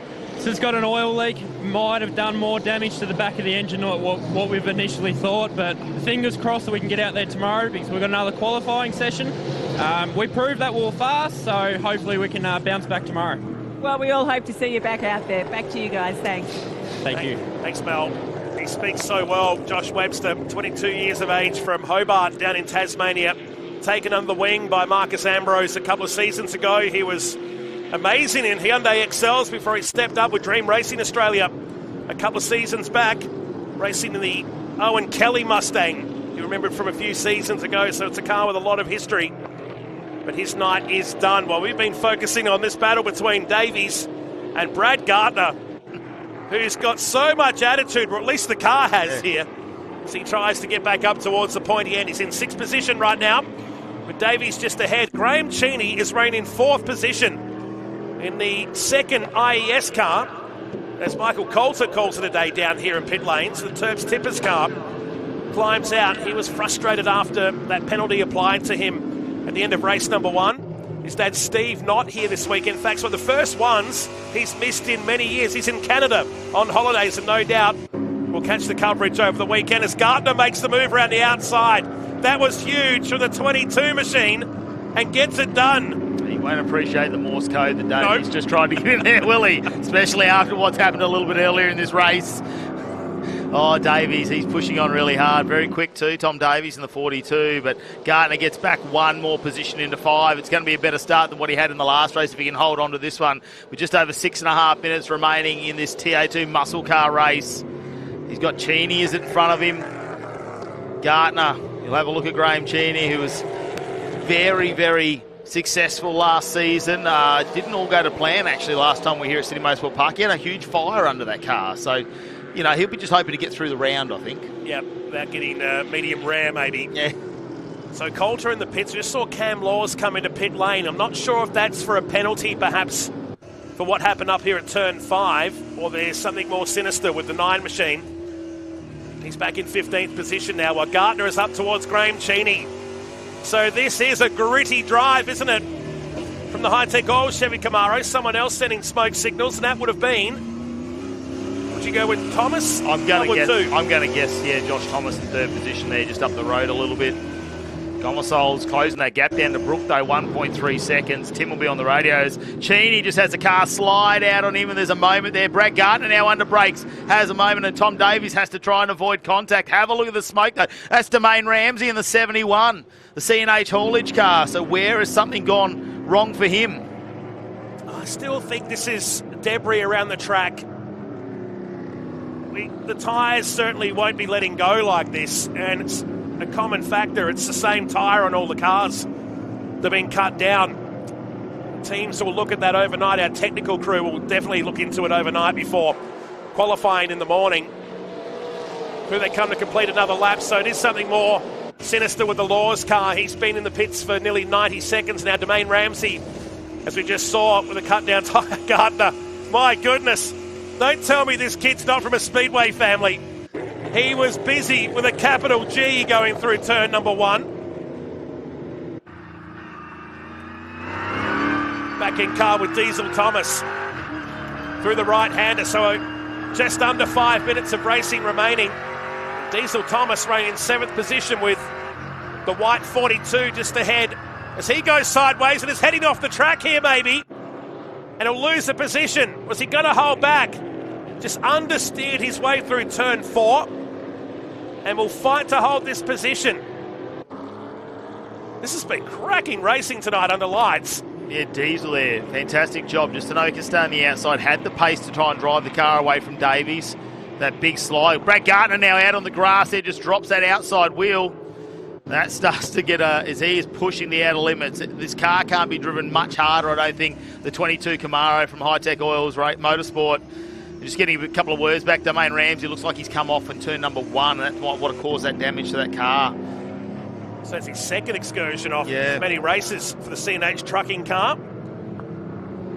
Down at turn number 10, 11, the final complex of the Sydney Motorsport Park track. And suddenly Davies is there. And the door's left open too on Gardner. So Thomas has gone through. Diesel Thomas has gone over on Gardner. Something has happened in the meantime. We've seen how much the Gardner car's sliding around as he overcooked the tyres. It looks like part of the car coming off. Is that a guard for Davies? Holding on with just a couple of bolts there. And will that guard hold on for the rest of the race? He'll be hoping it'll peel away. And not a track race control. Has Gardner used too much of these tyres, perhaps? Warren Wadley is just ahead here, and he's a lap car, playing a big part in this race. Gardner trying to go around the outside. He might lose his position. Wadley blocking the cars up through, and Davies, they managed to go around him and stay side by side. Goodness me, this racing's on. I don't think Wadley knew which car was coming at him first. He tried to pull over, but Brad's on the outside, Davies on the inside. It's giving him the advantage. That guard's still hanging on in the meantime. Graham Cheney, you saw that brake lock up a few corners earlier as well. So now you got Diesel Thomas breathing down his neck. It's a real fight on at the moment for this 4th position. Cheney now with another massive brake lock up, and that's going down into 5. It's probably scarred that Goodyear tyre up enough that it's grabbing it each time he gets to turn 6. So through Corporate Hill and down towards turn number 8. 2 minutes of racing remains. While out in front, Tim Brook has 4 seconds over Gomersall. They are 10 seconds clear. Davies again with Gardner. And this time, the 42 is facing the wrong direction. You can speculate there. Looked like Gardner may have just lost a little bit of traction. The back end's come out and they've side by side. That one's going to be tough, but will it be a racing incident? Lee Stibbs, his racing partner this weekend, comes up on Davies. Let's have a look at a replay here. So Gardner was on the inside here already and just backed the car in enough just to tap the right rear of the Chevy Camaro. If he didn't have enough dramas already, he's certainly got more now. The 42 drops out of the top 10. In fact, he just returns the track in front of Lee Stibbs. Gardner, I wonder if those tyres have said, I've had enough. Yeah, You've tortured me. I don't know what set, if that's the same set he's had on all weekend, potentially, and they've definitely done the kilometres now. They are done. There's Brock Payne now in the 33. He's been slowly working his way back through, up into the top. He's in the top 10. He's in 9th position, Brock Payne. What a fight back from 18th position. Yeah, massive. He's been helped by the fact a few cars around him have fallen by the wayside here. In race number 2, Domain Ramsey hasn't come back onto the track. His day's done, and so too is Michael Coulter. The Terps Tippers Mustang back in 19th position. They won't be classified today. Josh Webster didn't even get to the start of today's race, so they'll get that car sorted overnight for the second qualifying session tomorrow morning. In time, Reedy with Des Collier, a car locking up in front. I feel like these drivers are walking these cars around perhaps now. Yeah, the different conditions here. Are they trying to extend the same set of tyres? I know there's been a little bit more life in the good years. They seem to be taking a little bit more abuse. As a checkered flag comes out now, and your race winner, Tim Brook, come across. Well, we had time for another lap there, but race control decided to throw the checkered flag there to finish race number 2. As another car limping at the bottom of that shot on the way down to the final turn. Tim Brook wins the second one of the night by 4 seconds. Gardner on the back of Diesel Thomas, taking this one down to the wire, and he might just get it done here. Do you remember what happened with Cam Waters and Brock Feeney earlier this year? Gardner's going to sweep him quickly and get himself up into 4th position. What a determined drive it's been from the Hi-Tec Oil Chevy Camaro. Well, I thought he might have been driving on steel belts out there while we see that slide around, but I'm just getting some information through. There might be a little bit of oil placed around the track. Potentially that could have come out of the Webster car when he did his first lap, so that's why they've called the race a lap early, just understanding that it's been noticed on track, so they've finished the race now. So you can have a look, see it up there in turn 2. A little bit glassy, isn't it now? I didn't like the sound of Gomersal's car then on the slowdown lap either, so the unit racing car got second place from Josh Thomas. Brad Gardner, the big drive tonight, hard charger no doubt, with Diesel Thomas, Graham Cheney, Danny Reedy.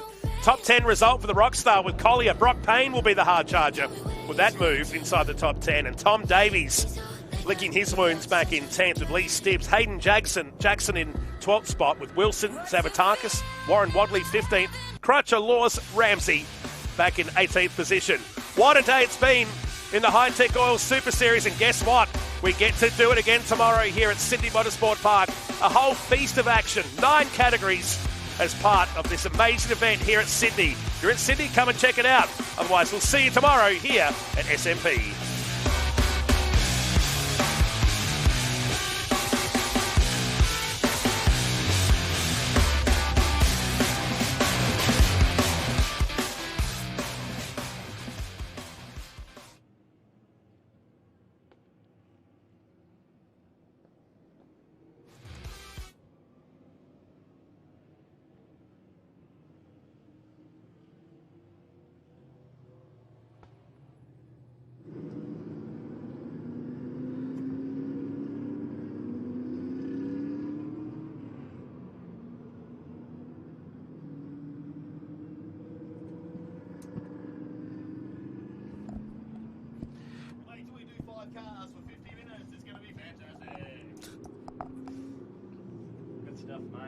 Stuff, everyone.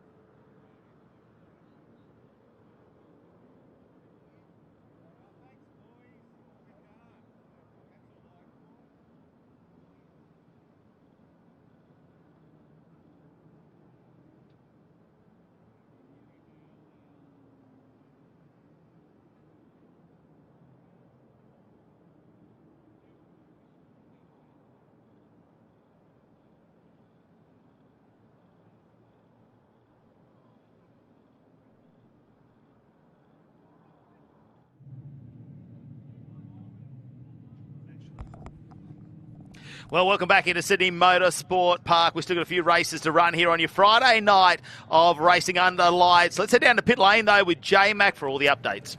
Well, crossing the line in second place, but being handed a 15-second penalty, still good enough to find your way onto the third step. Ben Gomersall, congratulations. Although, minor cause for concern, the back of the TFH unit racing car slick with oil. Yeah, shame what happened to Brad there off the start.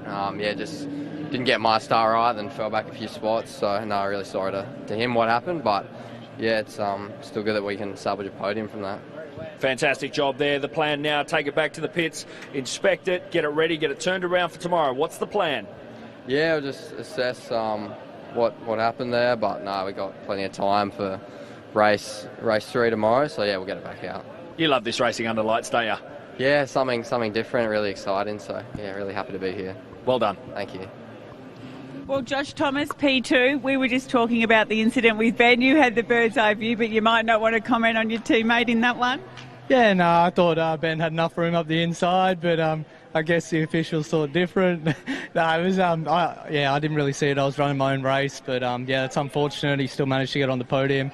And yeah, got a bit almost wet out there. There was a bunch of oil on the track, so I backed right out of it anyway. But yeah, happy to be here, and it's a shame we got to re-qualify tomorrow because I would have liked to be off the front row. But yeah, we'll just go out and quali and see if we can end up back here. Well, I was saying before, you're getting better and better each race. You were P3 this morning, you're P2 now. There's only one more place to go from here. Yeah, there's one more, so we'll see what we can do. I think we've still got some pretty good tyres, so yeah, hopefully we can bang out a good quali tomorrow and yeah, tick the final one off the list for the weekend. It'd be a good way to finish, wouldn't it? Yeah, it'd be awesome. Well done. Thank you. Here with number 1 from that second race, Tim Brook. Congratulations, sharing the joy with the two lovely ladies here. You better introduce them for the camera. Yeah, no drama. So this is my 8-year-old daughter, Sophie May, and this is my wife, Beck. Yeah, Soph always talks about trying to get on TV when Dad gets interviewed, so finally on TV getting interviewed, so we thought we'd bring her along. Fantastic stuff. Sophie, I'm going to ask you, Dad takes another win tonight. How do you feel? You happy? Yeah. Awesome. You want to see him do it again tomorrow? Yeah. Tim, it's now up to you. The team's given you a fantastic car. I think we can throw that term of seat warmer out the window. What's the plan? I'll warm the seat for 2 more races tomorrow, and hopefully we end up in victory lane again. But yeah, very grateful to be here, racing cool cars, hanging out with great people. And yeah, fingers crossed we can do it all again tomorrow. Ben was coming there until he might have had a bit of drama and a bit of oil went down and spiced things up a little bit. But yeah, big thanks to IES Motorsports, Graham, Hads and all the team there for having us behind the wheel this weekend. Fantastic stuff. Thanks, Tim. Thank you. Cheers. Such a great winner, isn't he, Tim Brook? He's won this before in co-driver status up in Darwin a couple of seasons ago and had a big one there with Dylan Thomas. Was very intricate in the Hi-Tec Motorsport last year and now getting a drive there of the Jared Hughes machine. Let's have a look at some of the highlights, though, from this previous race. And there was plenty going on. Dan McCarthy, this is where, unfortunately, Cameron Laws ended up in the side of Action Jackson. Of course, Hayden Jackson there, unfortunately, the 81 spun out. We might see a little bit come from back. Kiara Zavatakis there, unfortunately, it looks like she's just gone off on her own accord. This was the big moment, though. Ben Gombasol with a Hail Mary down the inside, made contact with Brad Gardner. Now, will there be ramifications from that, from race control? So White Dog's got a little bit of work to do. I'm sure there's plenty of people up in race control right now, and a few of them are wearing Hi-Tec oil shirts. There was plenty of drama, wasn't there? Lots of damage in that one. Domain Ramsey had damage to the front nose, so he had to bring that car into the lane. And of course we had the number 42, the walk-in wounded, and it would get even more wounded as the race went on. But Gardner was in the thick of the action, wasn't he, from start to finish? I tell you what, he provides a lot of excitement in TA2 racing because he's always fighting out. Now, this is where the car, he just tried to pull it up. And we thought maybe the tyres are gone, but have a look there. It really shows now as there's oil on the track. Having a look at that, Ben Gombasol coming out the back of his car. I nipped out the commentary box for a bit of a break during that race while you and Noltz were calling, and I could smell something in the air. There was definitely some sort of... It smelled like carnage.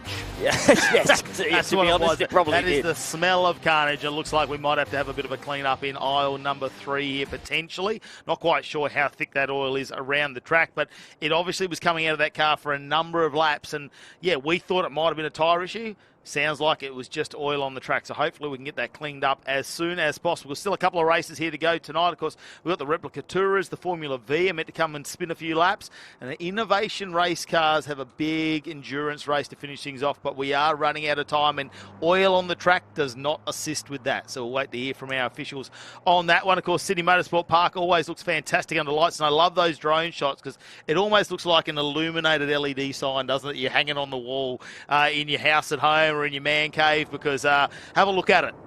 It just lights up. You're forget about the grassed areas and that, and a lot of the drivers, that's what they talk about. They go, it's better than driving during the day because you just focus on the track. Anything in those dark areas, you don't want to go searching there.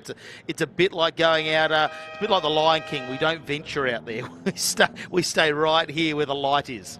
Absolutely, yeah, you don't want to go off there in these conditions.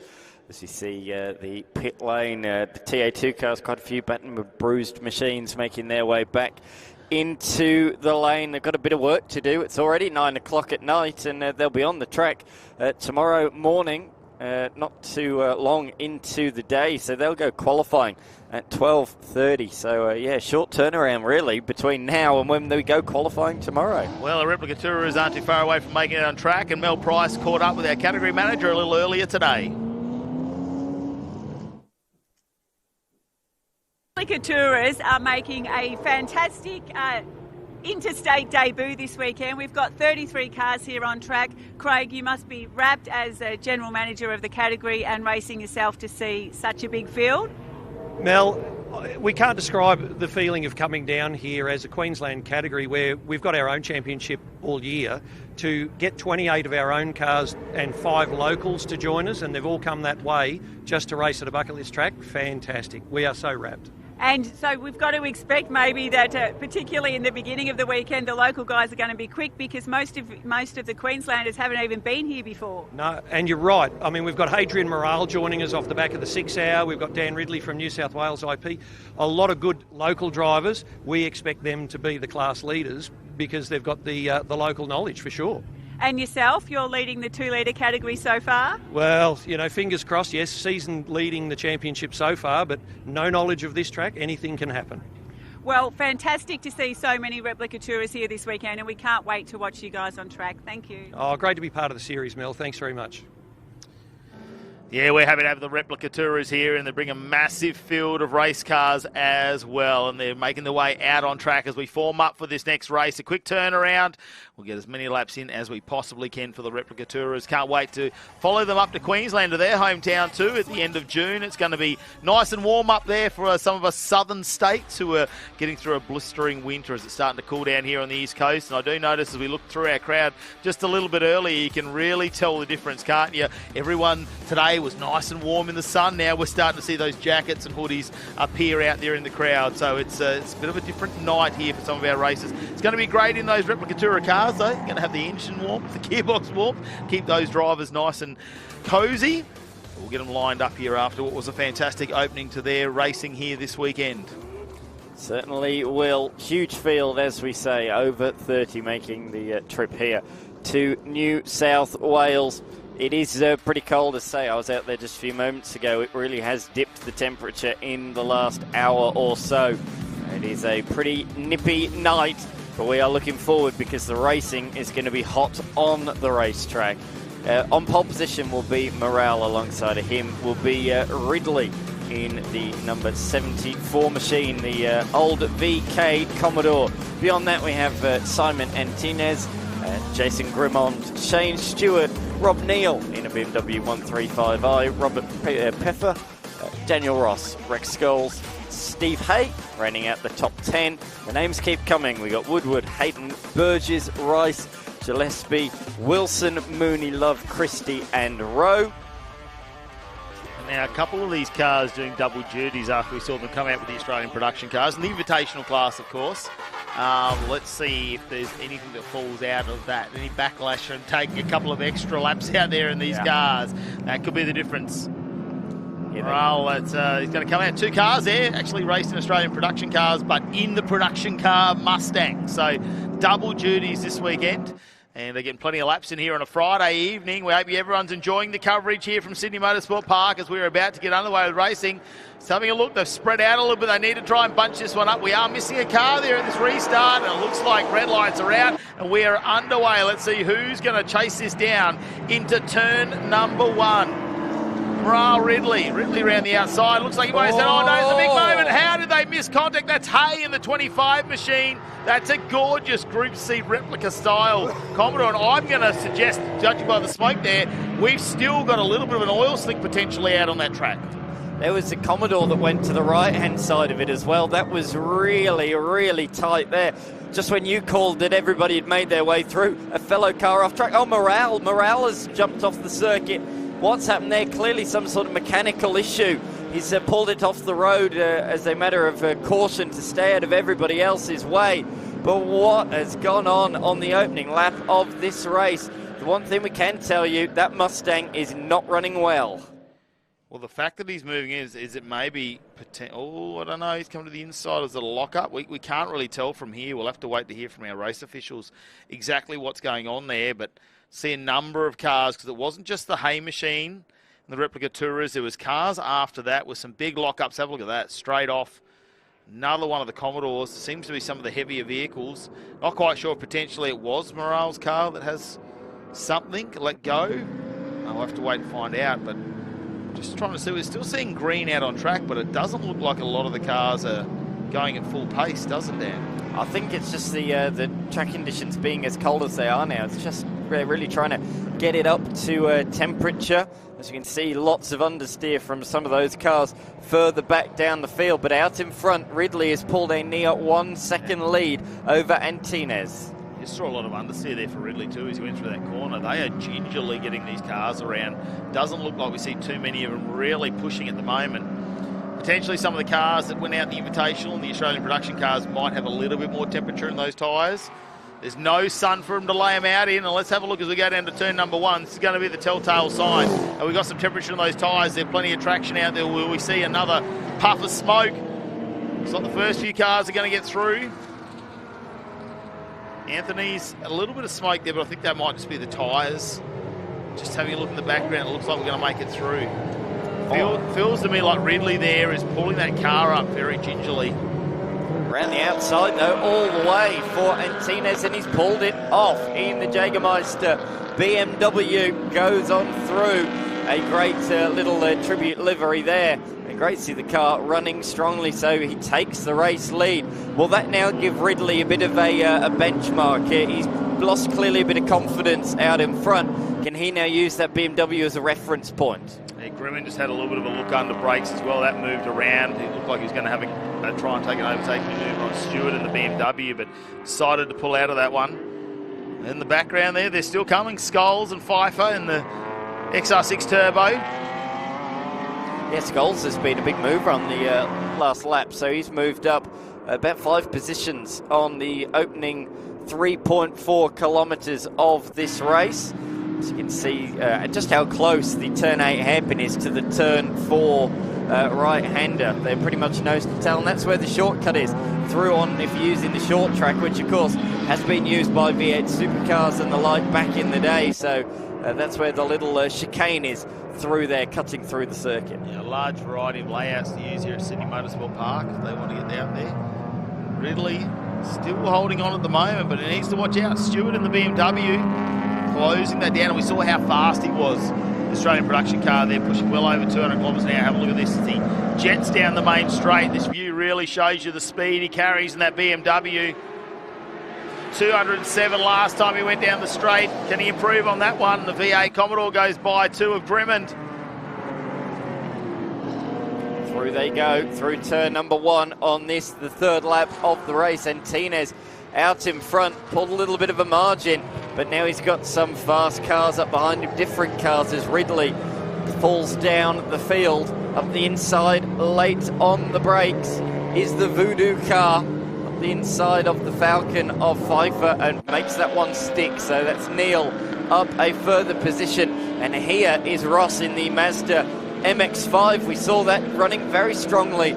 Is an invitational car in the production cars just a couple of hours ago, and he's running strongly again in this one, inside the top 10, and moving forward he slides to the inside of Neil later on the brakes and pinches the place. I think that's very much to do with tyres, Ross. We saw the same thing in the previous race where he went back a number of positions on the start, but after about 2 or 3 laps you just start to see the pace come into that RX-8. So definitely a tyre. It's getting very cool out there. We're not seeing them warm the tyres up, I suppose, like we normally would, you know, especially when you compare it to like a supercar race or something where they're really aggressive at trying to warm those brakes and tyres up.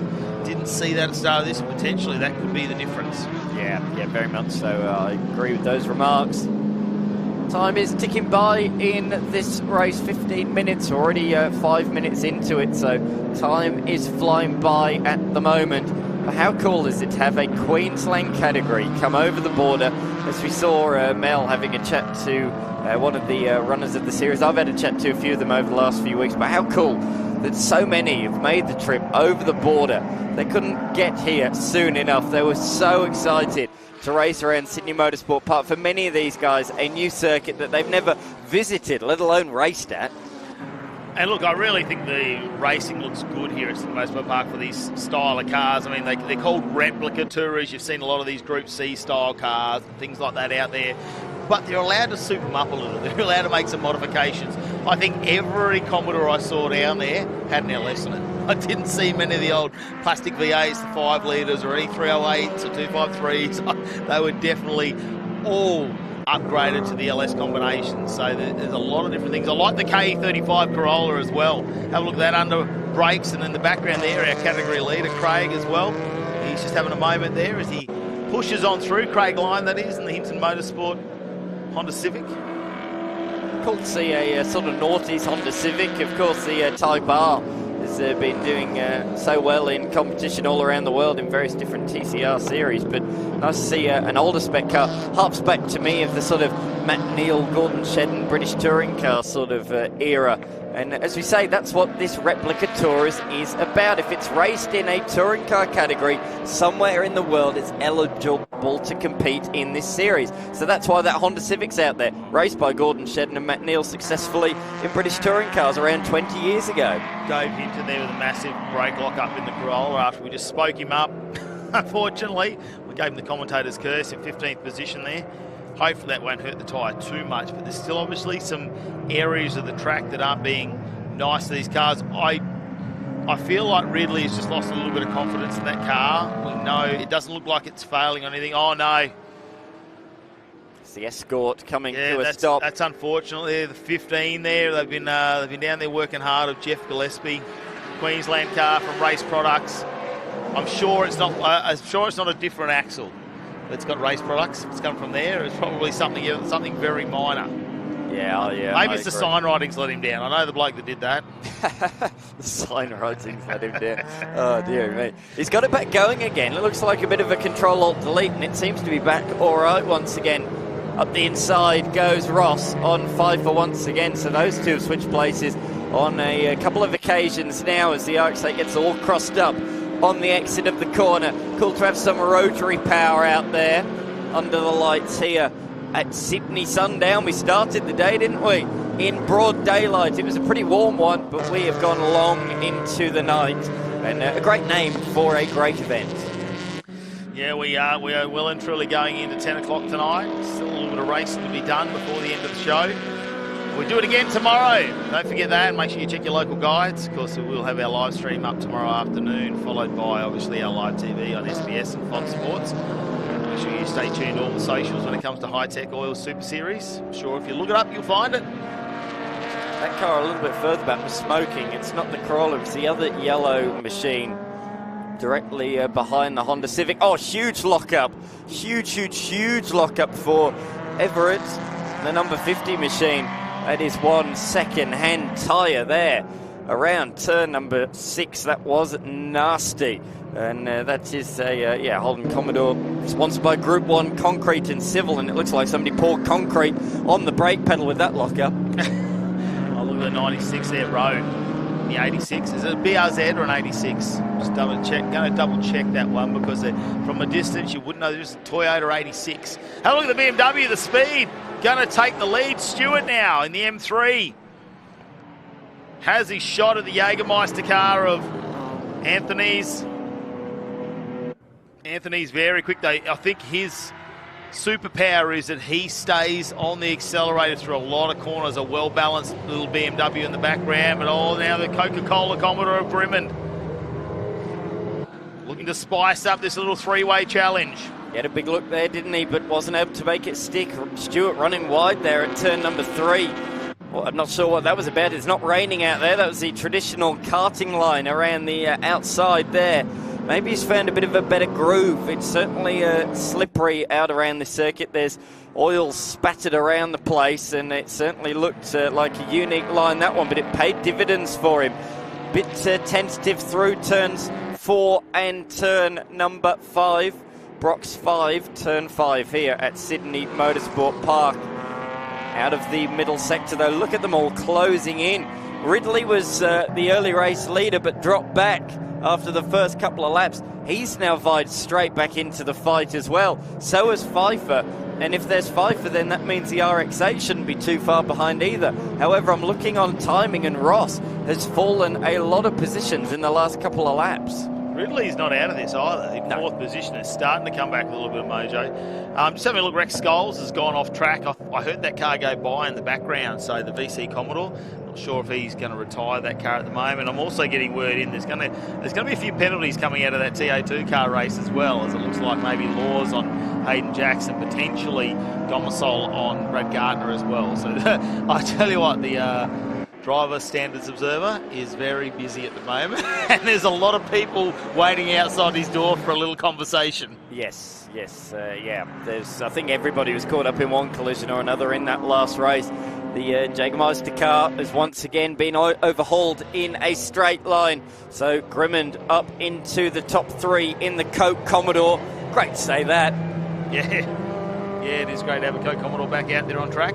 Did come out with the LS too, so that one hasn't been highly modified. At least it had the same configuration. Not quite the same era that the Coke Commodore ran in the Supercars. Of course, that ran in the hands of Wayne Gardner and Neil Crompton in the late 90s. That one from about a decade later, a VE, I think it is, Commodore out there. Here, though, is the number 18 that, as I say, dropped back and does have a little bit, I think, of damage, panel damage on the front right of the car as it comes towards us. Look in the left, yeah, there's certainly... It's got a lot of grass under the front lip and the spoiler, so it's been digging a trench. It's been shoveling, I think. Oh, big lock-up. Is it a lock-up? Please tell me it's a lock-up. Sometimes, you know, you never know with white smoke, do you, sometimes, especially if you can't smell the difference. Particularly around this track at night, the smoke lingers and it makes it look a bit worse than what it potentially is, because the smoke just doesn't dissipate. But how cool is this? 5 very different cars fighting for the honours here, and out of the corner, what's happened to Stewart? He's got no drive out of the corner, and Grimald flies past. There was no acceleration there for the number 85 machine, and it's going to be a drag race to the line. I think he saved it right to the end. Grimald is going to take this right at the death. He's only going to lead about 500 metres, but it's the most important 500 metres. It's going to be a bit of a drag race, but he should save it. The Coke Commodore of Grimmond takes a surprise victory here in the second race of the Replica Tourers here this evening at Sydney Motorsport Park. Good little tussle, this one, between the BMW and the RX-8. Ross, in the end, will come home shy. He actually, in that last lap, set the fastest lap of the race, so certainly an off-track excursion we didn't see buried him in the pack. Well, you mentioned it earlier, because of the amount of rain that Sydney's had recently, when you go off the track, it's still very wet under the grass, so you get bogged down in there. You take a lot of grass into your intake as well, so it's making a lot of difference for those cars that like to take those excursions into the dark. Still positions to be had further back, as we saw 2 wide, nearly 3 wide there across the line. A couple of tenths between a couple of those competitors. But that was a pretty interesting race, wasn't it? There was no walk-away leader in that one. The big story was Morale stopping on lap 1, and that set up a really great battle.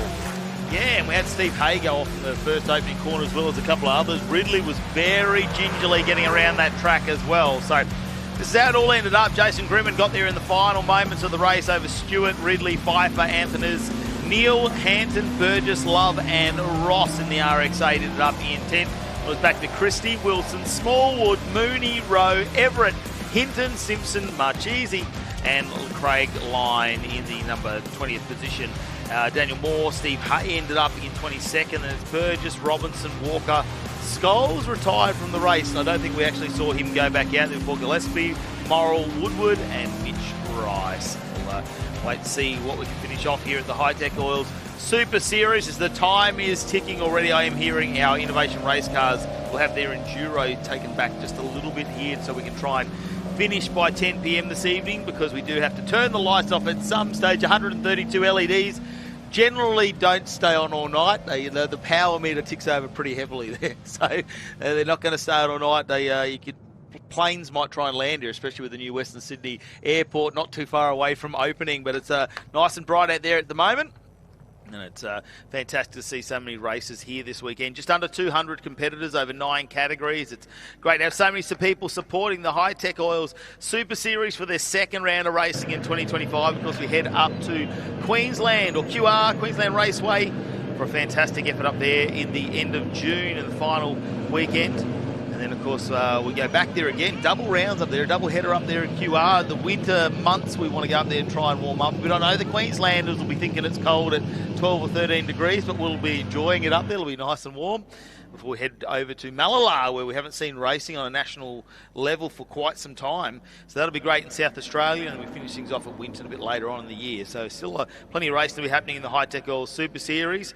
And Under Lights racing continues tomorrow night as well. We've still got a couple to go tonight as our winners come into pit lane, and we'll see if we catch up with them in just a second. We'll wait to see which cars will make it back out on track as they go around. Our Replica Tour is a big welcome to them. Let's have a look at some of the highlights, though, of this Replica Tour Trophy Series, race number 2, and it was this opening corner where it all sort of started to unfold. Morale was going well. Steve Hay, I don't know how he missed the entire field as they all came through. That would have been devastating to see a finger laid on that car and see the damage potentially that it could have caused before another couple of Commodores spin off in the background as well. I knew he didn't get hit, but I still winced watching it on the replay. Yeah. It was that sketchy through turn number 1. This one was a big talking point. Race 1 victor by quite a dominant margin, and in the production cars as well. Morale hitting problems at the start of the race. He was an unfortunate DNF. Yeah, we saw the 96 of the Toyota 86 it was. Getting around, and there was a couple of moments there where he had a bit of a nosedive there. Big lock-up now from the number 50 of Harry Everett. We saw a few tyre lock-ups again, and we're still debating on the tyre temperature. Stewart was very fast in the BMW M3 and got his shot on the Jägermeister car there. Unfortunately, he just couldn't keep going on with that one, the Jägermeister car. And another big lock-up there, and this time it was the Pfeiffer and the big Ford Falcon XRT. Managed to keep going there. There's going to be a couple of tyres out there looking like 50-cent pieces at the end of this race. Yes, certainly do. There was many lockups up and down through the field. But in the end, right at the death, the Coke Commodore Grimmond took the race lead. He only led about 500 metres, but they were the last. And Mel's down there with our winners. P3, Daniel Ridley, we were just talking about the conditions there. There was oil from the race before. Tell us about the race start. Oh, look, the first 3 laps was just absolutely diabolical. It was just, there was an oil slick from turn 2 all the way around to 12. So you had to sort of tread generally, and unfortunately it was all on the racing line where you wanted to be. So I think I ended up leading the first lap, but just lost just so much drive. And I'm outgunned with these guys too. They're running around with a lot of horsepower. I'm just a little Lycra car, but had fun, enjoyed it. Looking forward to having another go tomorrow morning. Yeah, and you've ended up on the podium. Terrific way to end the day. Well done. Absolutely. It's a credit to the boys who got the car ready, so I have to thank them. Thank you. Okay, P2, over to Shane Stewart. Wow, it all just came down to the last second there. Last lap there, we thought we had the win, but we lost it. It was a great race, a slippery race. And I'd just like to say hello to Gary Anger. I promised him I'd do it. Well done. So what's your plan for tomorrow? P1. Good plan, fantastic, good job. Thank you. Okay, the last second dash, well done, P1. Yeah, thank you. Yeah, it was tough. It was really tough. It was really greasy. It was unbelievable. Was that part of your plan, or did it just kind of come about and you thought? Weekend, yeah, we binned it in practice today, so yeah, the poor old thing. But yeah, no, we're just luck of the draw there. And who have we got here? That's my young fella, Jake. Hi. Pit crew. Pit crew, number 1 mechanic. How do you do? Yeah. How'd you go? Yeah, good. Oh, well, congratulations. Great way to end the day, and look forward to seeing you do it again tomorrow. Thank you. No worries. Thanks, mate. Thanks very much, Mel. That's a mad mullet that he's rocking down there. That's really cool. Right, we turn our attention to Australian Formula V. It was a barnstormer earlier on, and I'm joined once again, as I was earlier on today, by Jared McLean. Jared, this should be a ripper. It is going to be absolutely stunning. If race one was anything to go by, it's only going to go up a notch. The track temp, of course, cooling off. These things, arguably some of the lightest weight machines that we have here this weekend, and unless you really commit, it's going to be tough to pump that temperature into that tyre as they make their way down to their starting positions. We are about to see some of the most hard-fought racing that we've ever seen. I was just noticing an empty grid spot for Spark in the number 47 should be taking position just to the right-hand side of McDonald in the number 51. We can see it there. That is where Spark is supposed to be. Unfortunately, not able to make it out. Is that potentially? I can see there's a few empty spots further down towards the rear of grid, so hopefully we get some more information on that one as it comes to hand. But in any case, we are getting set for a race start. It's going to make things a bit easier for McDonald at the start of this one. Stole it at the death earlier on and makes a good launch away. Look for on the second row between Kinsella and Reynolds. Those two were at the front for the majority of the race. However, when push came to shove, they were not at the front of the field.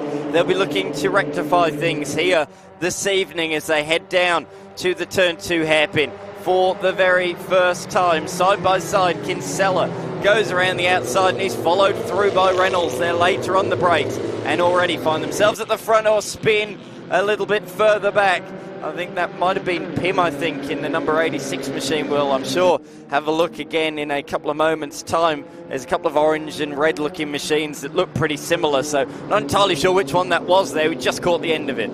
Here we go, close proximity as we run through the mid-pack, but looking up the front, Kinsella from Reynolds with McDonald's rounding out your top three. A slightly depleted field, only 14 cars on the track. As a big lock-up on the way in, and that was our pole sitter originally, or our P1 starter, McDonald, falling back a place or two.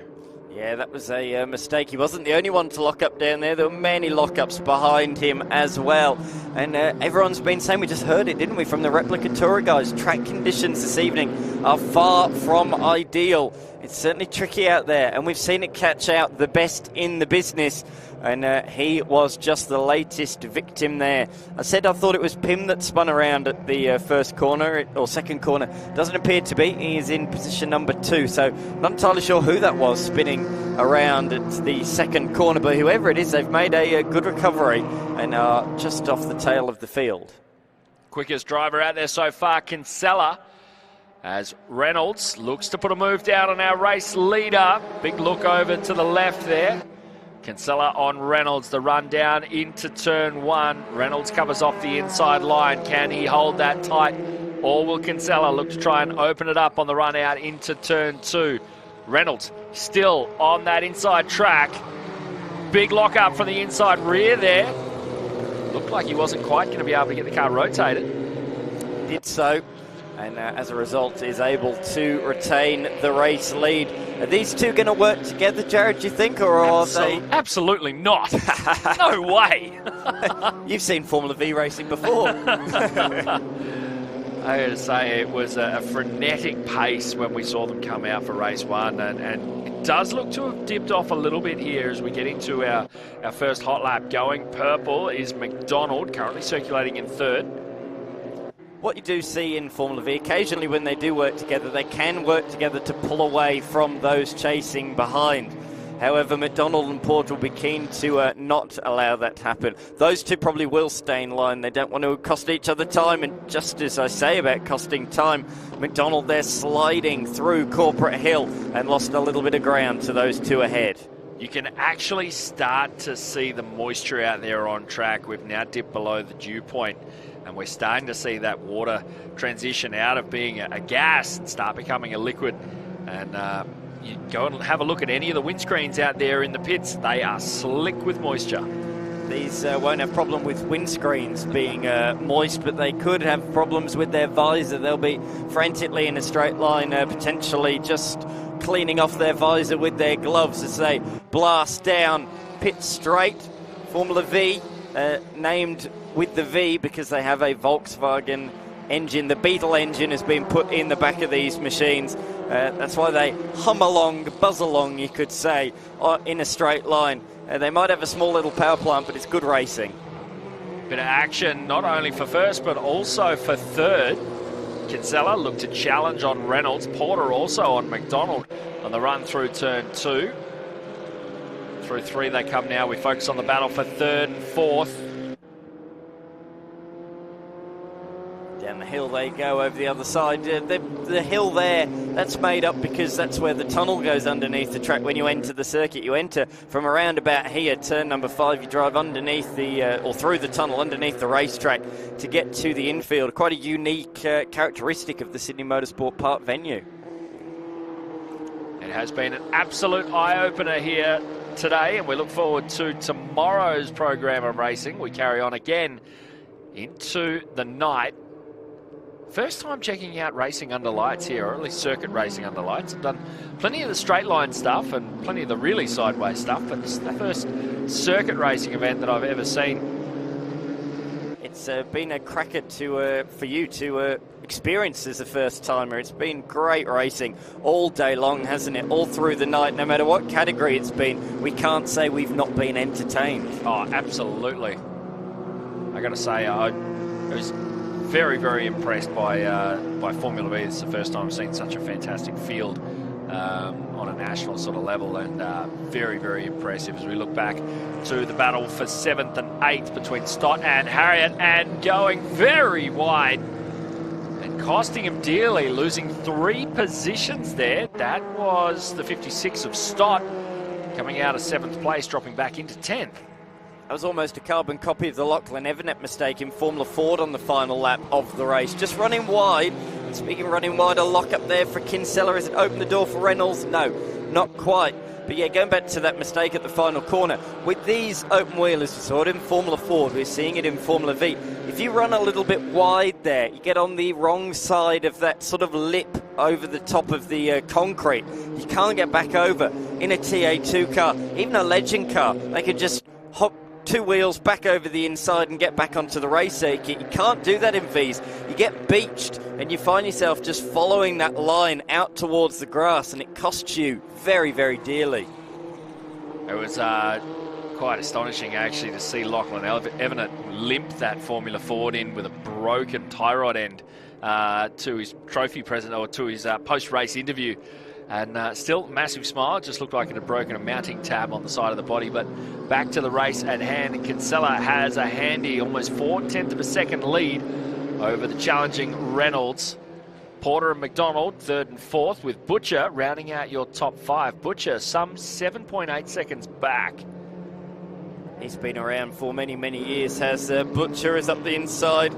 The recovering number 71 of Ogden. That was the car, I think, that spun at the start of the race. So he is now back up into the top 8, so in the top half of the field. Porter, he's really trying to close in on this lap on the top 2. PB, sorry, not even PB, purple in sector 1, purple in sector number 2, and purple in sector number 3 as well. So the margin is around about a second, a smidge over a second. He is keen to catch them. However, he's dragging McDonald with him, and McDonald has overtaken him before turn number 1.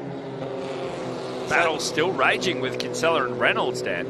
Yeah, absolutely at the front of the field. But what I was going to say is Porter did all the donkey work, all the hard work, and McDonald just uses it and slipstreams him through on pit straight. Well, thank you. I'll take that one. Further back, though, there we go. The Ogden machine has got through on Pim, who locks up a lot down there in towards turn number 2. Sorry, actually, that's the Fremantle machine. The number 44, the navy blue car that locked up badly there. Look at McDonald using all the road there on the outside of the turn. These front 2 just seem to have a little bit of a buffer in this race, which they were not able to establish in the race earlier on today. Yeah, I got to say that lock up there from Fremantle, the biggest one that I have seen in Formula V today so far. I'm sure there's still plenty of opportunity. 6.5 minutes left on our Ringers Western race counter. It's got a ring to it, doesn't it? That sounds good to me. That's what all our attire is. The Ringers Western supporting us with our uniforms and attire here at the Hi-Tec Alls Super Series this year. Great to have them a part of the series. So many sponsors, of course. Hi-Tec Alls have been the name right sponsor now for a couple of years. And great to have them a part of the series overall. But here we are on pit straight, nose to tail. Reynolds from Kinsella. Reynolds goes defensive. That's the first time we've seen a defensive move from these two. But Kinsella goes, no problem. You can go defensive if you want to. I'll just go around the outside. Yeah, Kinsella carrying almost 8 kilometres an hour over the top of Reynolds there. Just under 180. The fastest that we have seen any driver in this session of racing.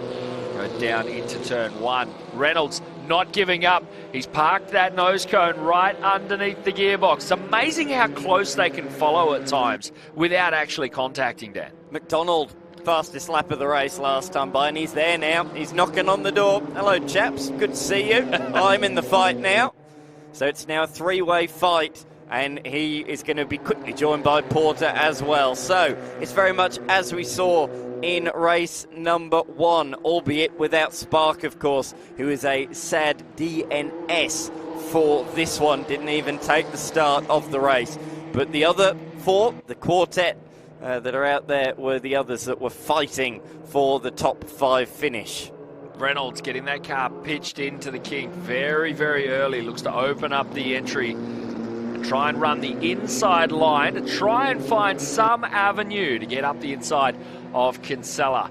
Will have to be content with dropping in behind the number 35 machine for now, who's gone green in Sector 1. Nothing really too fantastic in Sector 2.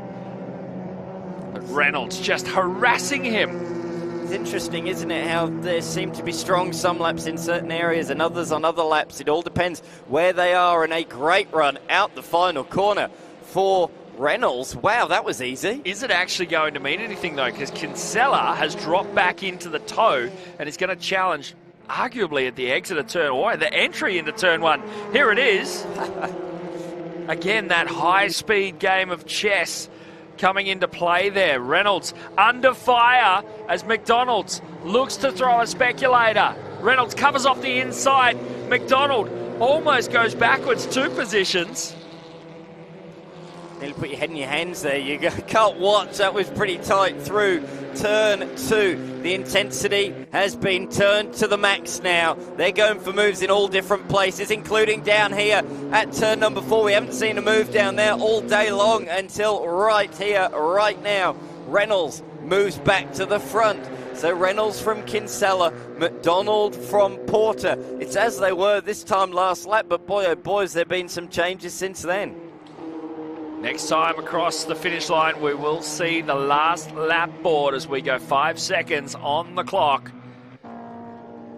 as they wind their way through this well-lit Sydney Motorsport Park circuit. Where do you want to be coming onto pit straight is the question. Second place. Or off the inside. I'd potentially say if third place is close enough, that's where I'd want to be. Depends if McDonald can be close enough out the final corner and how much of a slingshot he will get. And that's it. You've got to keep, unlike chess, it's always constantly changing. So, yeah, when things are happening as they are on the circuit live, you have to reassess your options. You might think I can try that. However, if something else happens, your ideas can change. Covering off all avenues, Reynolds looks to defend the run down into the finish line, and Kinsella goes for it but won't be able to make it work. 2/100ths of a second is the margin of victory for Reynolds over Kinsella. Wow, how tight is that? Very, very tight indeed in the end. The former series President Butcher comes across the line in position number 5. A very lonely race for him. Miles ahead of Ogden behind, but miles behind the race leaders. A lonely affair for him, but a top 5 finish. He'll be pretty pleased with that. Absolutely, but I have to say a marvellous defence being put on display there by Reynolds. 2/100ths of a second. Absolutely wild. Certainly was. That's really, really cool to see. He brings it into the paddock at the back of the circuit. That's one of the other entry points, so that's in at turn 4 on the little short shoot there. But there are the results in that one. Reynolds taking it from Kinsella, McDonald and Porter. The margins in the end don't really show just how tight things were in that one. Butcherell only 5th ahead of Corey Ogden. Great recovery from him after facing backwards at turn 2. William Pym, Morgan Fremantle, Matthew Harriott, Xavier Baggage, Hock, who was a retirement from the race earlier on today, so good result to finish inside the top 10. Yeah, fantastic race there. Arguably not as contested as race 1, but still some fantastic racecraft out there on display for our Formula V competitors here at round 2 for the Hi-Tec Oil Super Series, race 2 for that category. Let's check out some of the race highlights here. A standing start, and it was a lonely front row. Certainly was. Just one person on it, and that was McDonald. But he was hounded straight away down towards turns 1 and 2. He did lock up and lose a couple of positions. Fell down to 4th at one stage there in the race. While those two fought for 3rd, the top 2 fought for the victory, hammer and tongs. Couple of sparks out there as an unfortunate choice of line really made him commit to that off-track excursion. The battle raged all the way back through the pack, but this man out in front, David Reynolds, doing a brilliant job. Another massive lock-up from the 44 machine. That was Fremantle. Yeah, that's piling on some pressure to the brake pedal. Yeah, absolutely. I thought it was just the one at first, but no, it was both wheels that significantly locked up into the hairpin. The fighting really did intensify late on in that race, and it quickly became a 4-car fight as a result. Reynolds able to bring it home, but it wasn't for lack of trying from our top 4, trying to be the fly in the ointment. A great run to the finish, and a last-second lunge, seeing a gap of 0.02 of a second between Reynolds and Kinsella. Absolutely, very, very tight in the end. The top 4 within 1.1 seconds. A fantastic battle royale in that one. And Mel's down there with our winners. Alex McDonald, race victory in the first race, P3 in that one. Just couldn't quite catch those guys.